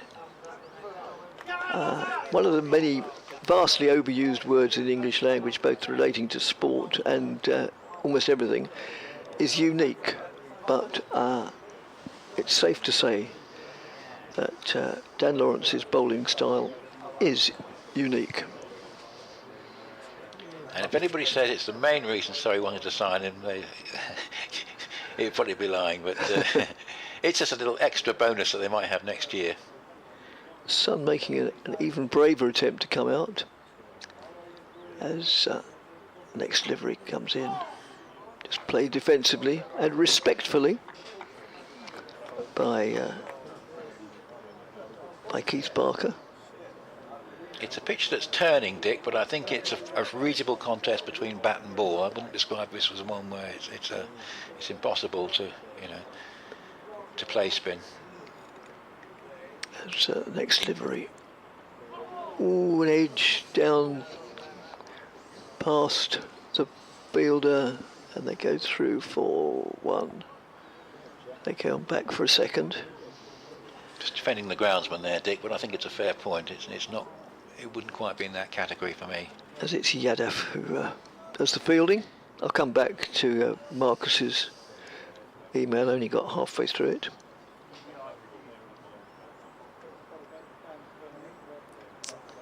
Dan Lawrence from the far end, the Hayes close end, round the wicket to the left-handed Barker, who waits for that to come onto him and then just plays it, or fails to make it. It finishes up at first slip with Alistair Cook, who has been the subject of some speculation today. Surprise, surprise. When hasn't he been this season? And Dan Lawrence moves in again and bowls. That's again played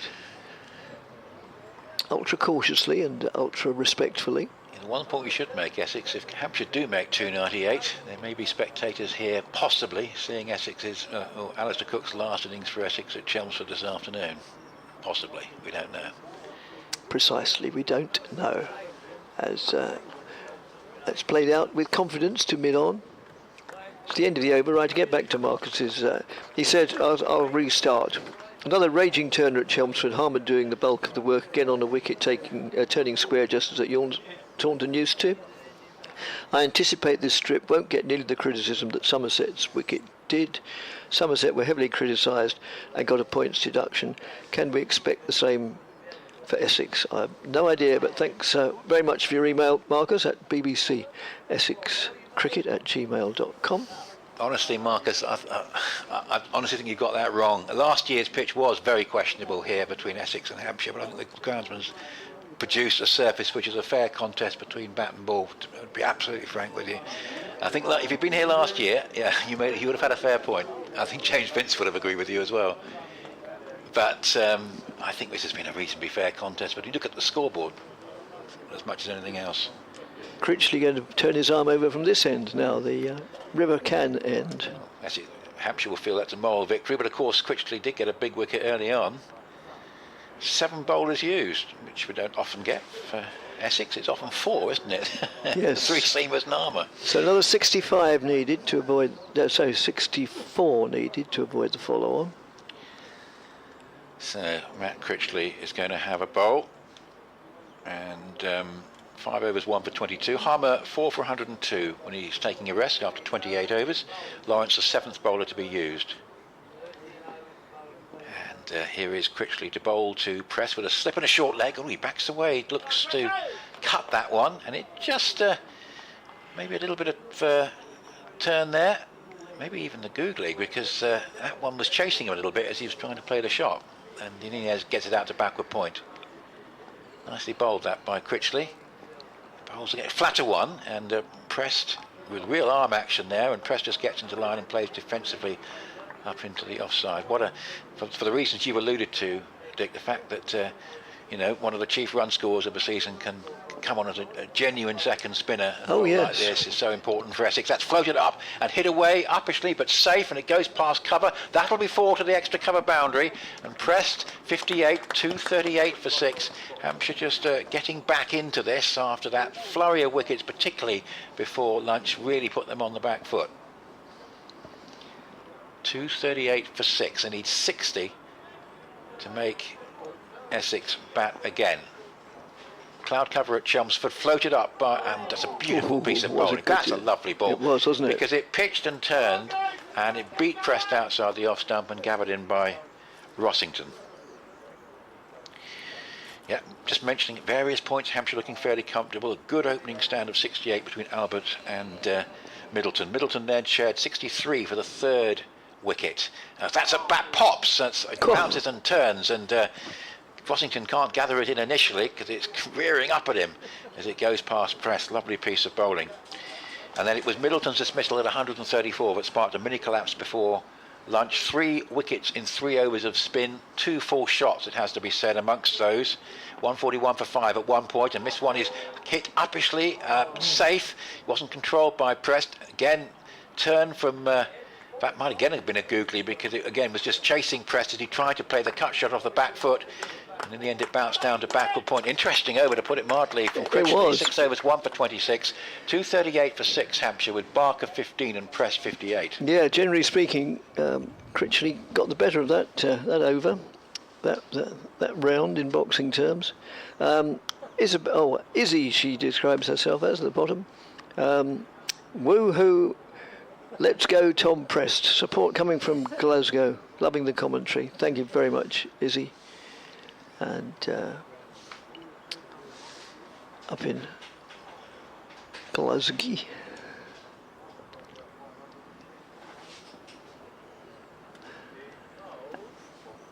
As Dan Lawrence continues from the far end, over pitches and pays the penalty and gets driven for 4 out to wide, long on, or straightish mid-wicket, down towards the sycamore tree, and one of the 1, 2, 3, 4 floodlight pylons. Was it 5? Difficult to say. I can see 4 from here, but there might be one lurking behind us. Good grief, we come here 50% of the days of the season. I don't even know how many pylons there are. But I do know there's none newer around the grounds, because they were the oldest of the 18 this time last year, but they had state-of-the-art floodlights installed during the winter. And that's whipped away pleasantly for 2 runs out to deep mid-wicket, but not with the same power that the preceding shot had imposed upon it. Therefore, they only go through for the 2. It's a good little partnership, this. It is. It's just bringing Hampshire, after that pre-lunch wobble, back into the game. Slightly self-inflicted wobble, it has to be said, as they were a little bit too over-ambitious. Dan Lawrence in again and bowls to Barker. They've just moderated their approach a bit this afternoon, Hampshire, to get sort of like a middle ground between being too ambitious and, you know, just trying to survive. And they've actually done it pretty well. Lawrence in again. And again, Barker keeps it out with very competently as well. Yeah, may just get the southern end of that weather that affected the Oval and Lords. Probably in about half an hour's time, around about tea time, we could get a bit of rain here. He's a big man, Barker. He sort of monopolises the crease, looks quite impressive. And that gets the better of him outside the off stump, and he doesn't look as impressive as he finishes up his shot there in something of an ungainly stance. Yeah, I think a popular figure, sort of a great stalwart of the county game, Keith Barker. I think many neutrals, as much as anything else, would have liked to have seen Keith part of another championship winning side. Formerly of Warwickshire? Yeah, I think he was part of that Warwickshire side in about 2011, wasn't he? Yes. Lawrence into the big man, who plays that more or less on one foot and drives it powerfully, beats the bowler, and they go through for just the one. Into the over, we've had a couple more emails. Edward, wouldn't say this is a bad pitch and a big difference from Somerset's pitches of old. It's more that sides have realised that you may as well play positively against Harmer. He will likely get you eventually, and not scoring will put pressure at the other end against Cook, Porter and Yadav. Playing positively against Harmer will bring wickets, but worth the risk in my view. Yeah, generally speaking, batsmen do seem to be less intimidated by Harmer this season and more inclined to take the game to him. He still finishes up with a hatful of wickets, in fact, a big hatful of wickets. But yes, he has taken a bit more stick this season, probably than any other since he's been at Chelmsford. You're not missing any cricket. Still great care and precision being taken in setting the field. London E4, says Martin, is currently experiencing a very violent wind and a bit of rain. That's that weather system affecting the two London games. Yeah. It lasted around 4 minutes. Watch out, Chelmsford. Right, we have been warned. Thanks, Martin. We think there's a bit of that coming this way. Maybe not. Hopefully not the strong wind again. There's quickly bowls a flat one, and Barker goes across his crease and allows it to go by outside the leg stump. Rossington whips off the bails. 245 for 6, 53 to avoid the follow-on. Surrey 91 for 6 when that rain interruption came. Folks 17 not out. Sibley 32, Burns 11, the only ones making double figures. That's hit in the air by Barker. It's going to be a couple of runs, I think, going up towards long on. There is Paul Walter. Got hold of that pretty well, lofting it down the ground. Hampshire moving along here. And this useful partnership taking the deficit down to 200, 247 for 6. So dramatic events at the Oval. 2 wickets for Luke Proctor, 2 for Jack White in Surrey's 91 for 6, replying to Northant's 357. This is hit by Barker, and that's a good clean hit. That's going between deep square leg and long on, and that's gone for 4. And not many spectators there out in the public seats today, but maybe one had a bit of fielding there. Good stuff from Keith Barker. Hampshire's 250 is up. They have a bonus point, which is useful as they try and pursue third place.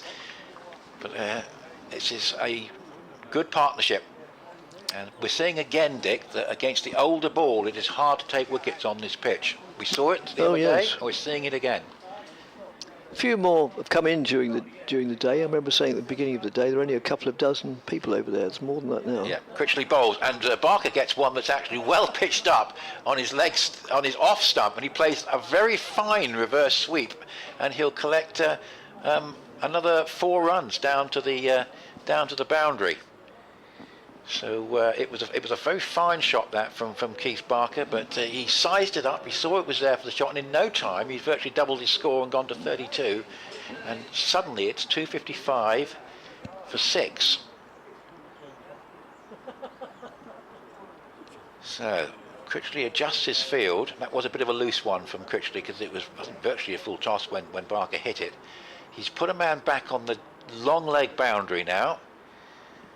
Barker with a slip and a short leg, and he goes on the sweep into exactly that man, but it's along the ground, so no problem there, and collects a single. He'll move to 33, 256 for 6.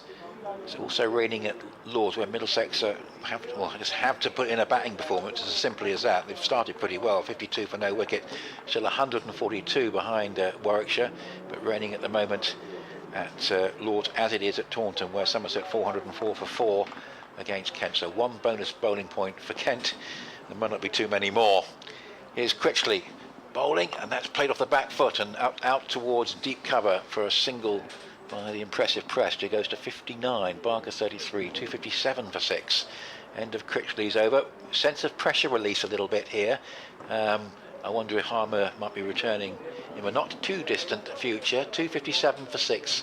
41, or even Walter, the great partnership splitter. Yes, that might be a good call as well, Dick. 41 to avoid the follow-on. Thank you, Tricia. She says, I'm thoroughly enjoying the broadcast in my office in a small town in northwest Indiana, USA. Wow. Thank you for making it available here in the United States. Oh yes, communication now has moved on in leaps and bounds. We're a bit more sophisticated than cocoa tins and a bit of string. Staging the World Cup, or co-staging it, aren't they, the T20 next June? So thanks very much. That's still Lawrence continuing from the far end. There was, I think we've had a couple of emails, and there was certainly plenty of chat on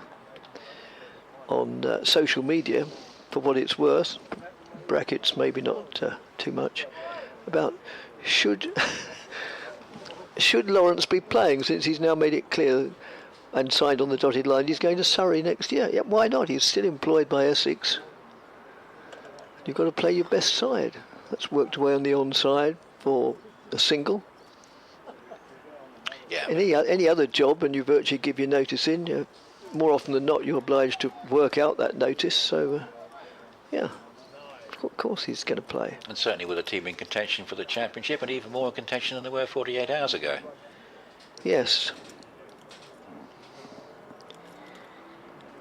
So 259 for 6. Sun still making a valiant effort to burst through the cloud cover. 64 is partnership. More meticulous place setting, field place setting, not tables place.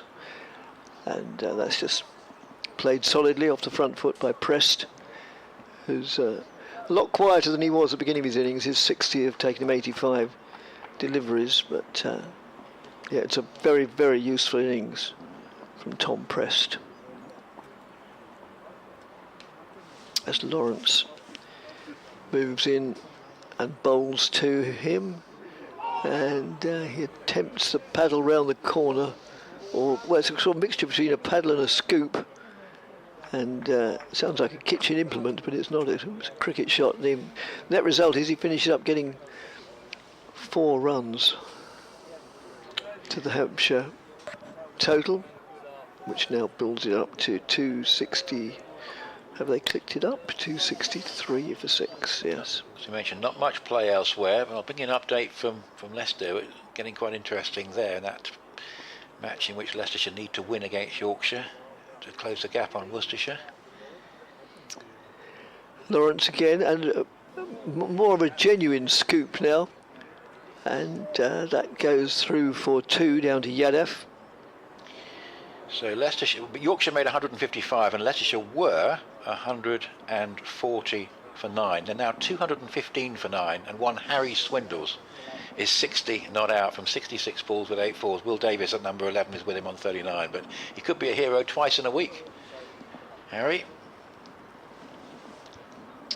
If that game's important for Leicester and their promotion bid, should be a result. Lawrence moves in and bowls, and a bit of a flail there, sort of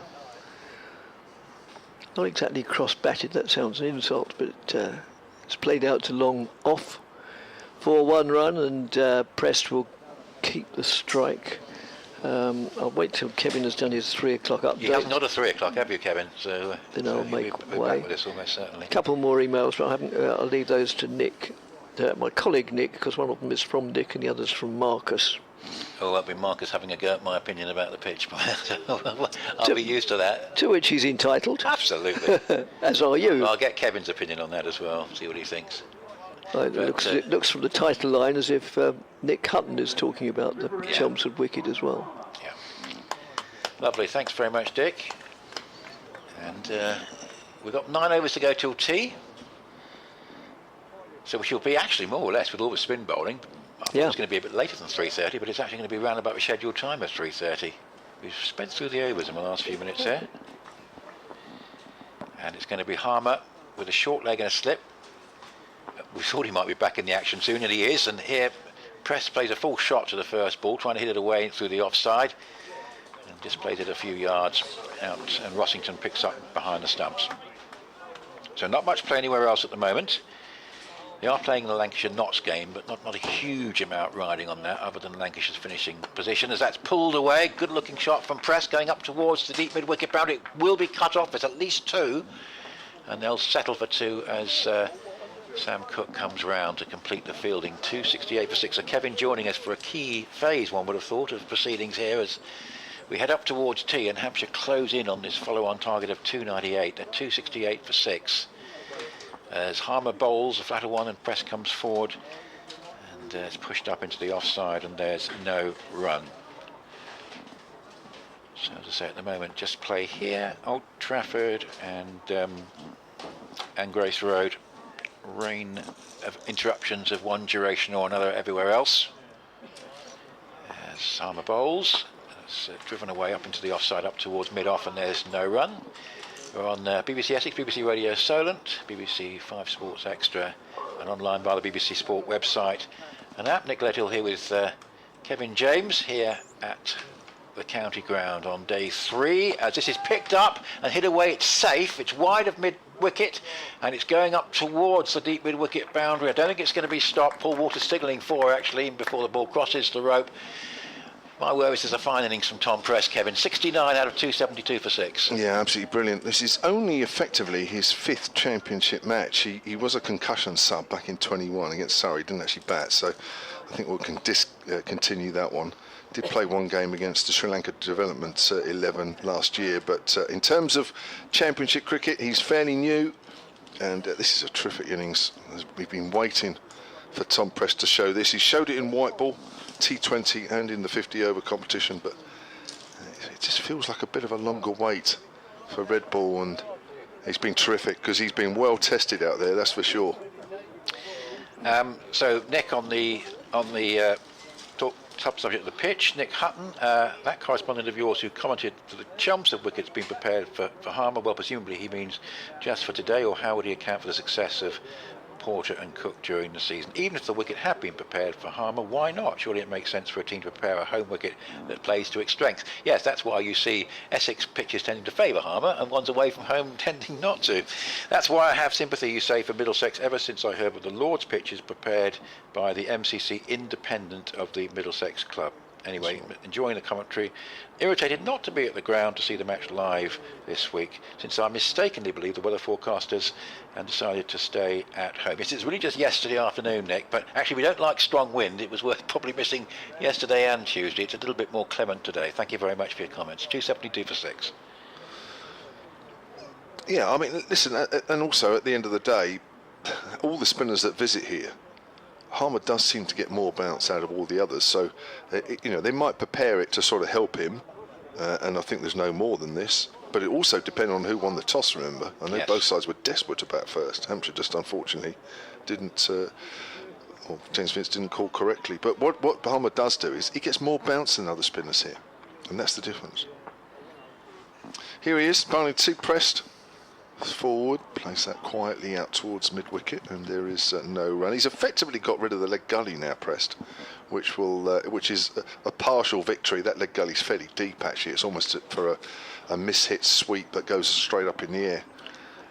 But so one of them is out. So that is a victory in itself. 272 for 6. A.D. Birrell, the Hampshire coach, talking to you yesterday, I think he used the quote, but it was a pitch that obviously was designed to favour Harmer, but he did say it was I think a better wicket than the one last year. And what would be your assessment of the pitch? To me, it looks a decent 4-day pitch. There's obviously favouring spin. It's obviously a used pitch, but I've seen a lot worse than this. Oh gosh, yeah. I mean, listen, it's nothing like last year. Last year was debatable, at the very least. But anyway, they got away with it.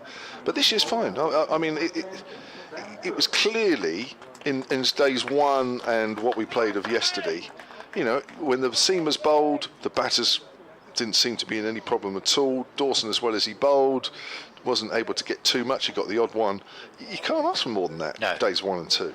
Absolutely. So here we have Sam Cook from the Hayes close end bowling to a left-handed Barker, and that's played defensively back down the pitch, and Keith Barker's got himself in. Hasn't he had a bit of a battle with Harmer early on, survived it, and has just started to play a few strokes, and just again underlying his worth at number 8.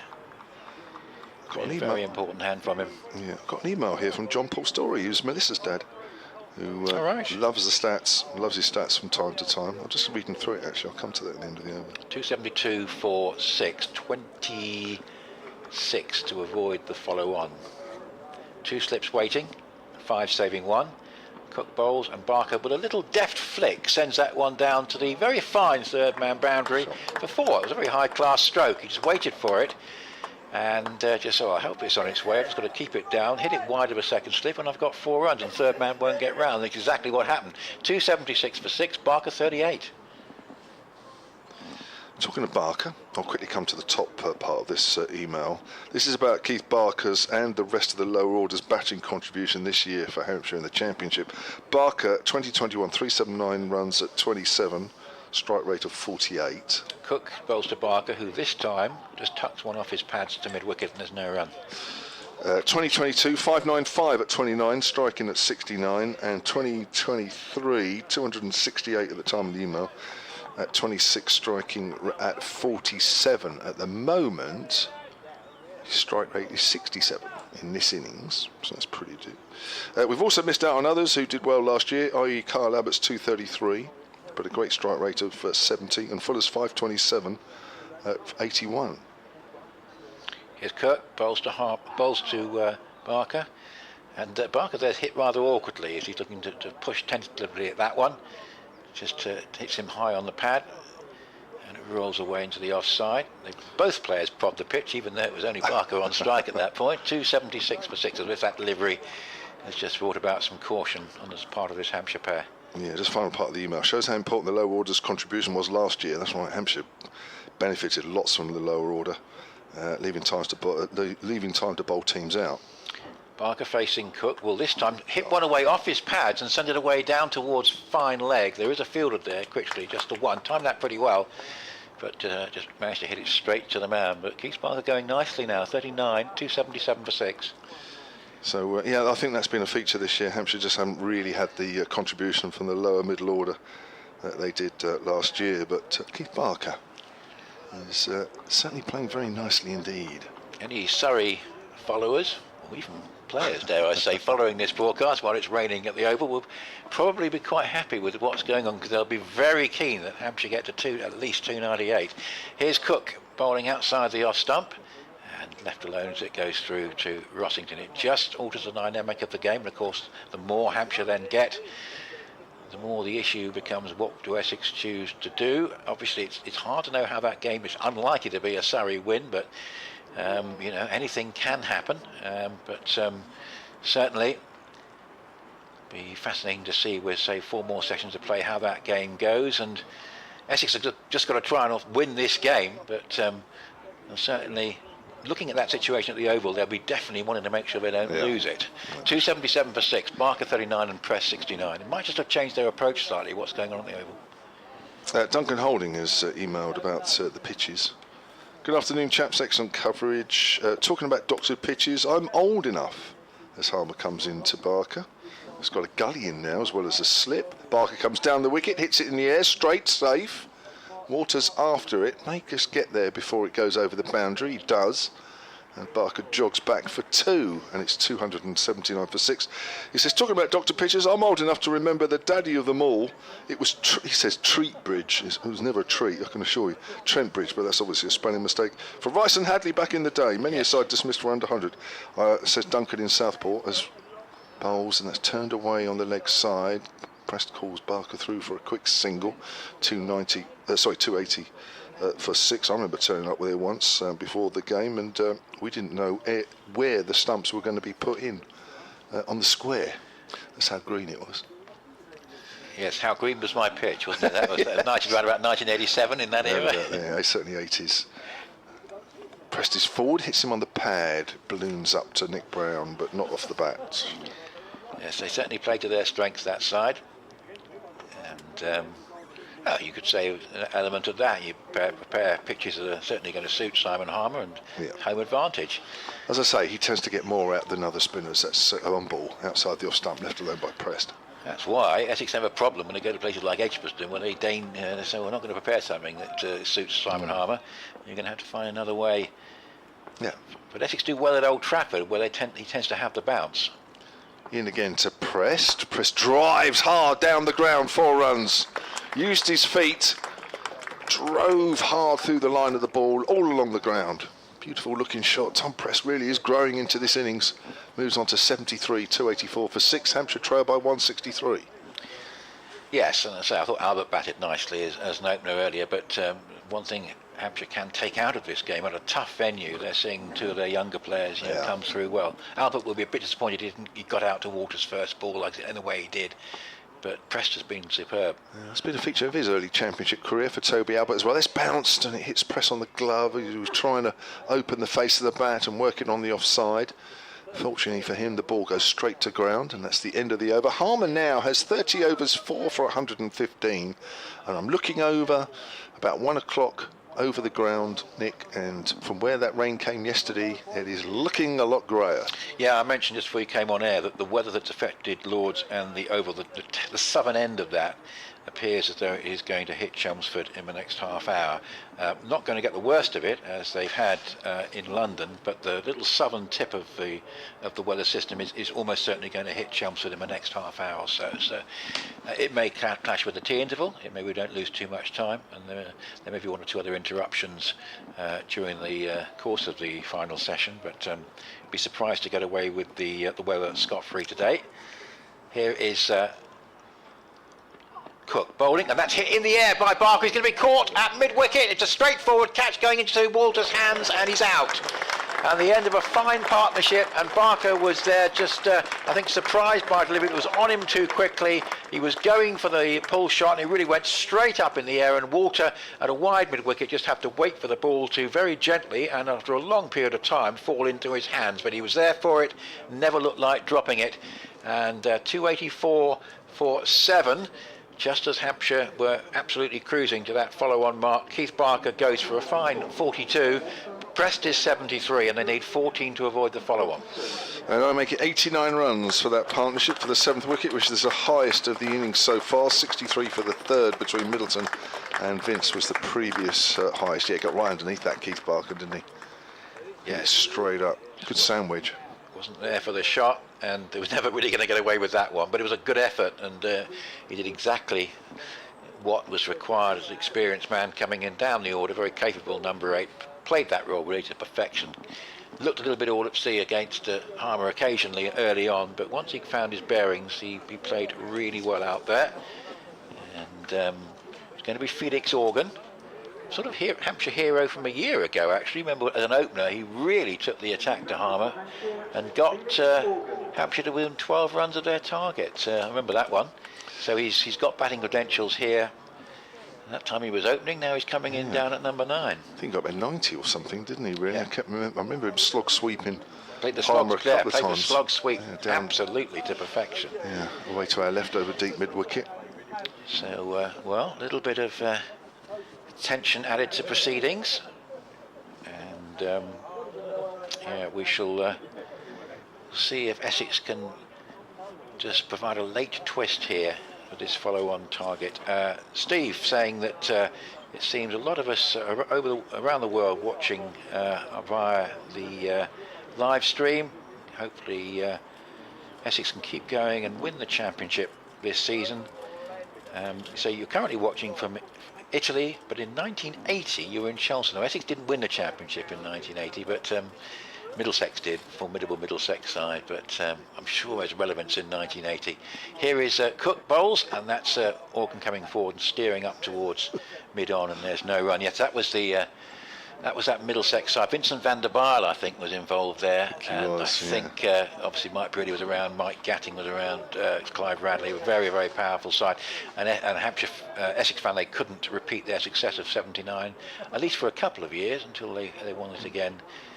83, 84, 86. I've got a championship plate up in my on one of my wall cupboards of 1980. Oh, right. For when you I played one game. Oh, right. As this is played from the crease up towards mid-on, and there's no run, but was Will Slack involved at that time? I'm trying to remember the other names on the Middlesex side, but they were a formidable team then. Of course, they really were through the mid-70s and up to early 80s, and yeah. So 1980, you were a championship winner. That's something. Yeah, I got a championship plate. Yeah, a little silver plate. Yeah. 284 for 7, 14 to avoid the follow-on. 2 slips and a short mid-wicket, and Organ gets into line and plays nicely to mid-on, and there is no run. You mentioned that bank of cloud, which I say probably is that weather system that is heading this way. And Michael Biswell on our emails says, do you think that Wesley over bowls Harmer, who perhaps a little more dangerous when used as a shock bowler rather than a stock bowler? A very good stock bowler nonetheless. I think it's one of the reasons, Michael, why Essex went for the 4-seamer policy rather than the 3-seamers this year, particularly away from home, to stop Harmer being used as a stock bowler, if you like, in that respect. As this one, nips back into the right-handed Organ and goes down to the aforementioned Harmer on the bounce at second slip. And there's no run. 284 for 7. Actually, I'll take it back. I must have it as a member of the squad once or something, because I didn't actually play. I thought I played a championship game in 1980. My one must have been in 1981. Oh. But I've definitely got a plate. Maybe they decided to give one to all the members of the squad. I don't know. But I've definitely got it at home. I've lived all these years thinking I played one game that year and I didn't play any. Well, I did play, but not in the championship. Here's Cook again from the Hayes close end. Bowls. And Organ just covers up, plays that defensively into the offside, and there is no run. We're expecting T to be more or less what it's supposed to be. Cook 1 for 26 in 11 overs, 73 to press, no score to Organ, 284 for 7. Hampshire need 14 to make Essex bat again.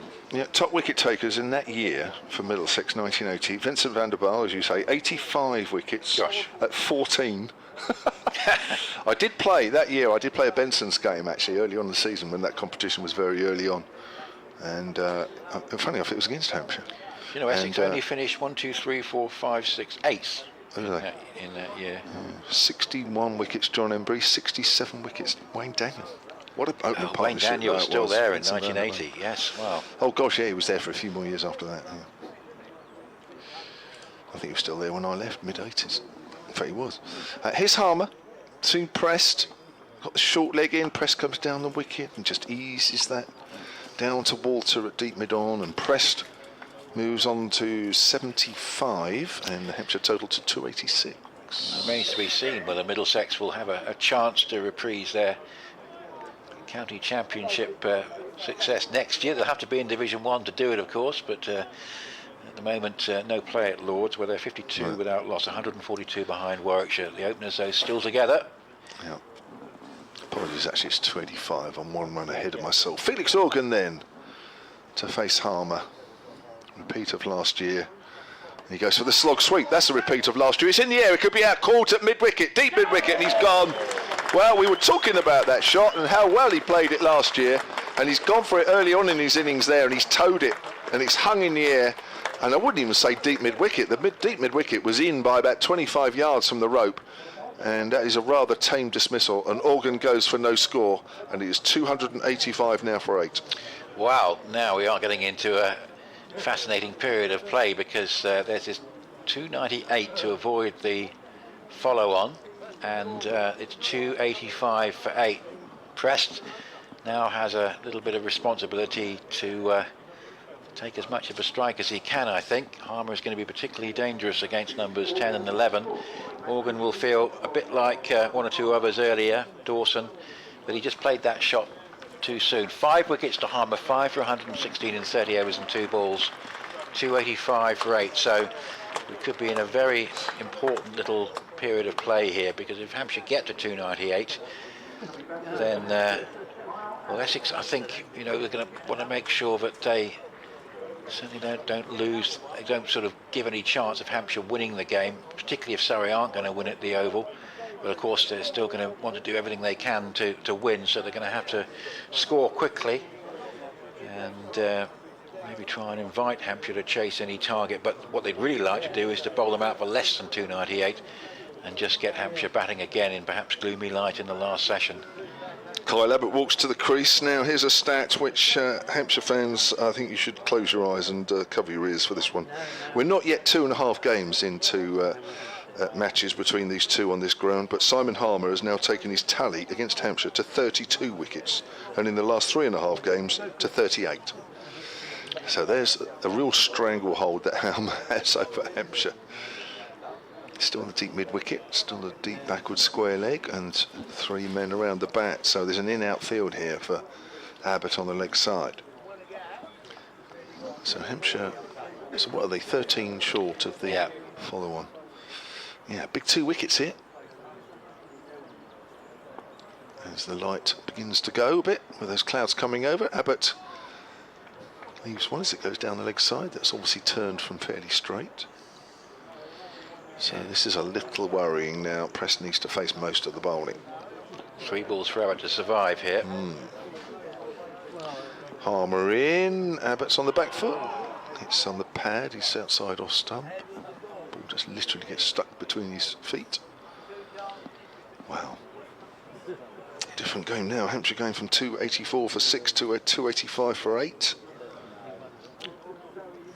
Harmer in again, over the wicket, and it's left on the pad. Big shout for an LBW not playing the shot. It looked high. It wasn't a great lead, but it looked high. Yeah, it did look high. Hampshire lost wickets in clusters here.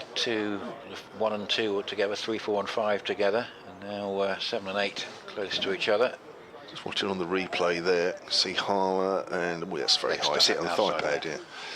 Abbott comfortably in behind that one and survives the over. So 285 for 8, and Press will face, and he's on 74 not out. Simon Harmer, as he's done so often here on this ground, gets an applause for completing 5 wickets. Wow, 285 for 8, 13 to avoid the follow-on. And say if they do avoid that, it just means Essex have to think, and of course we may lose play in the final session, particularly if we do. They have to then make an assessment, bearing in mind what's happening at the Oval. Do they want to leave Hampshire with a chance of possibly winning the game? But they've got to give themselves enough time to bowl Hampshire up. They'd have to make a decision, taking the 2 things into consideration. As here, this is cut by Press, but it's stopped by Harmer at second slip. It would have been 4 otherwise. That would have been a good chunk of the 13 runs that Hampshire need here. A good shot by Press, but Harmer spotted it and on the bounce took it at second slip. I just hope Tom Press doesn't give this away now. I know it's important and it's a tricky situation, but he's played so well. We've waited for an innings from him in championship cricket like this, and just hope he doesn't give it away. 285 for 8. And here he plays a nice little push drive up towards long off and gives Abbott the strike. 286 for 8, with 12 to avoid the follow-on. Kyle Abbott, plenty of experience, and at times, when Hampshire's batting was at its most vulnerable, he has played very valuable roles in getting Hampshire out of trouble on occasions in the past. Definitely. A good couple of years ago. Well, he has an 89 not out this year. First innings against Somerset. That'll do, I think, from a Hampshire perspective. Take that now. Anything like that. Level on first innings if it is, that does that. That was a flat pitch, though, at Somerset. 286 for 8, 12 to avoid the follow-on. We've got 3.5 overs to go till tea, and he plays a nice drive, actually, up towards mid-off. And there is no run. Playing at Old Trafford, nothing terribly consequential about that game other than places, but Lancashire 202 for 6 against Notts, effectively a 2-day game. And playing at Grace Road, where Leicestershire 233 all out with a last wicket stand of 93, involving Harry Swindles and Will Davis. And I'll just check actually how many they each respectively finished on, but that's made a bit of a difference in that game. Here, Cook bowls, and that's driven by the right-handed Abbott up towards mid-on, and there's no run. So what did look a very level match on first innings between those two sides. Low-scoring game at Grace Road. Leicestershire have got it's a pretty useful first inning lead of 78, and Harry Swindles to the fore again. Could be very significant if Leicestershire can win that game and Worcestershire only draw and close the gap in the pursuit of that second promotion place. Here comes Cook up to the wicket, bowls to Abbott. A nice stroke from Abbott, and he's probably a bit unfortunate it's gone straight to cover because it was well timed. I feel he's lost out there a little bit because that was well played. In the end, Swindle 73 and Davis 44 not out, and the partnership was worth 93. Totally out of character of what we've seen beforehand in that game. 286 for 8. Tea due in 3 overs and 1 ball. Hampshire, well, we could be tantalisingly on the edge of things at that point. Of course, the tea conceivably could be delayed as well. Just Abbott and Prest are having a chat here. I'm just wondering if they're deciding, with the field scattered, whether they will take the single or whether Abbott's saying, look, probably you should take the majority of Harmer. He could well be saying that, yes. 286 for 8 as Cook bowls, and this is Abbott just tucking it round the corner. There was an easy one there to find leg, and they've turned it down. So that must have been the thinking. That Carl was saying, I'm perfectly happy at this end, and you're doing very well against Harmer, so why don't we just carry on in that respect. 286 for 8, 12 to avoid the follow-on. Signs of the weather closing in, and we do anticipate a rain interruption. It could be during the tea interval, it could be just afterwards, but there is rain in the air. Yeah. So discussions there. Now, Prest obviously has decisions to make here. Obviously looking to face the majority of Simon Harmer's over. Now, of course, if there's a few dot balls, then he'll be looking for a single or something about sort of ball 4 onwards. Or he's thinking 2s and 4s. I just hope he doesn't play a shot which is a little too risky. I'll have to wait and see. Short leg in, that's the only fielder close in, which is good news to a point. But there's a few scattered fielders now as Harmer comes in and bowls. Prest goes for the big one down the ground over deep mid on, is it? I think it is. It's got all the way for 6. Just. I didn't see it on the live picture feed. We might see a replay on that, but it looked as though he hit it with enough venom. He did in the end. He hit it straight, that was the key thing. Long arm was interested, but it was too straight of him. Nice stroke from Prest. I think he's on to, he says 75 for scoreboard. Yeah, I think he's 81. Yeah, and 292 for 8. Here we go. Here's the live picture feed replay. This is just stopped at the moment now. It's just skittled on. I think it was a good couple of feet over the fielder, so that's good news. Field goes further back on the onside now, so huge gaps. Tom Prest can pick a spot and just run one when he wants to. Harmer bowls. Prest is on the back foot, cuts, comes back, hits him on the glove. Fortunately, goes to ground. Now, in the eliminator in the women's regional tournament, because either the Blaze or the South East Stars are going to play the Vipers in the Rachel Hayhoe Flint Trophy final on Sunday. There's rain at Beckenham. South East Stars 148 all out. The Blaze 15 for 1 in the 4th. They've been off for quite a while there as Prest cuts that away. Now, is there a fielder there? There isn't. Out at deep cover, and that'll be 4. And Prest moves on to 85, and Hampshire on to 292 for 8. Yeah, 296. Sorry, 296 rate. 2 away from saving the follow-on. This is a terrific innings, and you know, they've been looking for Prest to just push on, and he's done so in wonderful fashion in this innings. He's looked the part really from the start.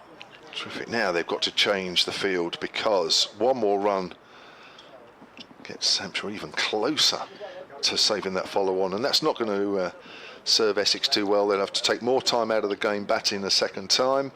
Will they risk taking a single off this ball to leave Harmer with 2 at Abbott and then potentially a Bass? Yeah, I'd take it now. Yep.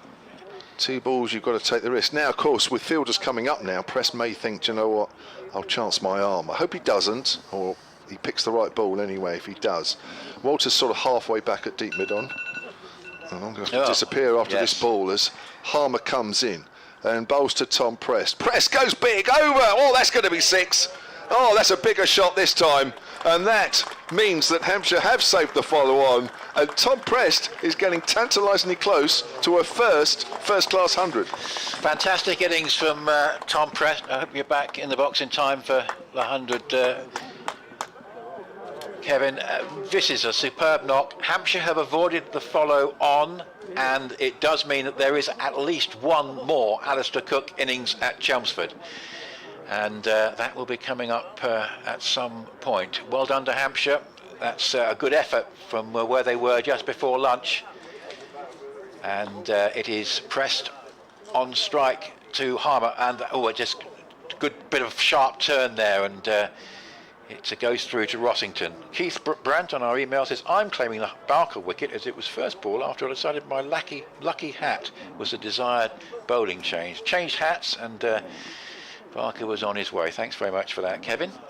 302 for 8, and that's going down the leg side and is picked up at short fine leg, and there's no run. 6.46.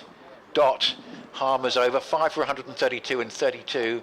Prest 91 from 108. Abbott no score, 302 for 8.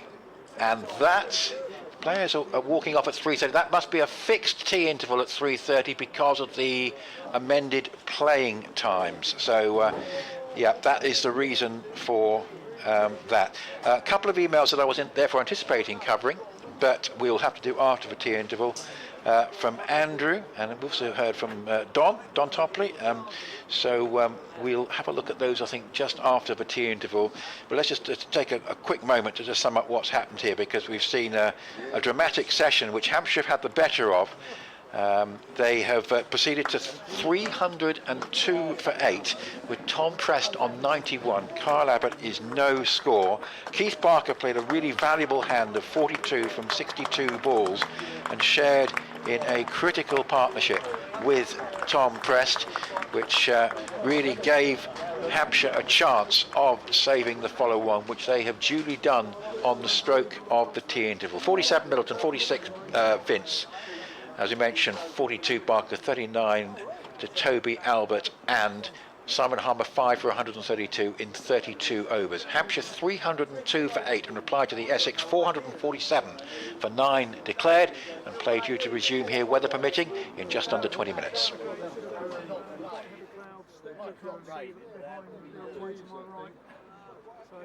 Good. Okay. Middlesex rain, Surrey rain, Somerset. We're hearing all stay dry. Stay dry, really. Right. They may be wrong. we'll be lucky to get any more. May be wrong. Who knows, Bob? Who's worried? You're the one who's I'm not worried. I'm not worried. I'm not worried.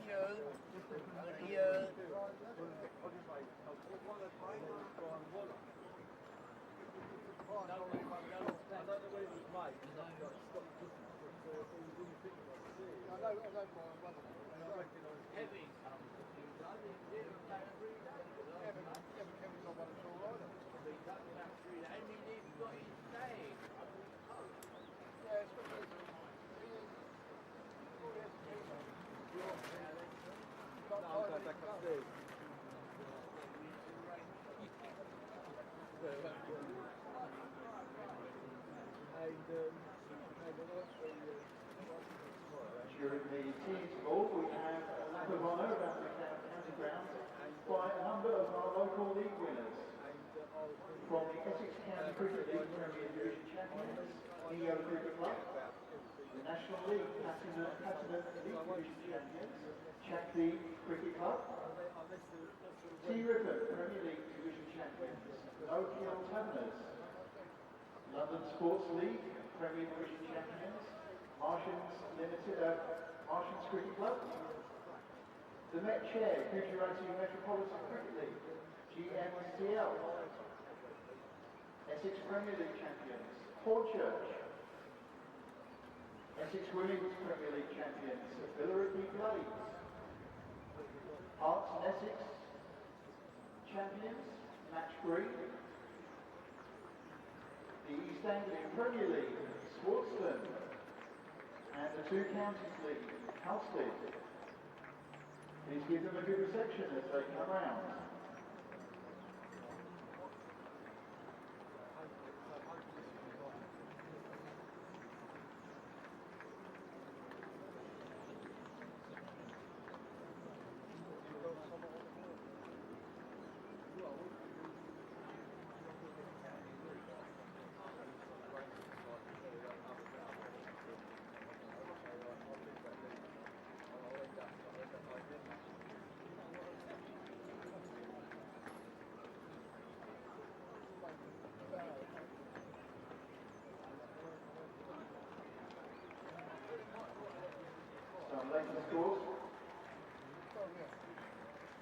The latest scores from around the county, around the country in the LB Match Championship. At Somerset, 404 for 4 against Kent, still in the first innings.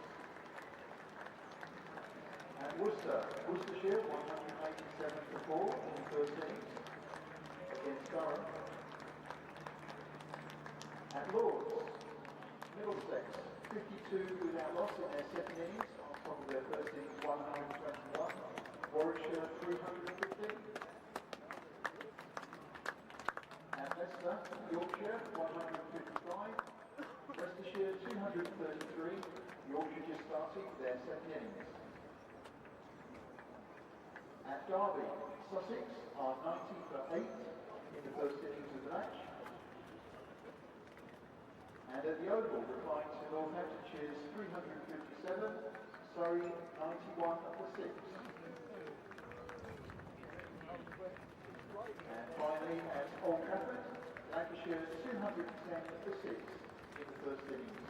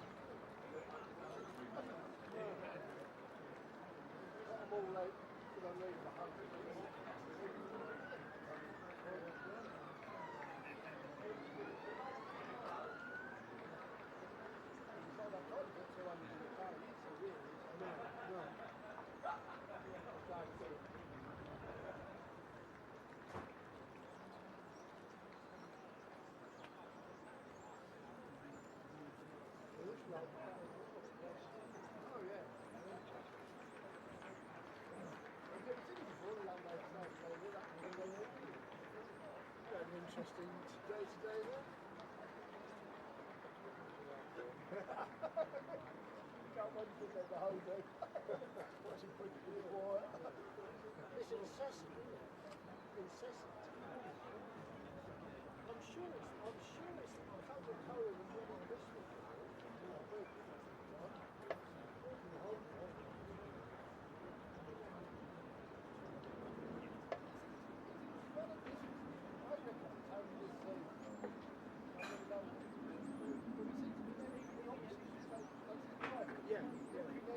I'm sure that's just done to wind people up.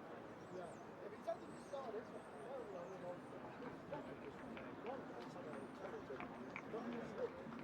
the chops.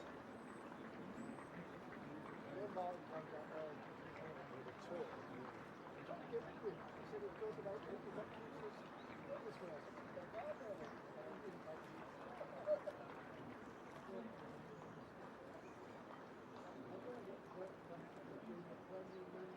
it's not exactly a good thing for now, is it? It is actually paying some spare money he's got. You know, I mean, either he inheritance or he had a breeding holding or something. He decided to explode on something. That came through. That was about 2 years ago. He's obviously got no friends out there because he just came out of it. Well, not friends, it's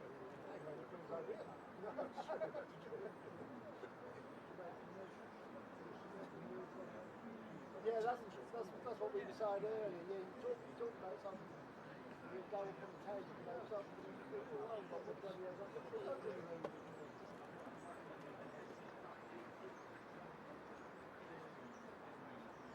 It's all.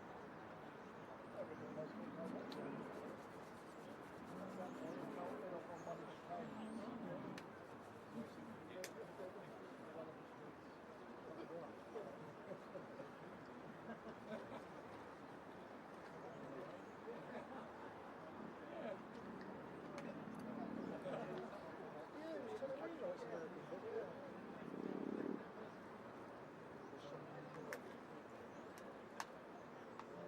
Up on the sun of it.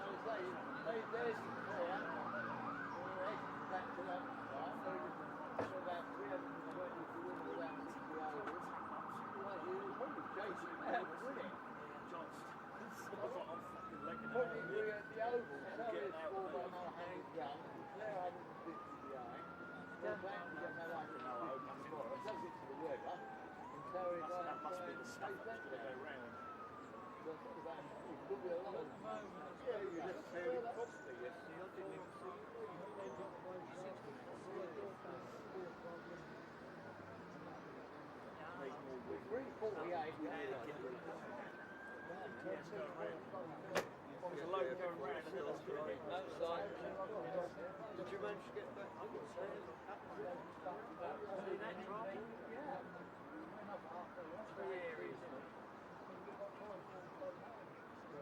Rain falling all over.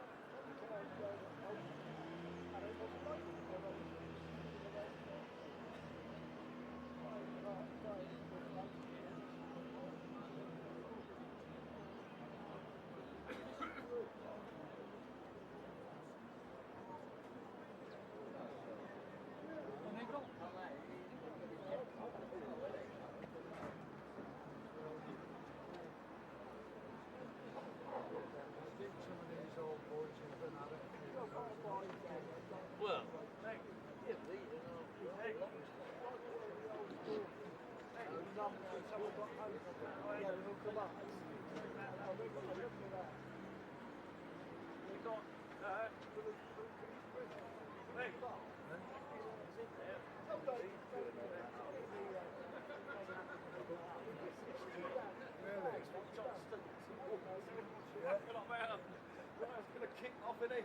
Please welcome back your umpires, Nigel Long and Steve O'Shaughnessy.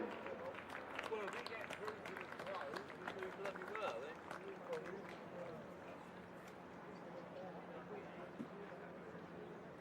Mind you, if the rain's falling over there, something gets to you, the players can't run out of rain.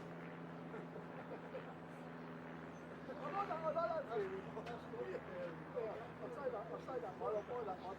Now, you work out if you live on the other side of where the mountain, the clouds have to drive up, there's not a lot of moisture, and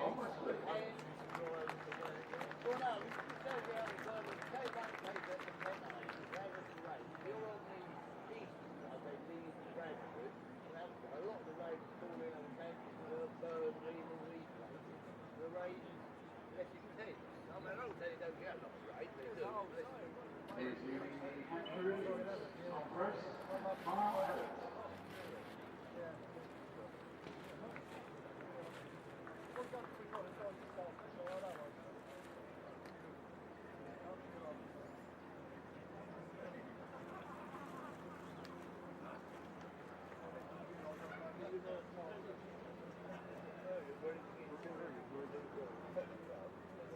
Everett will be taking strike from Umesh Yadav, bowling from the East Close end.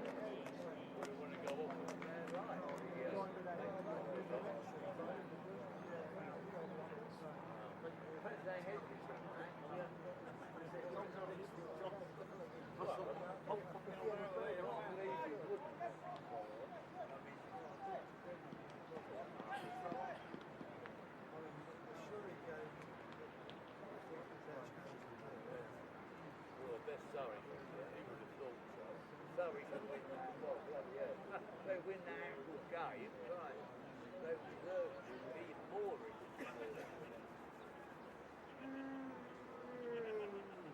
See what Preston's highest score was before this season. I don't think he's got 100. Well, no, I was going to say, I don't know this season, no. I've got one more result in here, yeah? No, he matched the band in. One day. They're playing against some more, aren't they? Oh, not Nottingham, Saturday, sorry. Saturday. Tuesday. You going? Oh, you're not? Oh, cool. No, I wouldn't go anyway, Bob. Basically, England second gets on the track. What am I looking at? Because before this season, Brest's highest score, by the right page, yeah. His highest score, 18 2021.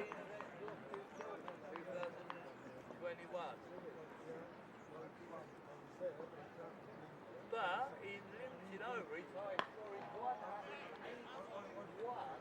That's from the second of last year. First class high score 18. No.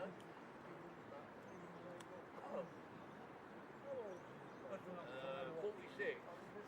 46. I just got a flicked off the page, and I'll flick off the UK. I would get his balls now. Not over 2000. Let's have a look. 2003. 21 in March it was. 21 in March. Yeah. The Turner, yeah, obviously, all the American body this day. And Turner. Like you said, we've got a lot of older. Yeah, I suppose their main strike attack goes Well, Dalton go on, the other 3 teamers, yeah.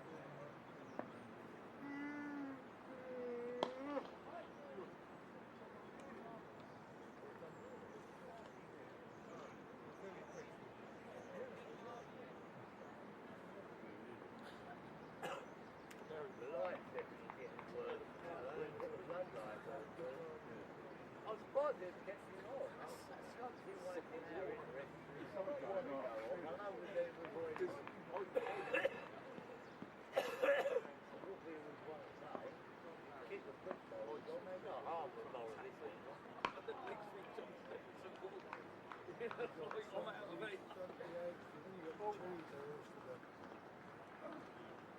2 overs to the new ball. Why is Smith on his own again behind you? I thought he was trying to keep that someone's right. I thought someone's out. That ball bounced in. Because he's on his own. He's got Florida behind him. Quite at the same time. And he's there again now on his own. He's sort of, don't look very happy. Who's that? I've got the impression he might have had a fallout or something after. Receiving out to sea from River End, Simon Harmer.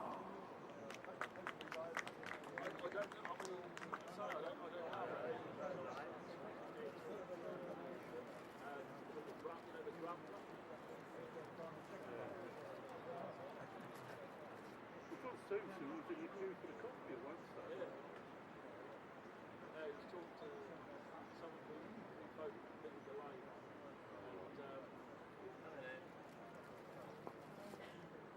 Yeah, he could sense there's something across the summit. Cool. He just. Oh, I thought he got his ball on track. Yeah, it's definitely something. One of these games we had below, I think we've got a lot of inside edge. No, they're that inside edge. Why Smith definitely. Through. There's nobody out. He's back behind the pavilion, behind the top tiers. Looks like he's waiting for something. Probably waiting for Sarah.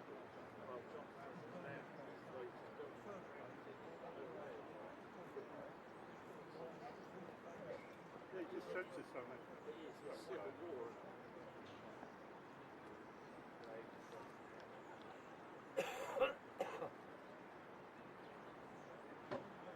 Well, 3 minutes to the race. Yeah, that's pretty tough to take it off, isn't it?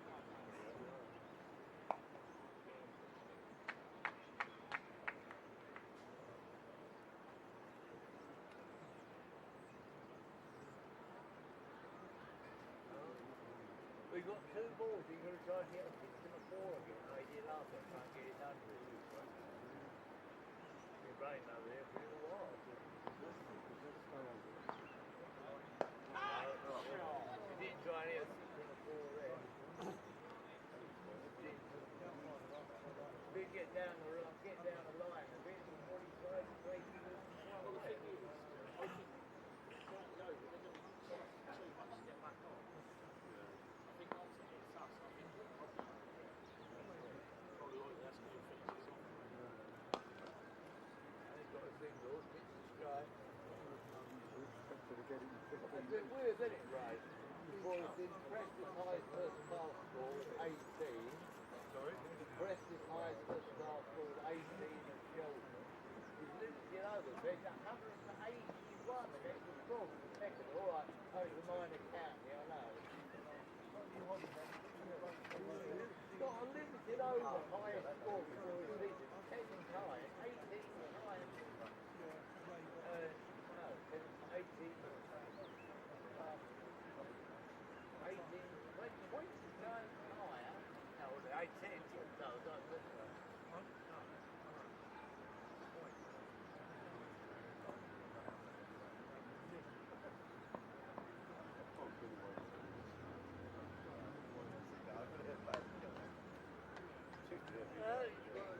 You're going to try and do it in season, and you're going to try and do that picture.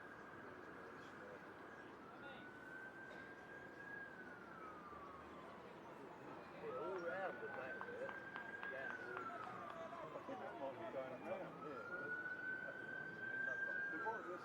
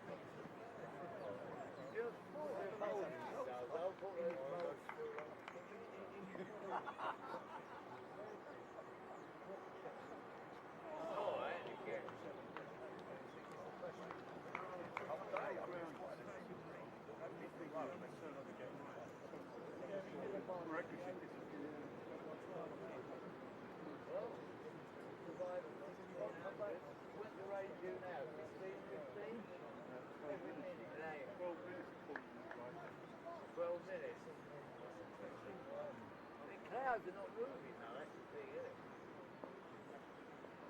If you get under it, you can get quite a rate per hour or more.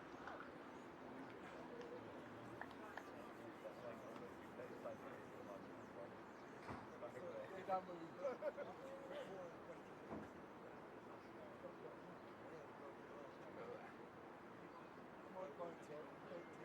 Press is going to try and take one arm. Oh, here it goes. So let's have a get the team. It's going to rain. It's going to rain up to about 11. Then after that, 11 o'clock for all now. 11 o'clock for all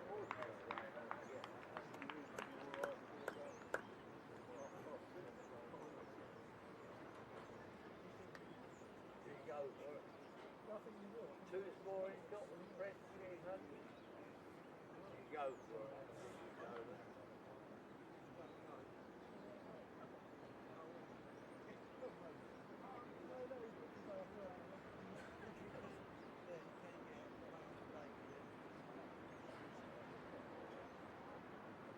Picture of all 25, but not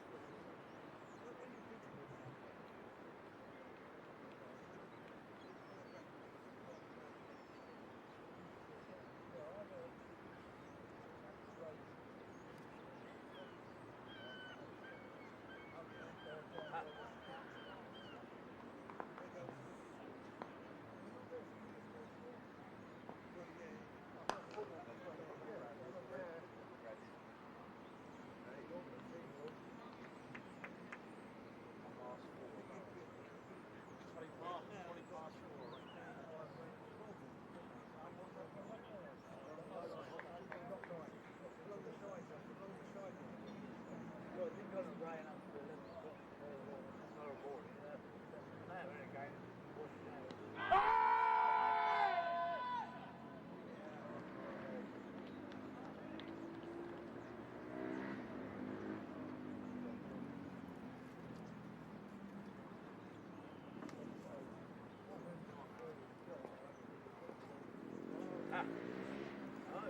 Go around the wicket.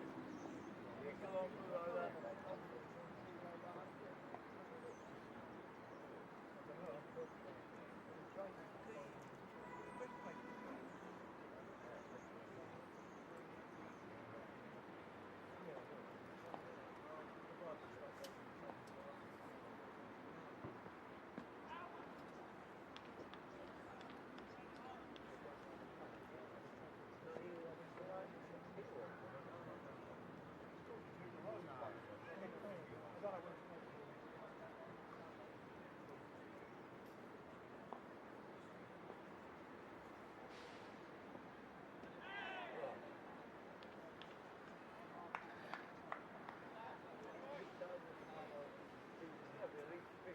More, 150 or 100 times. That's pretty forward. You used to have no, they don't know, they got out.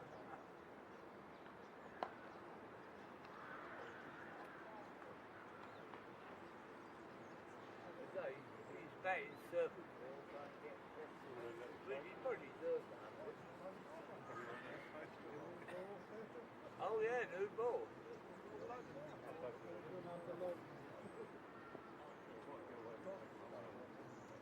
Hey, he could have got the new ball over ago. No, he could have took it half over.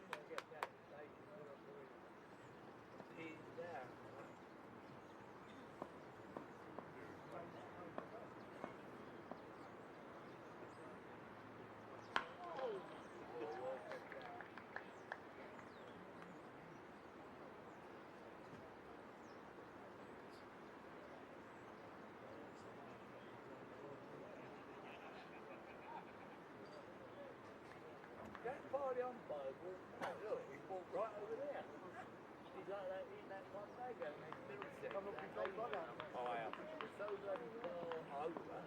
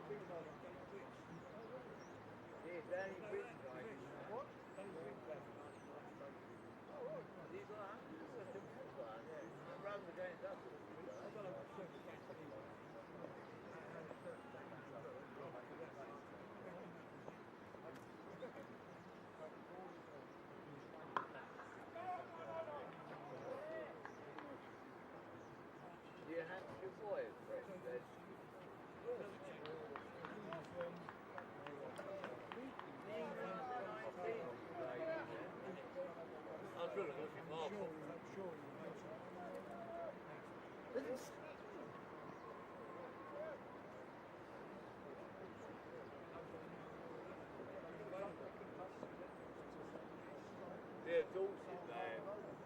So just over the border.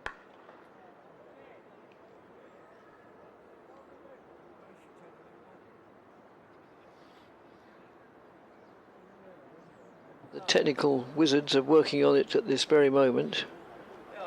Not quite sure how you can get ripple of applause but no commentary, because it all comes through our same box. It's only different microphones. Very odd. Maybe they've had enough of that commentary. Maybe that's what it is, yes. It happens frequently. Ziadev moves in, bowls. That's just played backward of square on the offside. No addition to the score.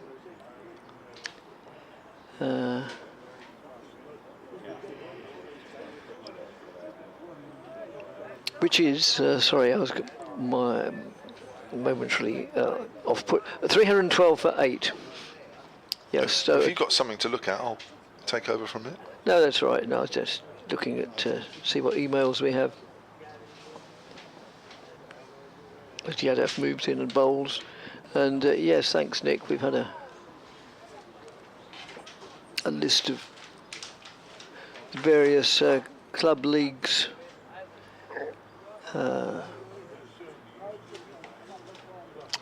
Who won things, titles.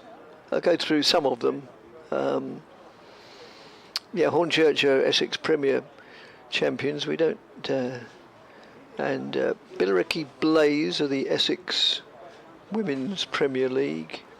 It says match green. I think that means matching green. Hearts and Essex Border League. Oh, I know Matching Green, little village. Matching Green? Yeah, I've done up a house there years and years ago, working for somebody else who did it. Lovely little place. It is a lovely place, Matching Green. Swordston won the East Anglia Premier League. Here's Harmer. Hybert's forward, plays that nicely into the ground. No worries there. And Helsted won the 2 counties, which could be a ticket into the East Anglia Premier League, depending on how it goes in their final playoff at the weekend. Here's Harmer again, flighted. Abbott drives in the air, but over mid-wicket. Down to Walter, wide mid-on. Deep wide mid-on. And Abbott moves on to 7. 314 for 8. Hampshire trail by 133. So, with the rain seemingly staying away for the moment, although it's in the distance, as Harmer comes in and Prest is on the back foot, hits into the ground. Well fielded Nick Brown, although I think it sort of hit him rather than he knew much about it. But Prest remains on 95, the 20-year-old for Hampshire, who's been very good in white ball cricket in the last couple of years, but hasn't managed to transform it into championship. Doesn't get much of an opportunity either as he drives harsh past Harmer. This could be 4, down toward deep mid off, and it is, and he's on to 99. Well, now I'm looking over at the Hampshire dressing room, which is a semi-permanent marquee here, away to our right, and they are all sitting out there and all hoping, as I am, that the next run is secured by the youngster. Now, Harmer has brought one in on the leg side, but that's all. So there are still a couple of gaps if Prest wants it. Bowles, Prest is hammering it away on the leg side, and that will be his 100. Now listen to the cheer, that's mainly from the Hampshire dressing room, and that is 100 for the 20-year-old who raises his bat. My word, that'll be some relief. We've waited for that for so long at Hampshire. We know he's a good player. Didn't always show it early on in the championship when he had a little run of a couple of games, but he's back. And that is a very, very well-deserved 100 with Harmer at his best, and that's 100 off 119 balls. And he's only playing his 7th first-class match and only his 6th championship match. Harmer again, bowls to Abbott, drives that up to mid-off, and that'll be a single. 320 for 8. His 6th championship match, but I mentioned it before tea, that actually his first championship match was actually coming on as a concussion substitute 2 years ago. He didn't actually get a bat because Hampshire won that game by an innings, so you could effectively say it's only his 5th championship match. So well done to him. And that is a very, very good innings indeed. Certainly on is. A turning wicket. Yes. Thanks to everybody who emailed saying that the commentary had disappeared from the live feed, but we understand it's now back. Eric says, hurrah, you are back. Excellent. Thank you. Dean emails on a different topic. Would you expect the batting order to change in Essex's second innings? In a word, Dean, well, yes, I think so. They'll be looking for quick runs. And obviously then a declaration. As Cook moves in, bowls. Played out back with a square on the offside. No addition to the score. Yeah, I mean, Brown and Alistair Cook, I hardly dare complete the sentence, but are obviously superb opening batsmen, but not the quickest in the land. And yes, we may see one or both of those move down the order a little. That's just played defensively off the back foot. Yep, thanks for all these comments. I'm very grateful to the comments, but you'll understand, I hope, that there's not much point in me reading them all out when they all say virtually the same thing. But I will say thank you to Jackie, to Ian, to Keith, to Eric, to John. And that's just played out backwards to square on the onside. Sounds a bit like sort of dedications, isn't it? Reading out a list of names. When Ken Bruce used to do, what was his famous music quiz called? Can't remember. Popmaster. Yes, that's right, Popmaster. He'd always say at the end to the winner, who do you want to say hello to? And they go through all these names. He now doesn't do it. Well, he does, but not for the BBC. As Cook moves in and bowls, and Abbott plays it hard into the ground, doesn't really time it properly, but keeps it out, which is the main thing. Paul says, super coverage, well done, watching from Spain. Use tea break to go for a swim. Surprise player, no rain, hope Essex can win. And championship, Paul from Leighton E10. Yep, thanks Paul. It's looking ever less likely that they will win the championship. But nonetheless, in my book, they've had an excellent season to come second in the T20 and second in the championship. Yet again, they're punching above their weight. Oh, and that is, I would say that's probably dropped by Rossington. I'm not sure. I think it might just have bounced in front of him. Just. Need to look at that again, but my initial thoughts were it just reached him on the half volley. Have a look. Here's the replay. Not a great angle to tell. No, a bit difficult to tell. The view was obscured. Yeah, it's better behind the bowler, that one. Here we go. Here we go. Just bounced, I think. Possibly, yeah. It's amazing with the new ball as well. Yes, it is. As Cook moves in, bowls to Abbott. And Abbott shoulders arms. Takes the bat out of the way and it goes through to the wicket keeper. And it's, despite the floodlights being on, you can see it getting ever darker. And sure enough, the umpires are in consultation. They've got to come off for me. I would have thought so. That light's too. The floodlights are too bright. Yeah, Tom Prest will be very, very... Well, he's going to be pleased he got his century anyway, but he'll be even more pleased that he got it before this likely break. They're going to carry on. I'm just wondering if they think the worst of the cloud is very nearly over us. Well, And it does there's look not, like it. Yeah, and there's not so bad cloud behind. And I suppose technically, if it's too dark at the moment, you should go off. But there's a lot of floodlight on that. There is, isn't playing there? arena. There is. I think we're going to miss most of this rain, you know, somehow. Here's Harmer bowling to Prest. Prest quietly plays it out on the onside. Remains on 100. That 100 coming off 119 balls, just to remind you, 14 fours and 2 sixes. And one of those sixes, the second one of those sixes, took Hampshire past the follow-on figure. Hit off this man. Harmer. Flighted. Always playing a missing outside the off stump. They want the stumping. Does Rossington? Not out, says umpire O'Shaughnessy. 320 for 8. We've got just under 27 overs left in the day. And if we can get through this little period with the cloud, I think we'll be hanging around. Yeah. This is the worst. This is the worst it's going to get by the looks of it. Prest plays it out on the onside, but fielded at mid-wicket. Well, that will boost the holiday potential of the city of Chelmsford, won't it? You know, if we have all this dry weather when everybody else has got rain, they'll say, come to sunny Chelmsford. Yeah, always miss the rain. But not yesterday. No. Harmer bowls. Prest leaves that one alone outside the off stump. Doesn't really turn that one. Good leave. So Harmer into his 36th over.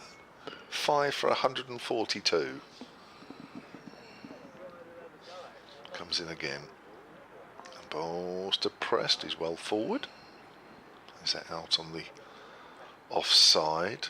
Now, what do Essex do here? Because they're trailing, well, Hampshire are trailing by 127, and all the time they're at the crease here, it's taking more time out of the game. Of course, the rain they would have hoped for, I guess, would have taken more time out of it, so they might have to bat well for a while yet as Prest works that away past Brown at short leg. Jogs through for a single, moves on to 101. Very, very valuable innings, not just for the team, but for his own personal development. I was talking earlier in the day about James Rue, who's 19, and actually they were in the same England under-19 side, and Rue seems to be getting all the headlines, and to be fair to him, he scores the hundreds. Prest equally as talented, but hasn't had much of a look in. Has to be said in the championship. But when he has, he's just looked a little bit. Hasn't looked at home, but he certainly has today. I think that's one phrase you can't level at him. But he hasn't looked as though he belongs out there. No, certainly not. No, very impressive stuff. Yeah, that's done a lot for him. I think that's done a lot for his confidence. Or this will. This might be just the line in the sand now that in the championship from now on, the name Tom Prest will feature heavily for Hampshire. The launch pad. Yes, that's the word. As Cook moves in and bowls to Tom Prest, just plays it out into the covers. They go through for a comfortable single, and obviously his name is more familiar to Hampshire listeners than yes. Essex. Born in Wimborne in Dorset, nice part of the world, in March 2003, so yes, he's only 20, and went to school at Canford. Not familiar with that. As Cook moves in and bowls, and a loud appeal for LBW, but doesn't meet with the approval of the umpire. One or two hands on hips from the slips. Hands on hips from the slips. I'm not sure if they were thoroughly convinced. No, I don't think they were. I think they were sort of giving chorus approval to I think that's nipped the pad. To Sam Cook. Just watching the replay there, it's nipped back. I think it's just hit the pad, or glanced the pad as it's gone through. So Cook trudges off into the distance, into the murk, which it still is. It is. But moves in now. Bowls. And Abbott goes forward solidly. Big man, as you would expect. Looks like an opening seam bowler. And a very good one too. And offered very good support for Tom Prest. Came in when the score was... Oh, I haven't got it on here. Of course, it happened when I was out of the... I can tell you. Thank you. The last wicket fell at. Next delivery. Again, allowed to go through outside the off stump. Came in at 134 for 3 when Fletcher Middleton was out. Yeah, but... That came 138 for 4. Yeah, but what was the score when Abbott came in? Well, what number's Abbott? Sorry. Oh, Abbott, sorry. Abbott's coming in, well, he's the last man in, so he's coming at 10. So 8 wickets down, 285. Oh, I think... 285, right, so they've added almost 40. Yeah. And now they're taking an official reading on the readometer, whatever it's called. It's incredibly dark out there. It is. The lights are... And they instantly say, come on, that's enough, chaps, we're off. So, right, well, that's the situation at the moment. We think we're almost bound to be back later today. The heaviest cloud is that immediately above us, and it's not raining. And away to the west from where the weather normally comes, it's significantly brighter. So they could be back within 5 or 10 minutes.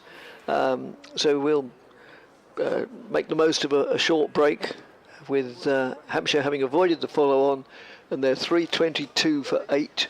So they're still 125 in arrears, with Kyle Abbott on 8, and the man of the day, Tom Prest, who has played superbly for his 102 not out. Can I just quickly mention this from Neil Halsworth from Explorer Coffees, other coffee companies available, of course, which we always have to say. He just says, thoroughly chuffed for young Presty.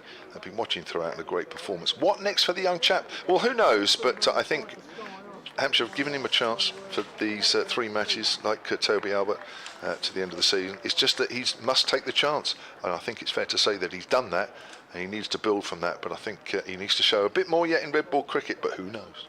Yes. Right, thank you for listening, and yeah, hopefully we'll be back in not too long.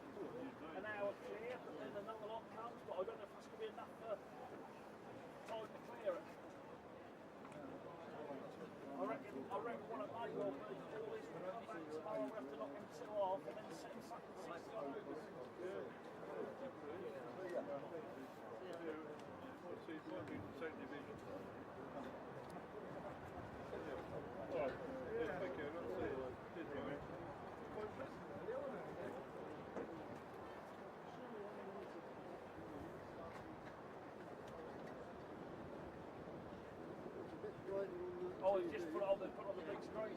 Oh, that's Surrey game. Where is that? That's live. That's a good touch, isn't it? Yeah.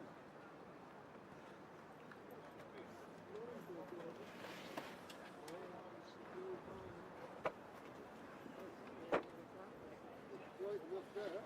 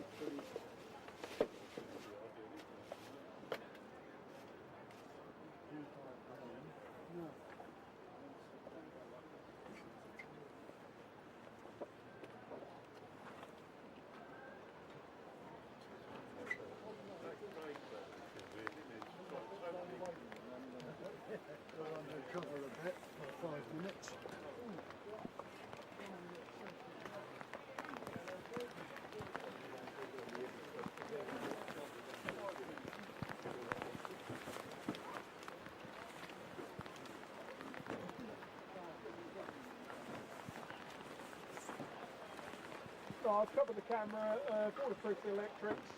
I'm going to retreat somewhere dry for this will be brief, but I'm going to retreat.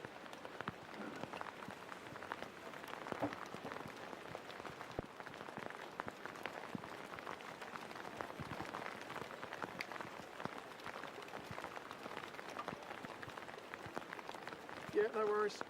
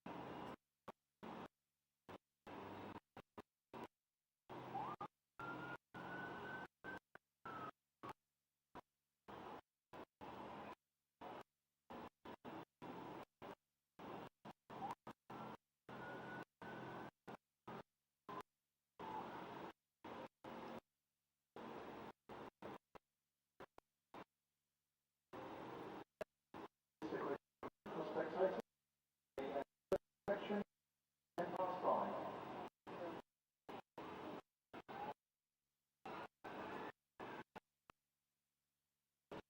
So I guess you heard inspection 10 past 5.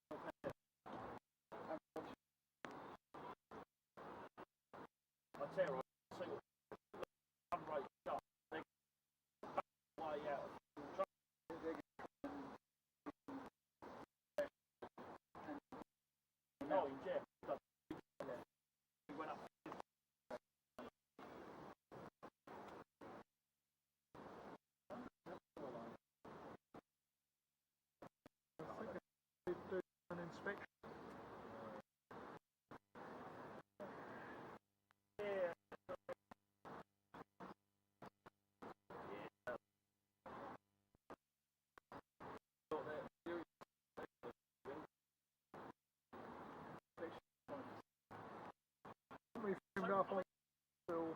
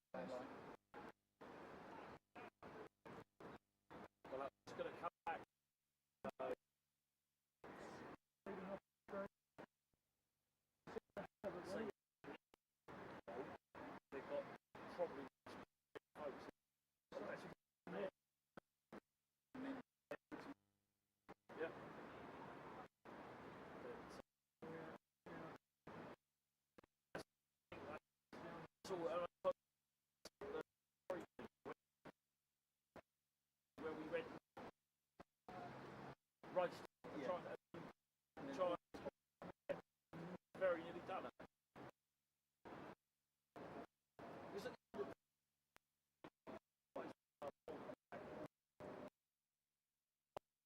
can, you know, work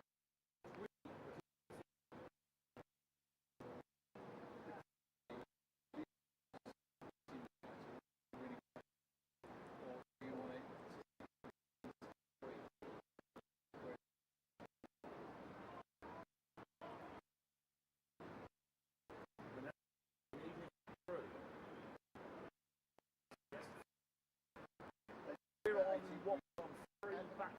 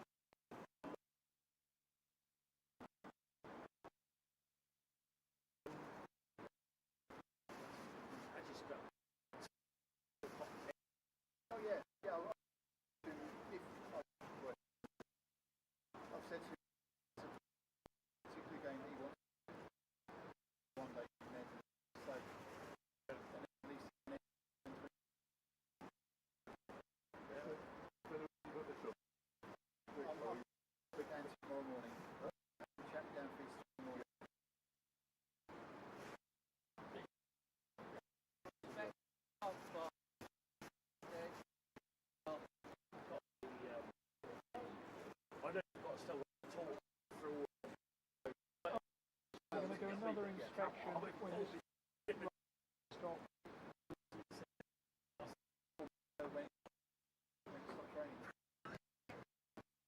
But there's time Stuart says, Yeah, I'm doing them all, yeah.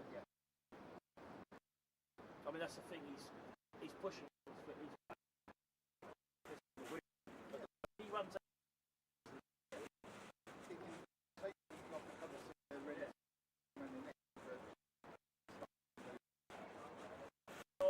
Look like it'll try and work a bit.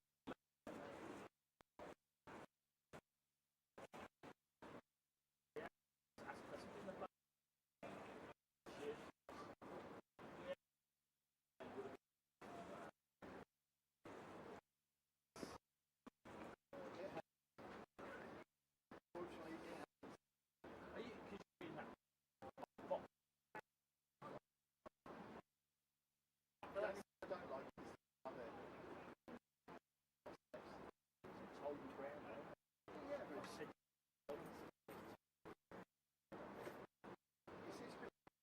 widely. Yeah. The shame is, see this year I won't be there. Yeah, I mean,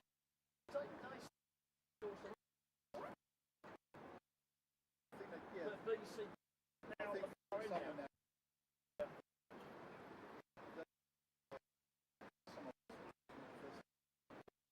Yeah, I remember when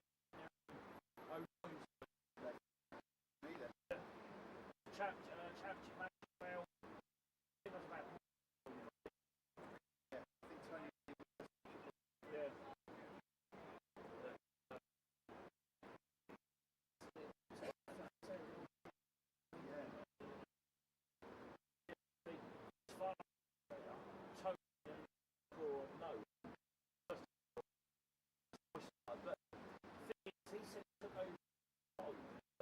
Well, doing it a couple of things here and there, because Dave Norris, Cole, and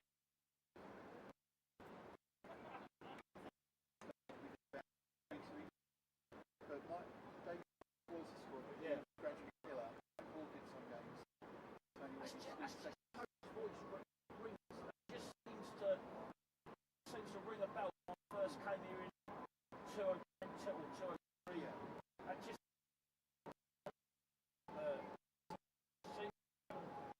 ring a bell. Yeah.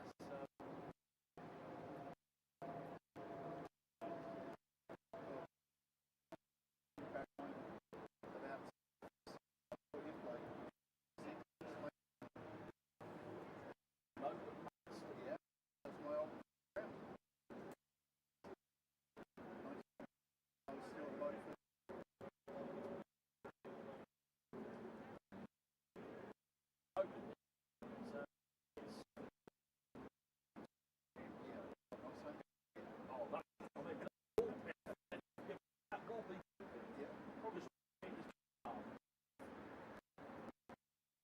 For some reason, he's adding all those coaches his club as well, and then like that, so you can see that. But they still. Must be different now.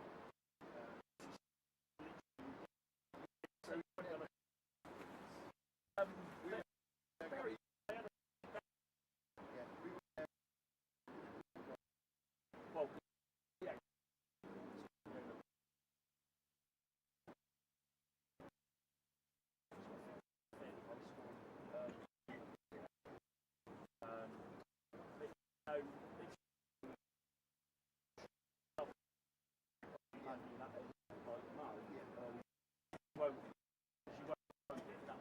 There was had a championship match in August there, but yeah, generally is that. That's it. Yeah. So remember 28 cases Suffolk and Framingham School.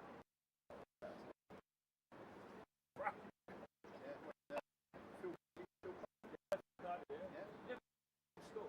Ransom played only played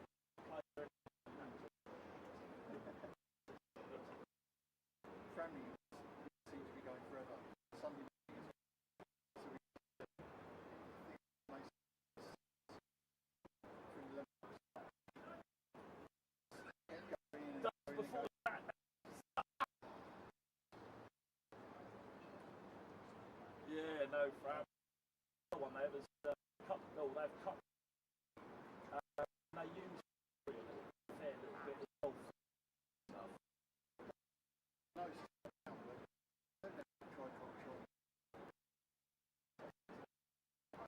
Yeah,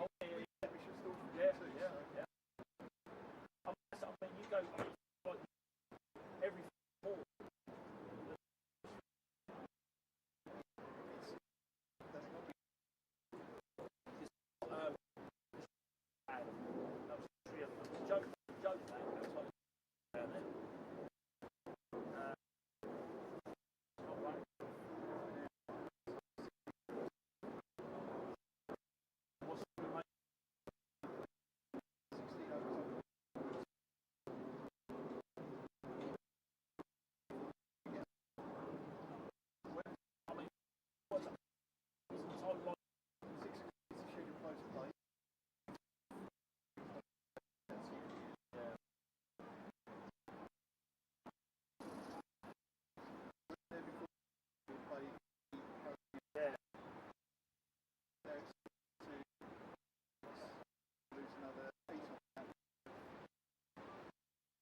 I mean,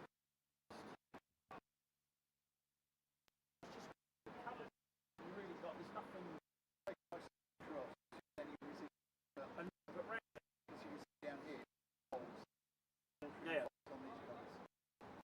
So really, it's just got to do the.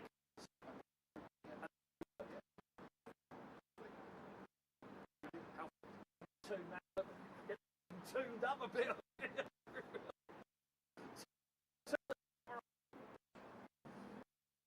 I'll be honest.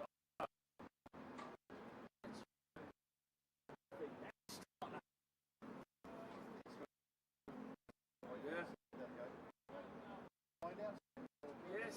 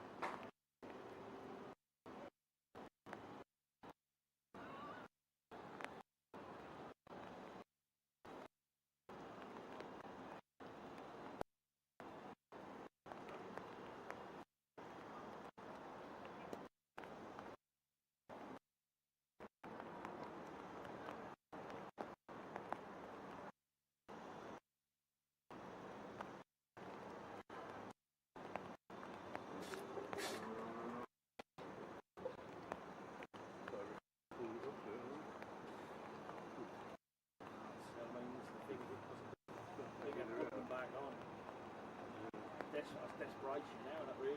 Yeah. We'll see. Well, if we got to start by 6, that's pretty good.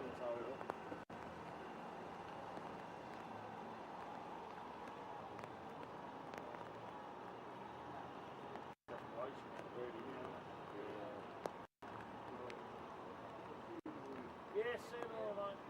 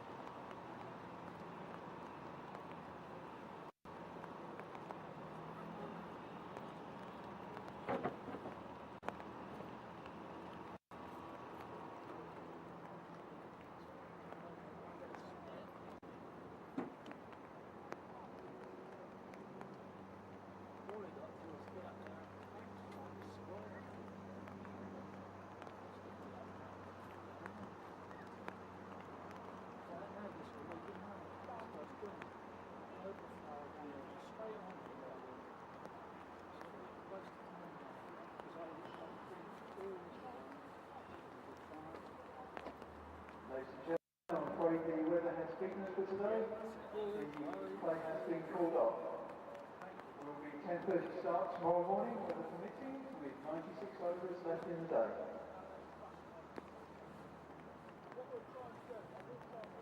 Yep, I'll bring the radio back to charge overnight, and I'll drop off the keys in the cupboard.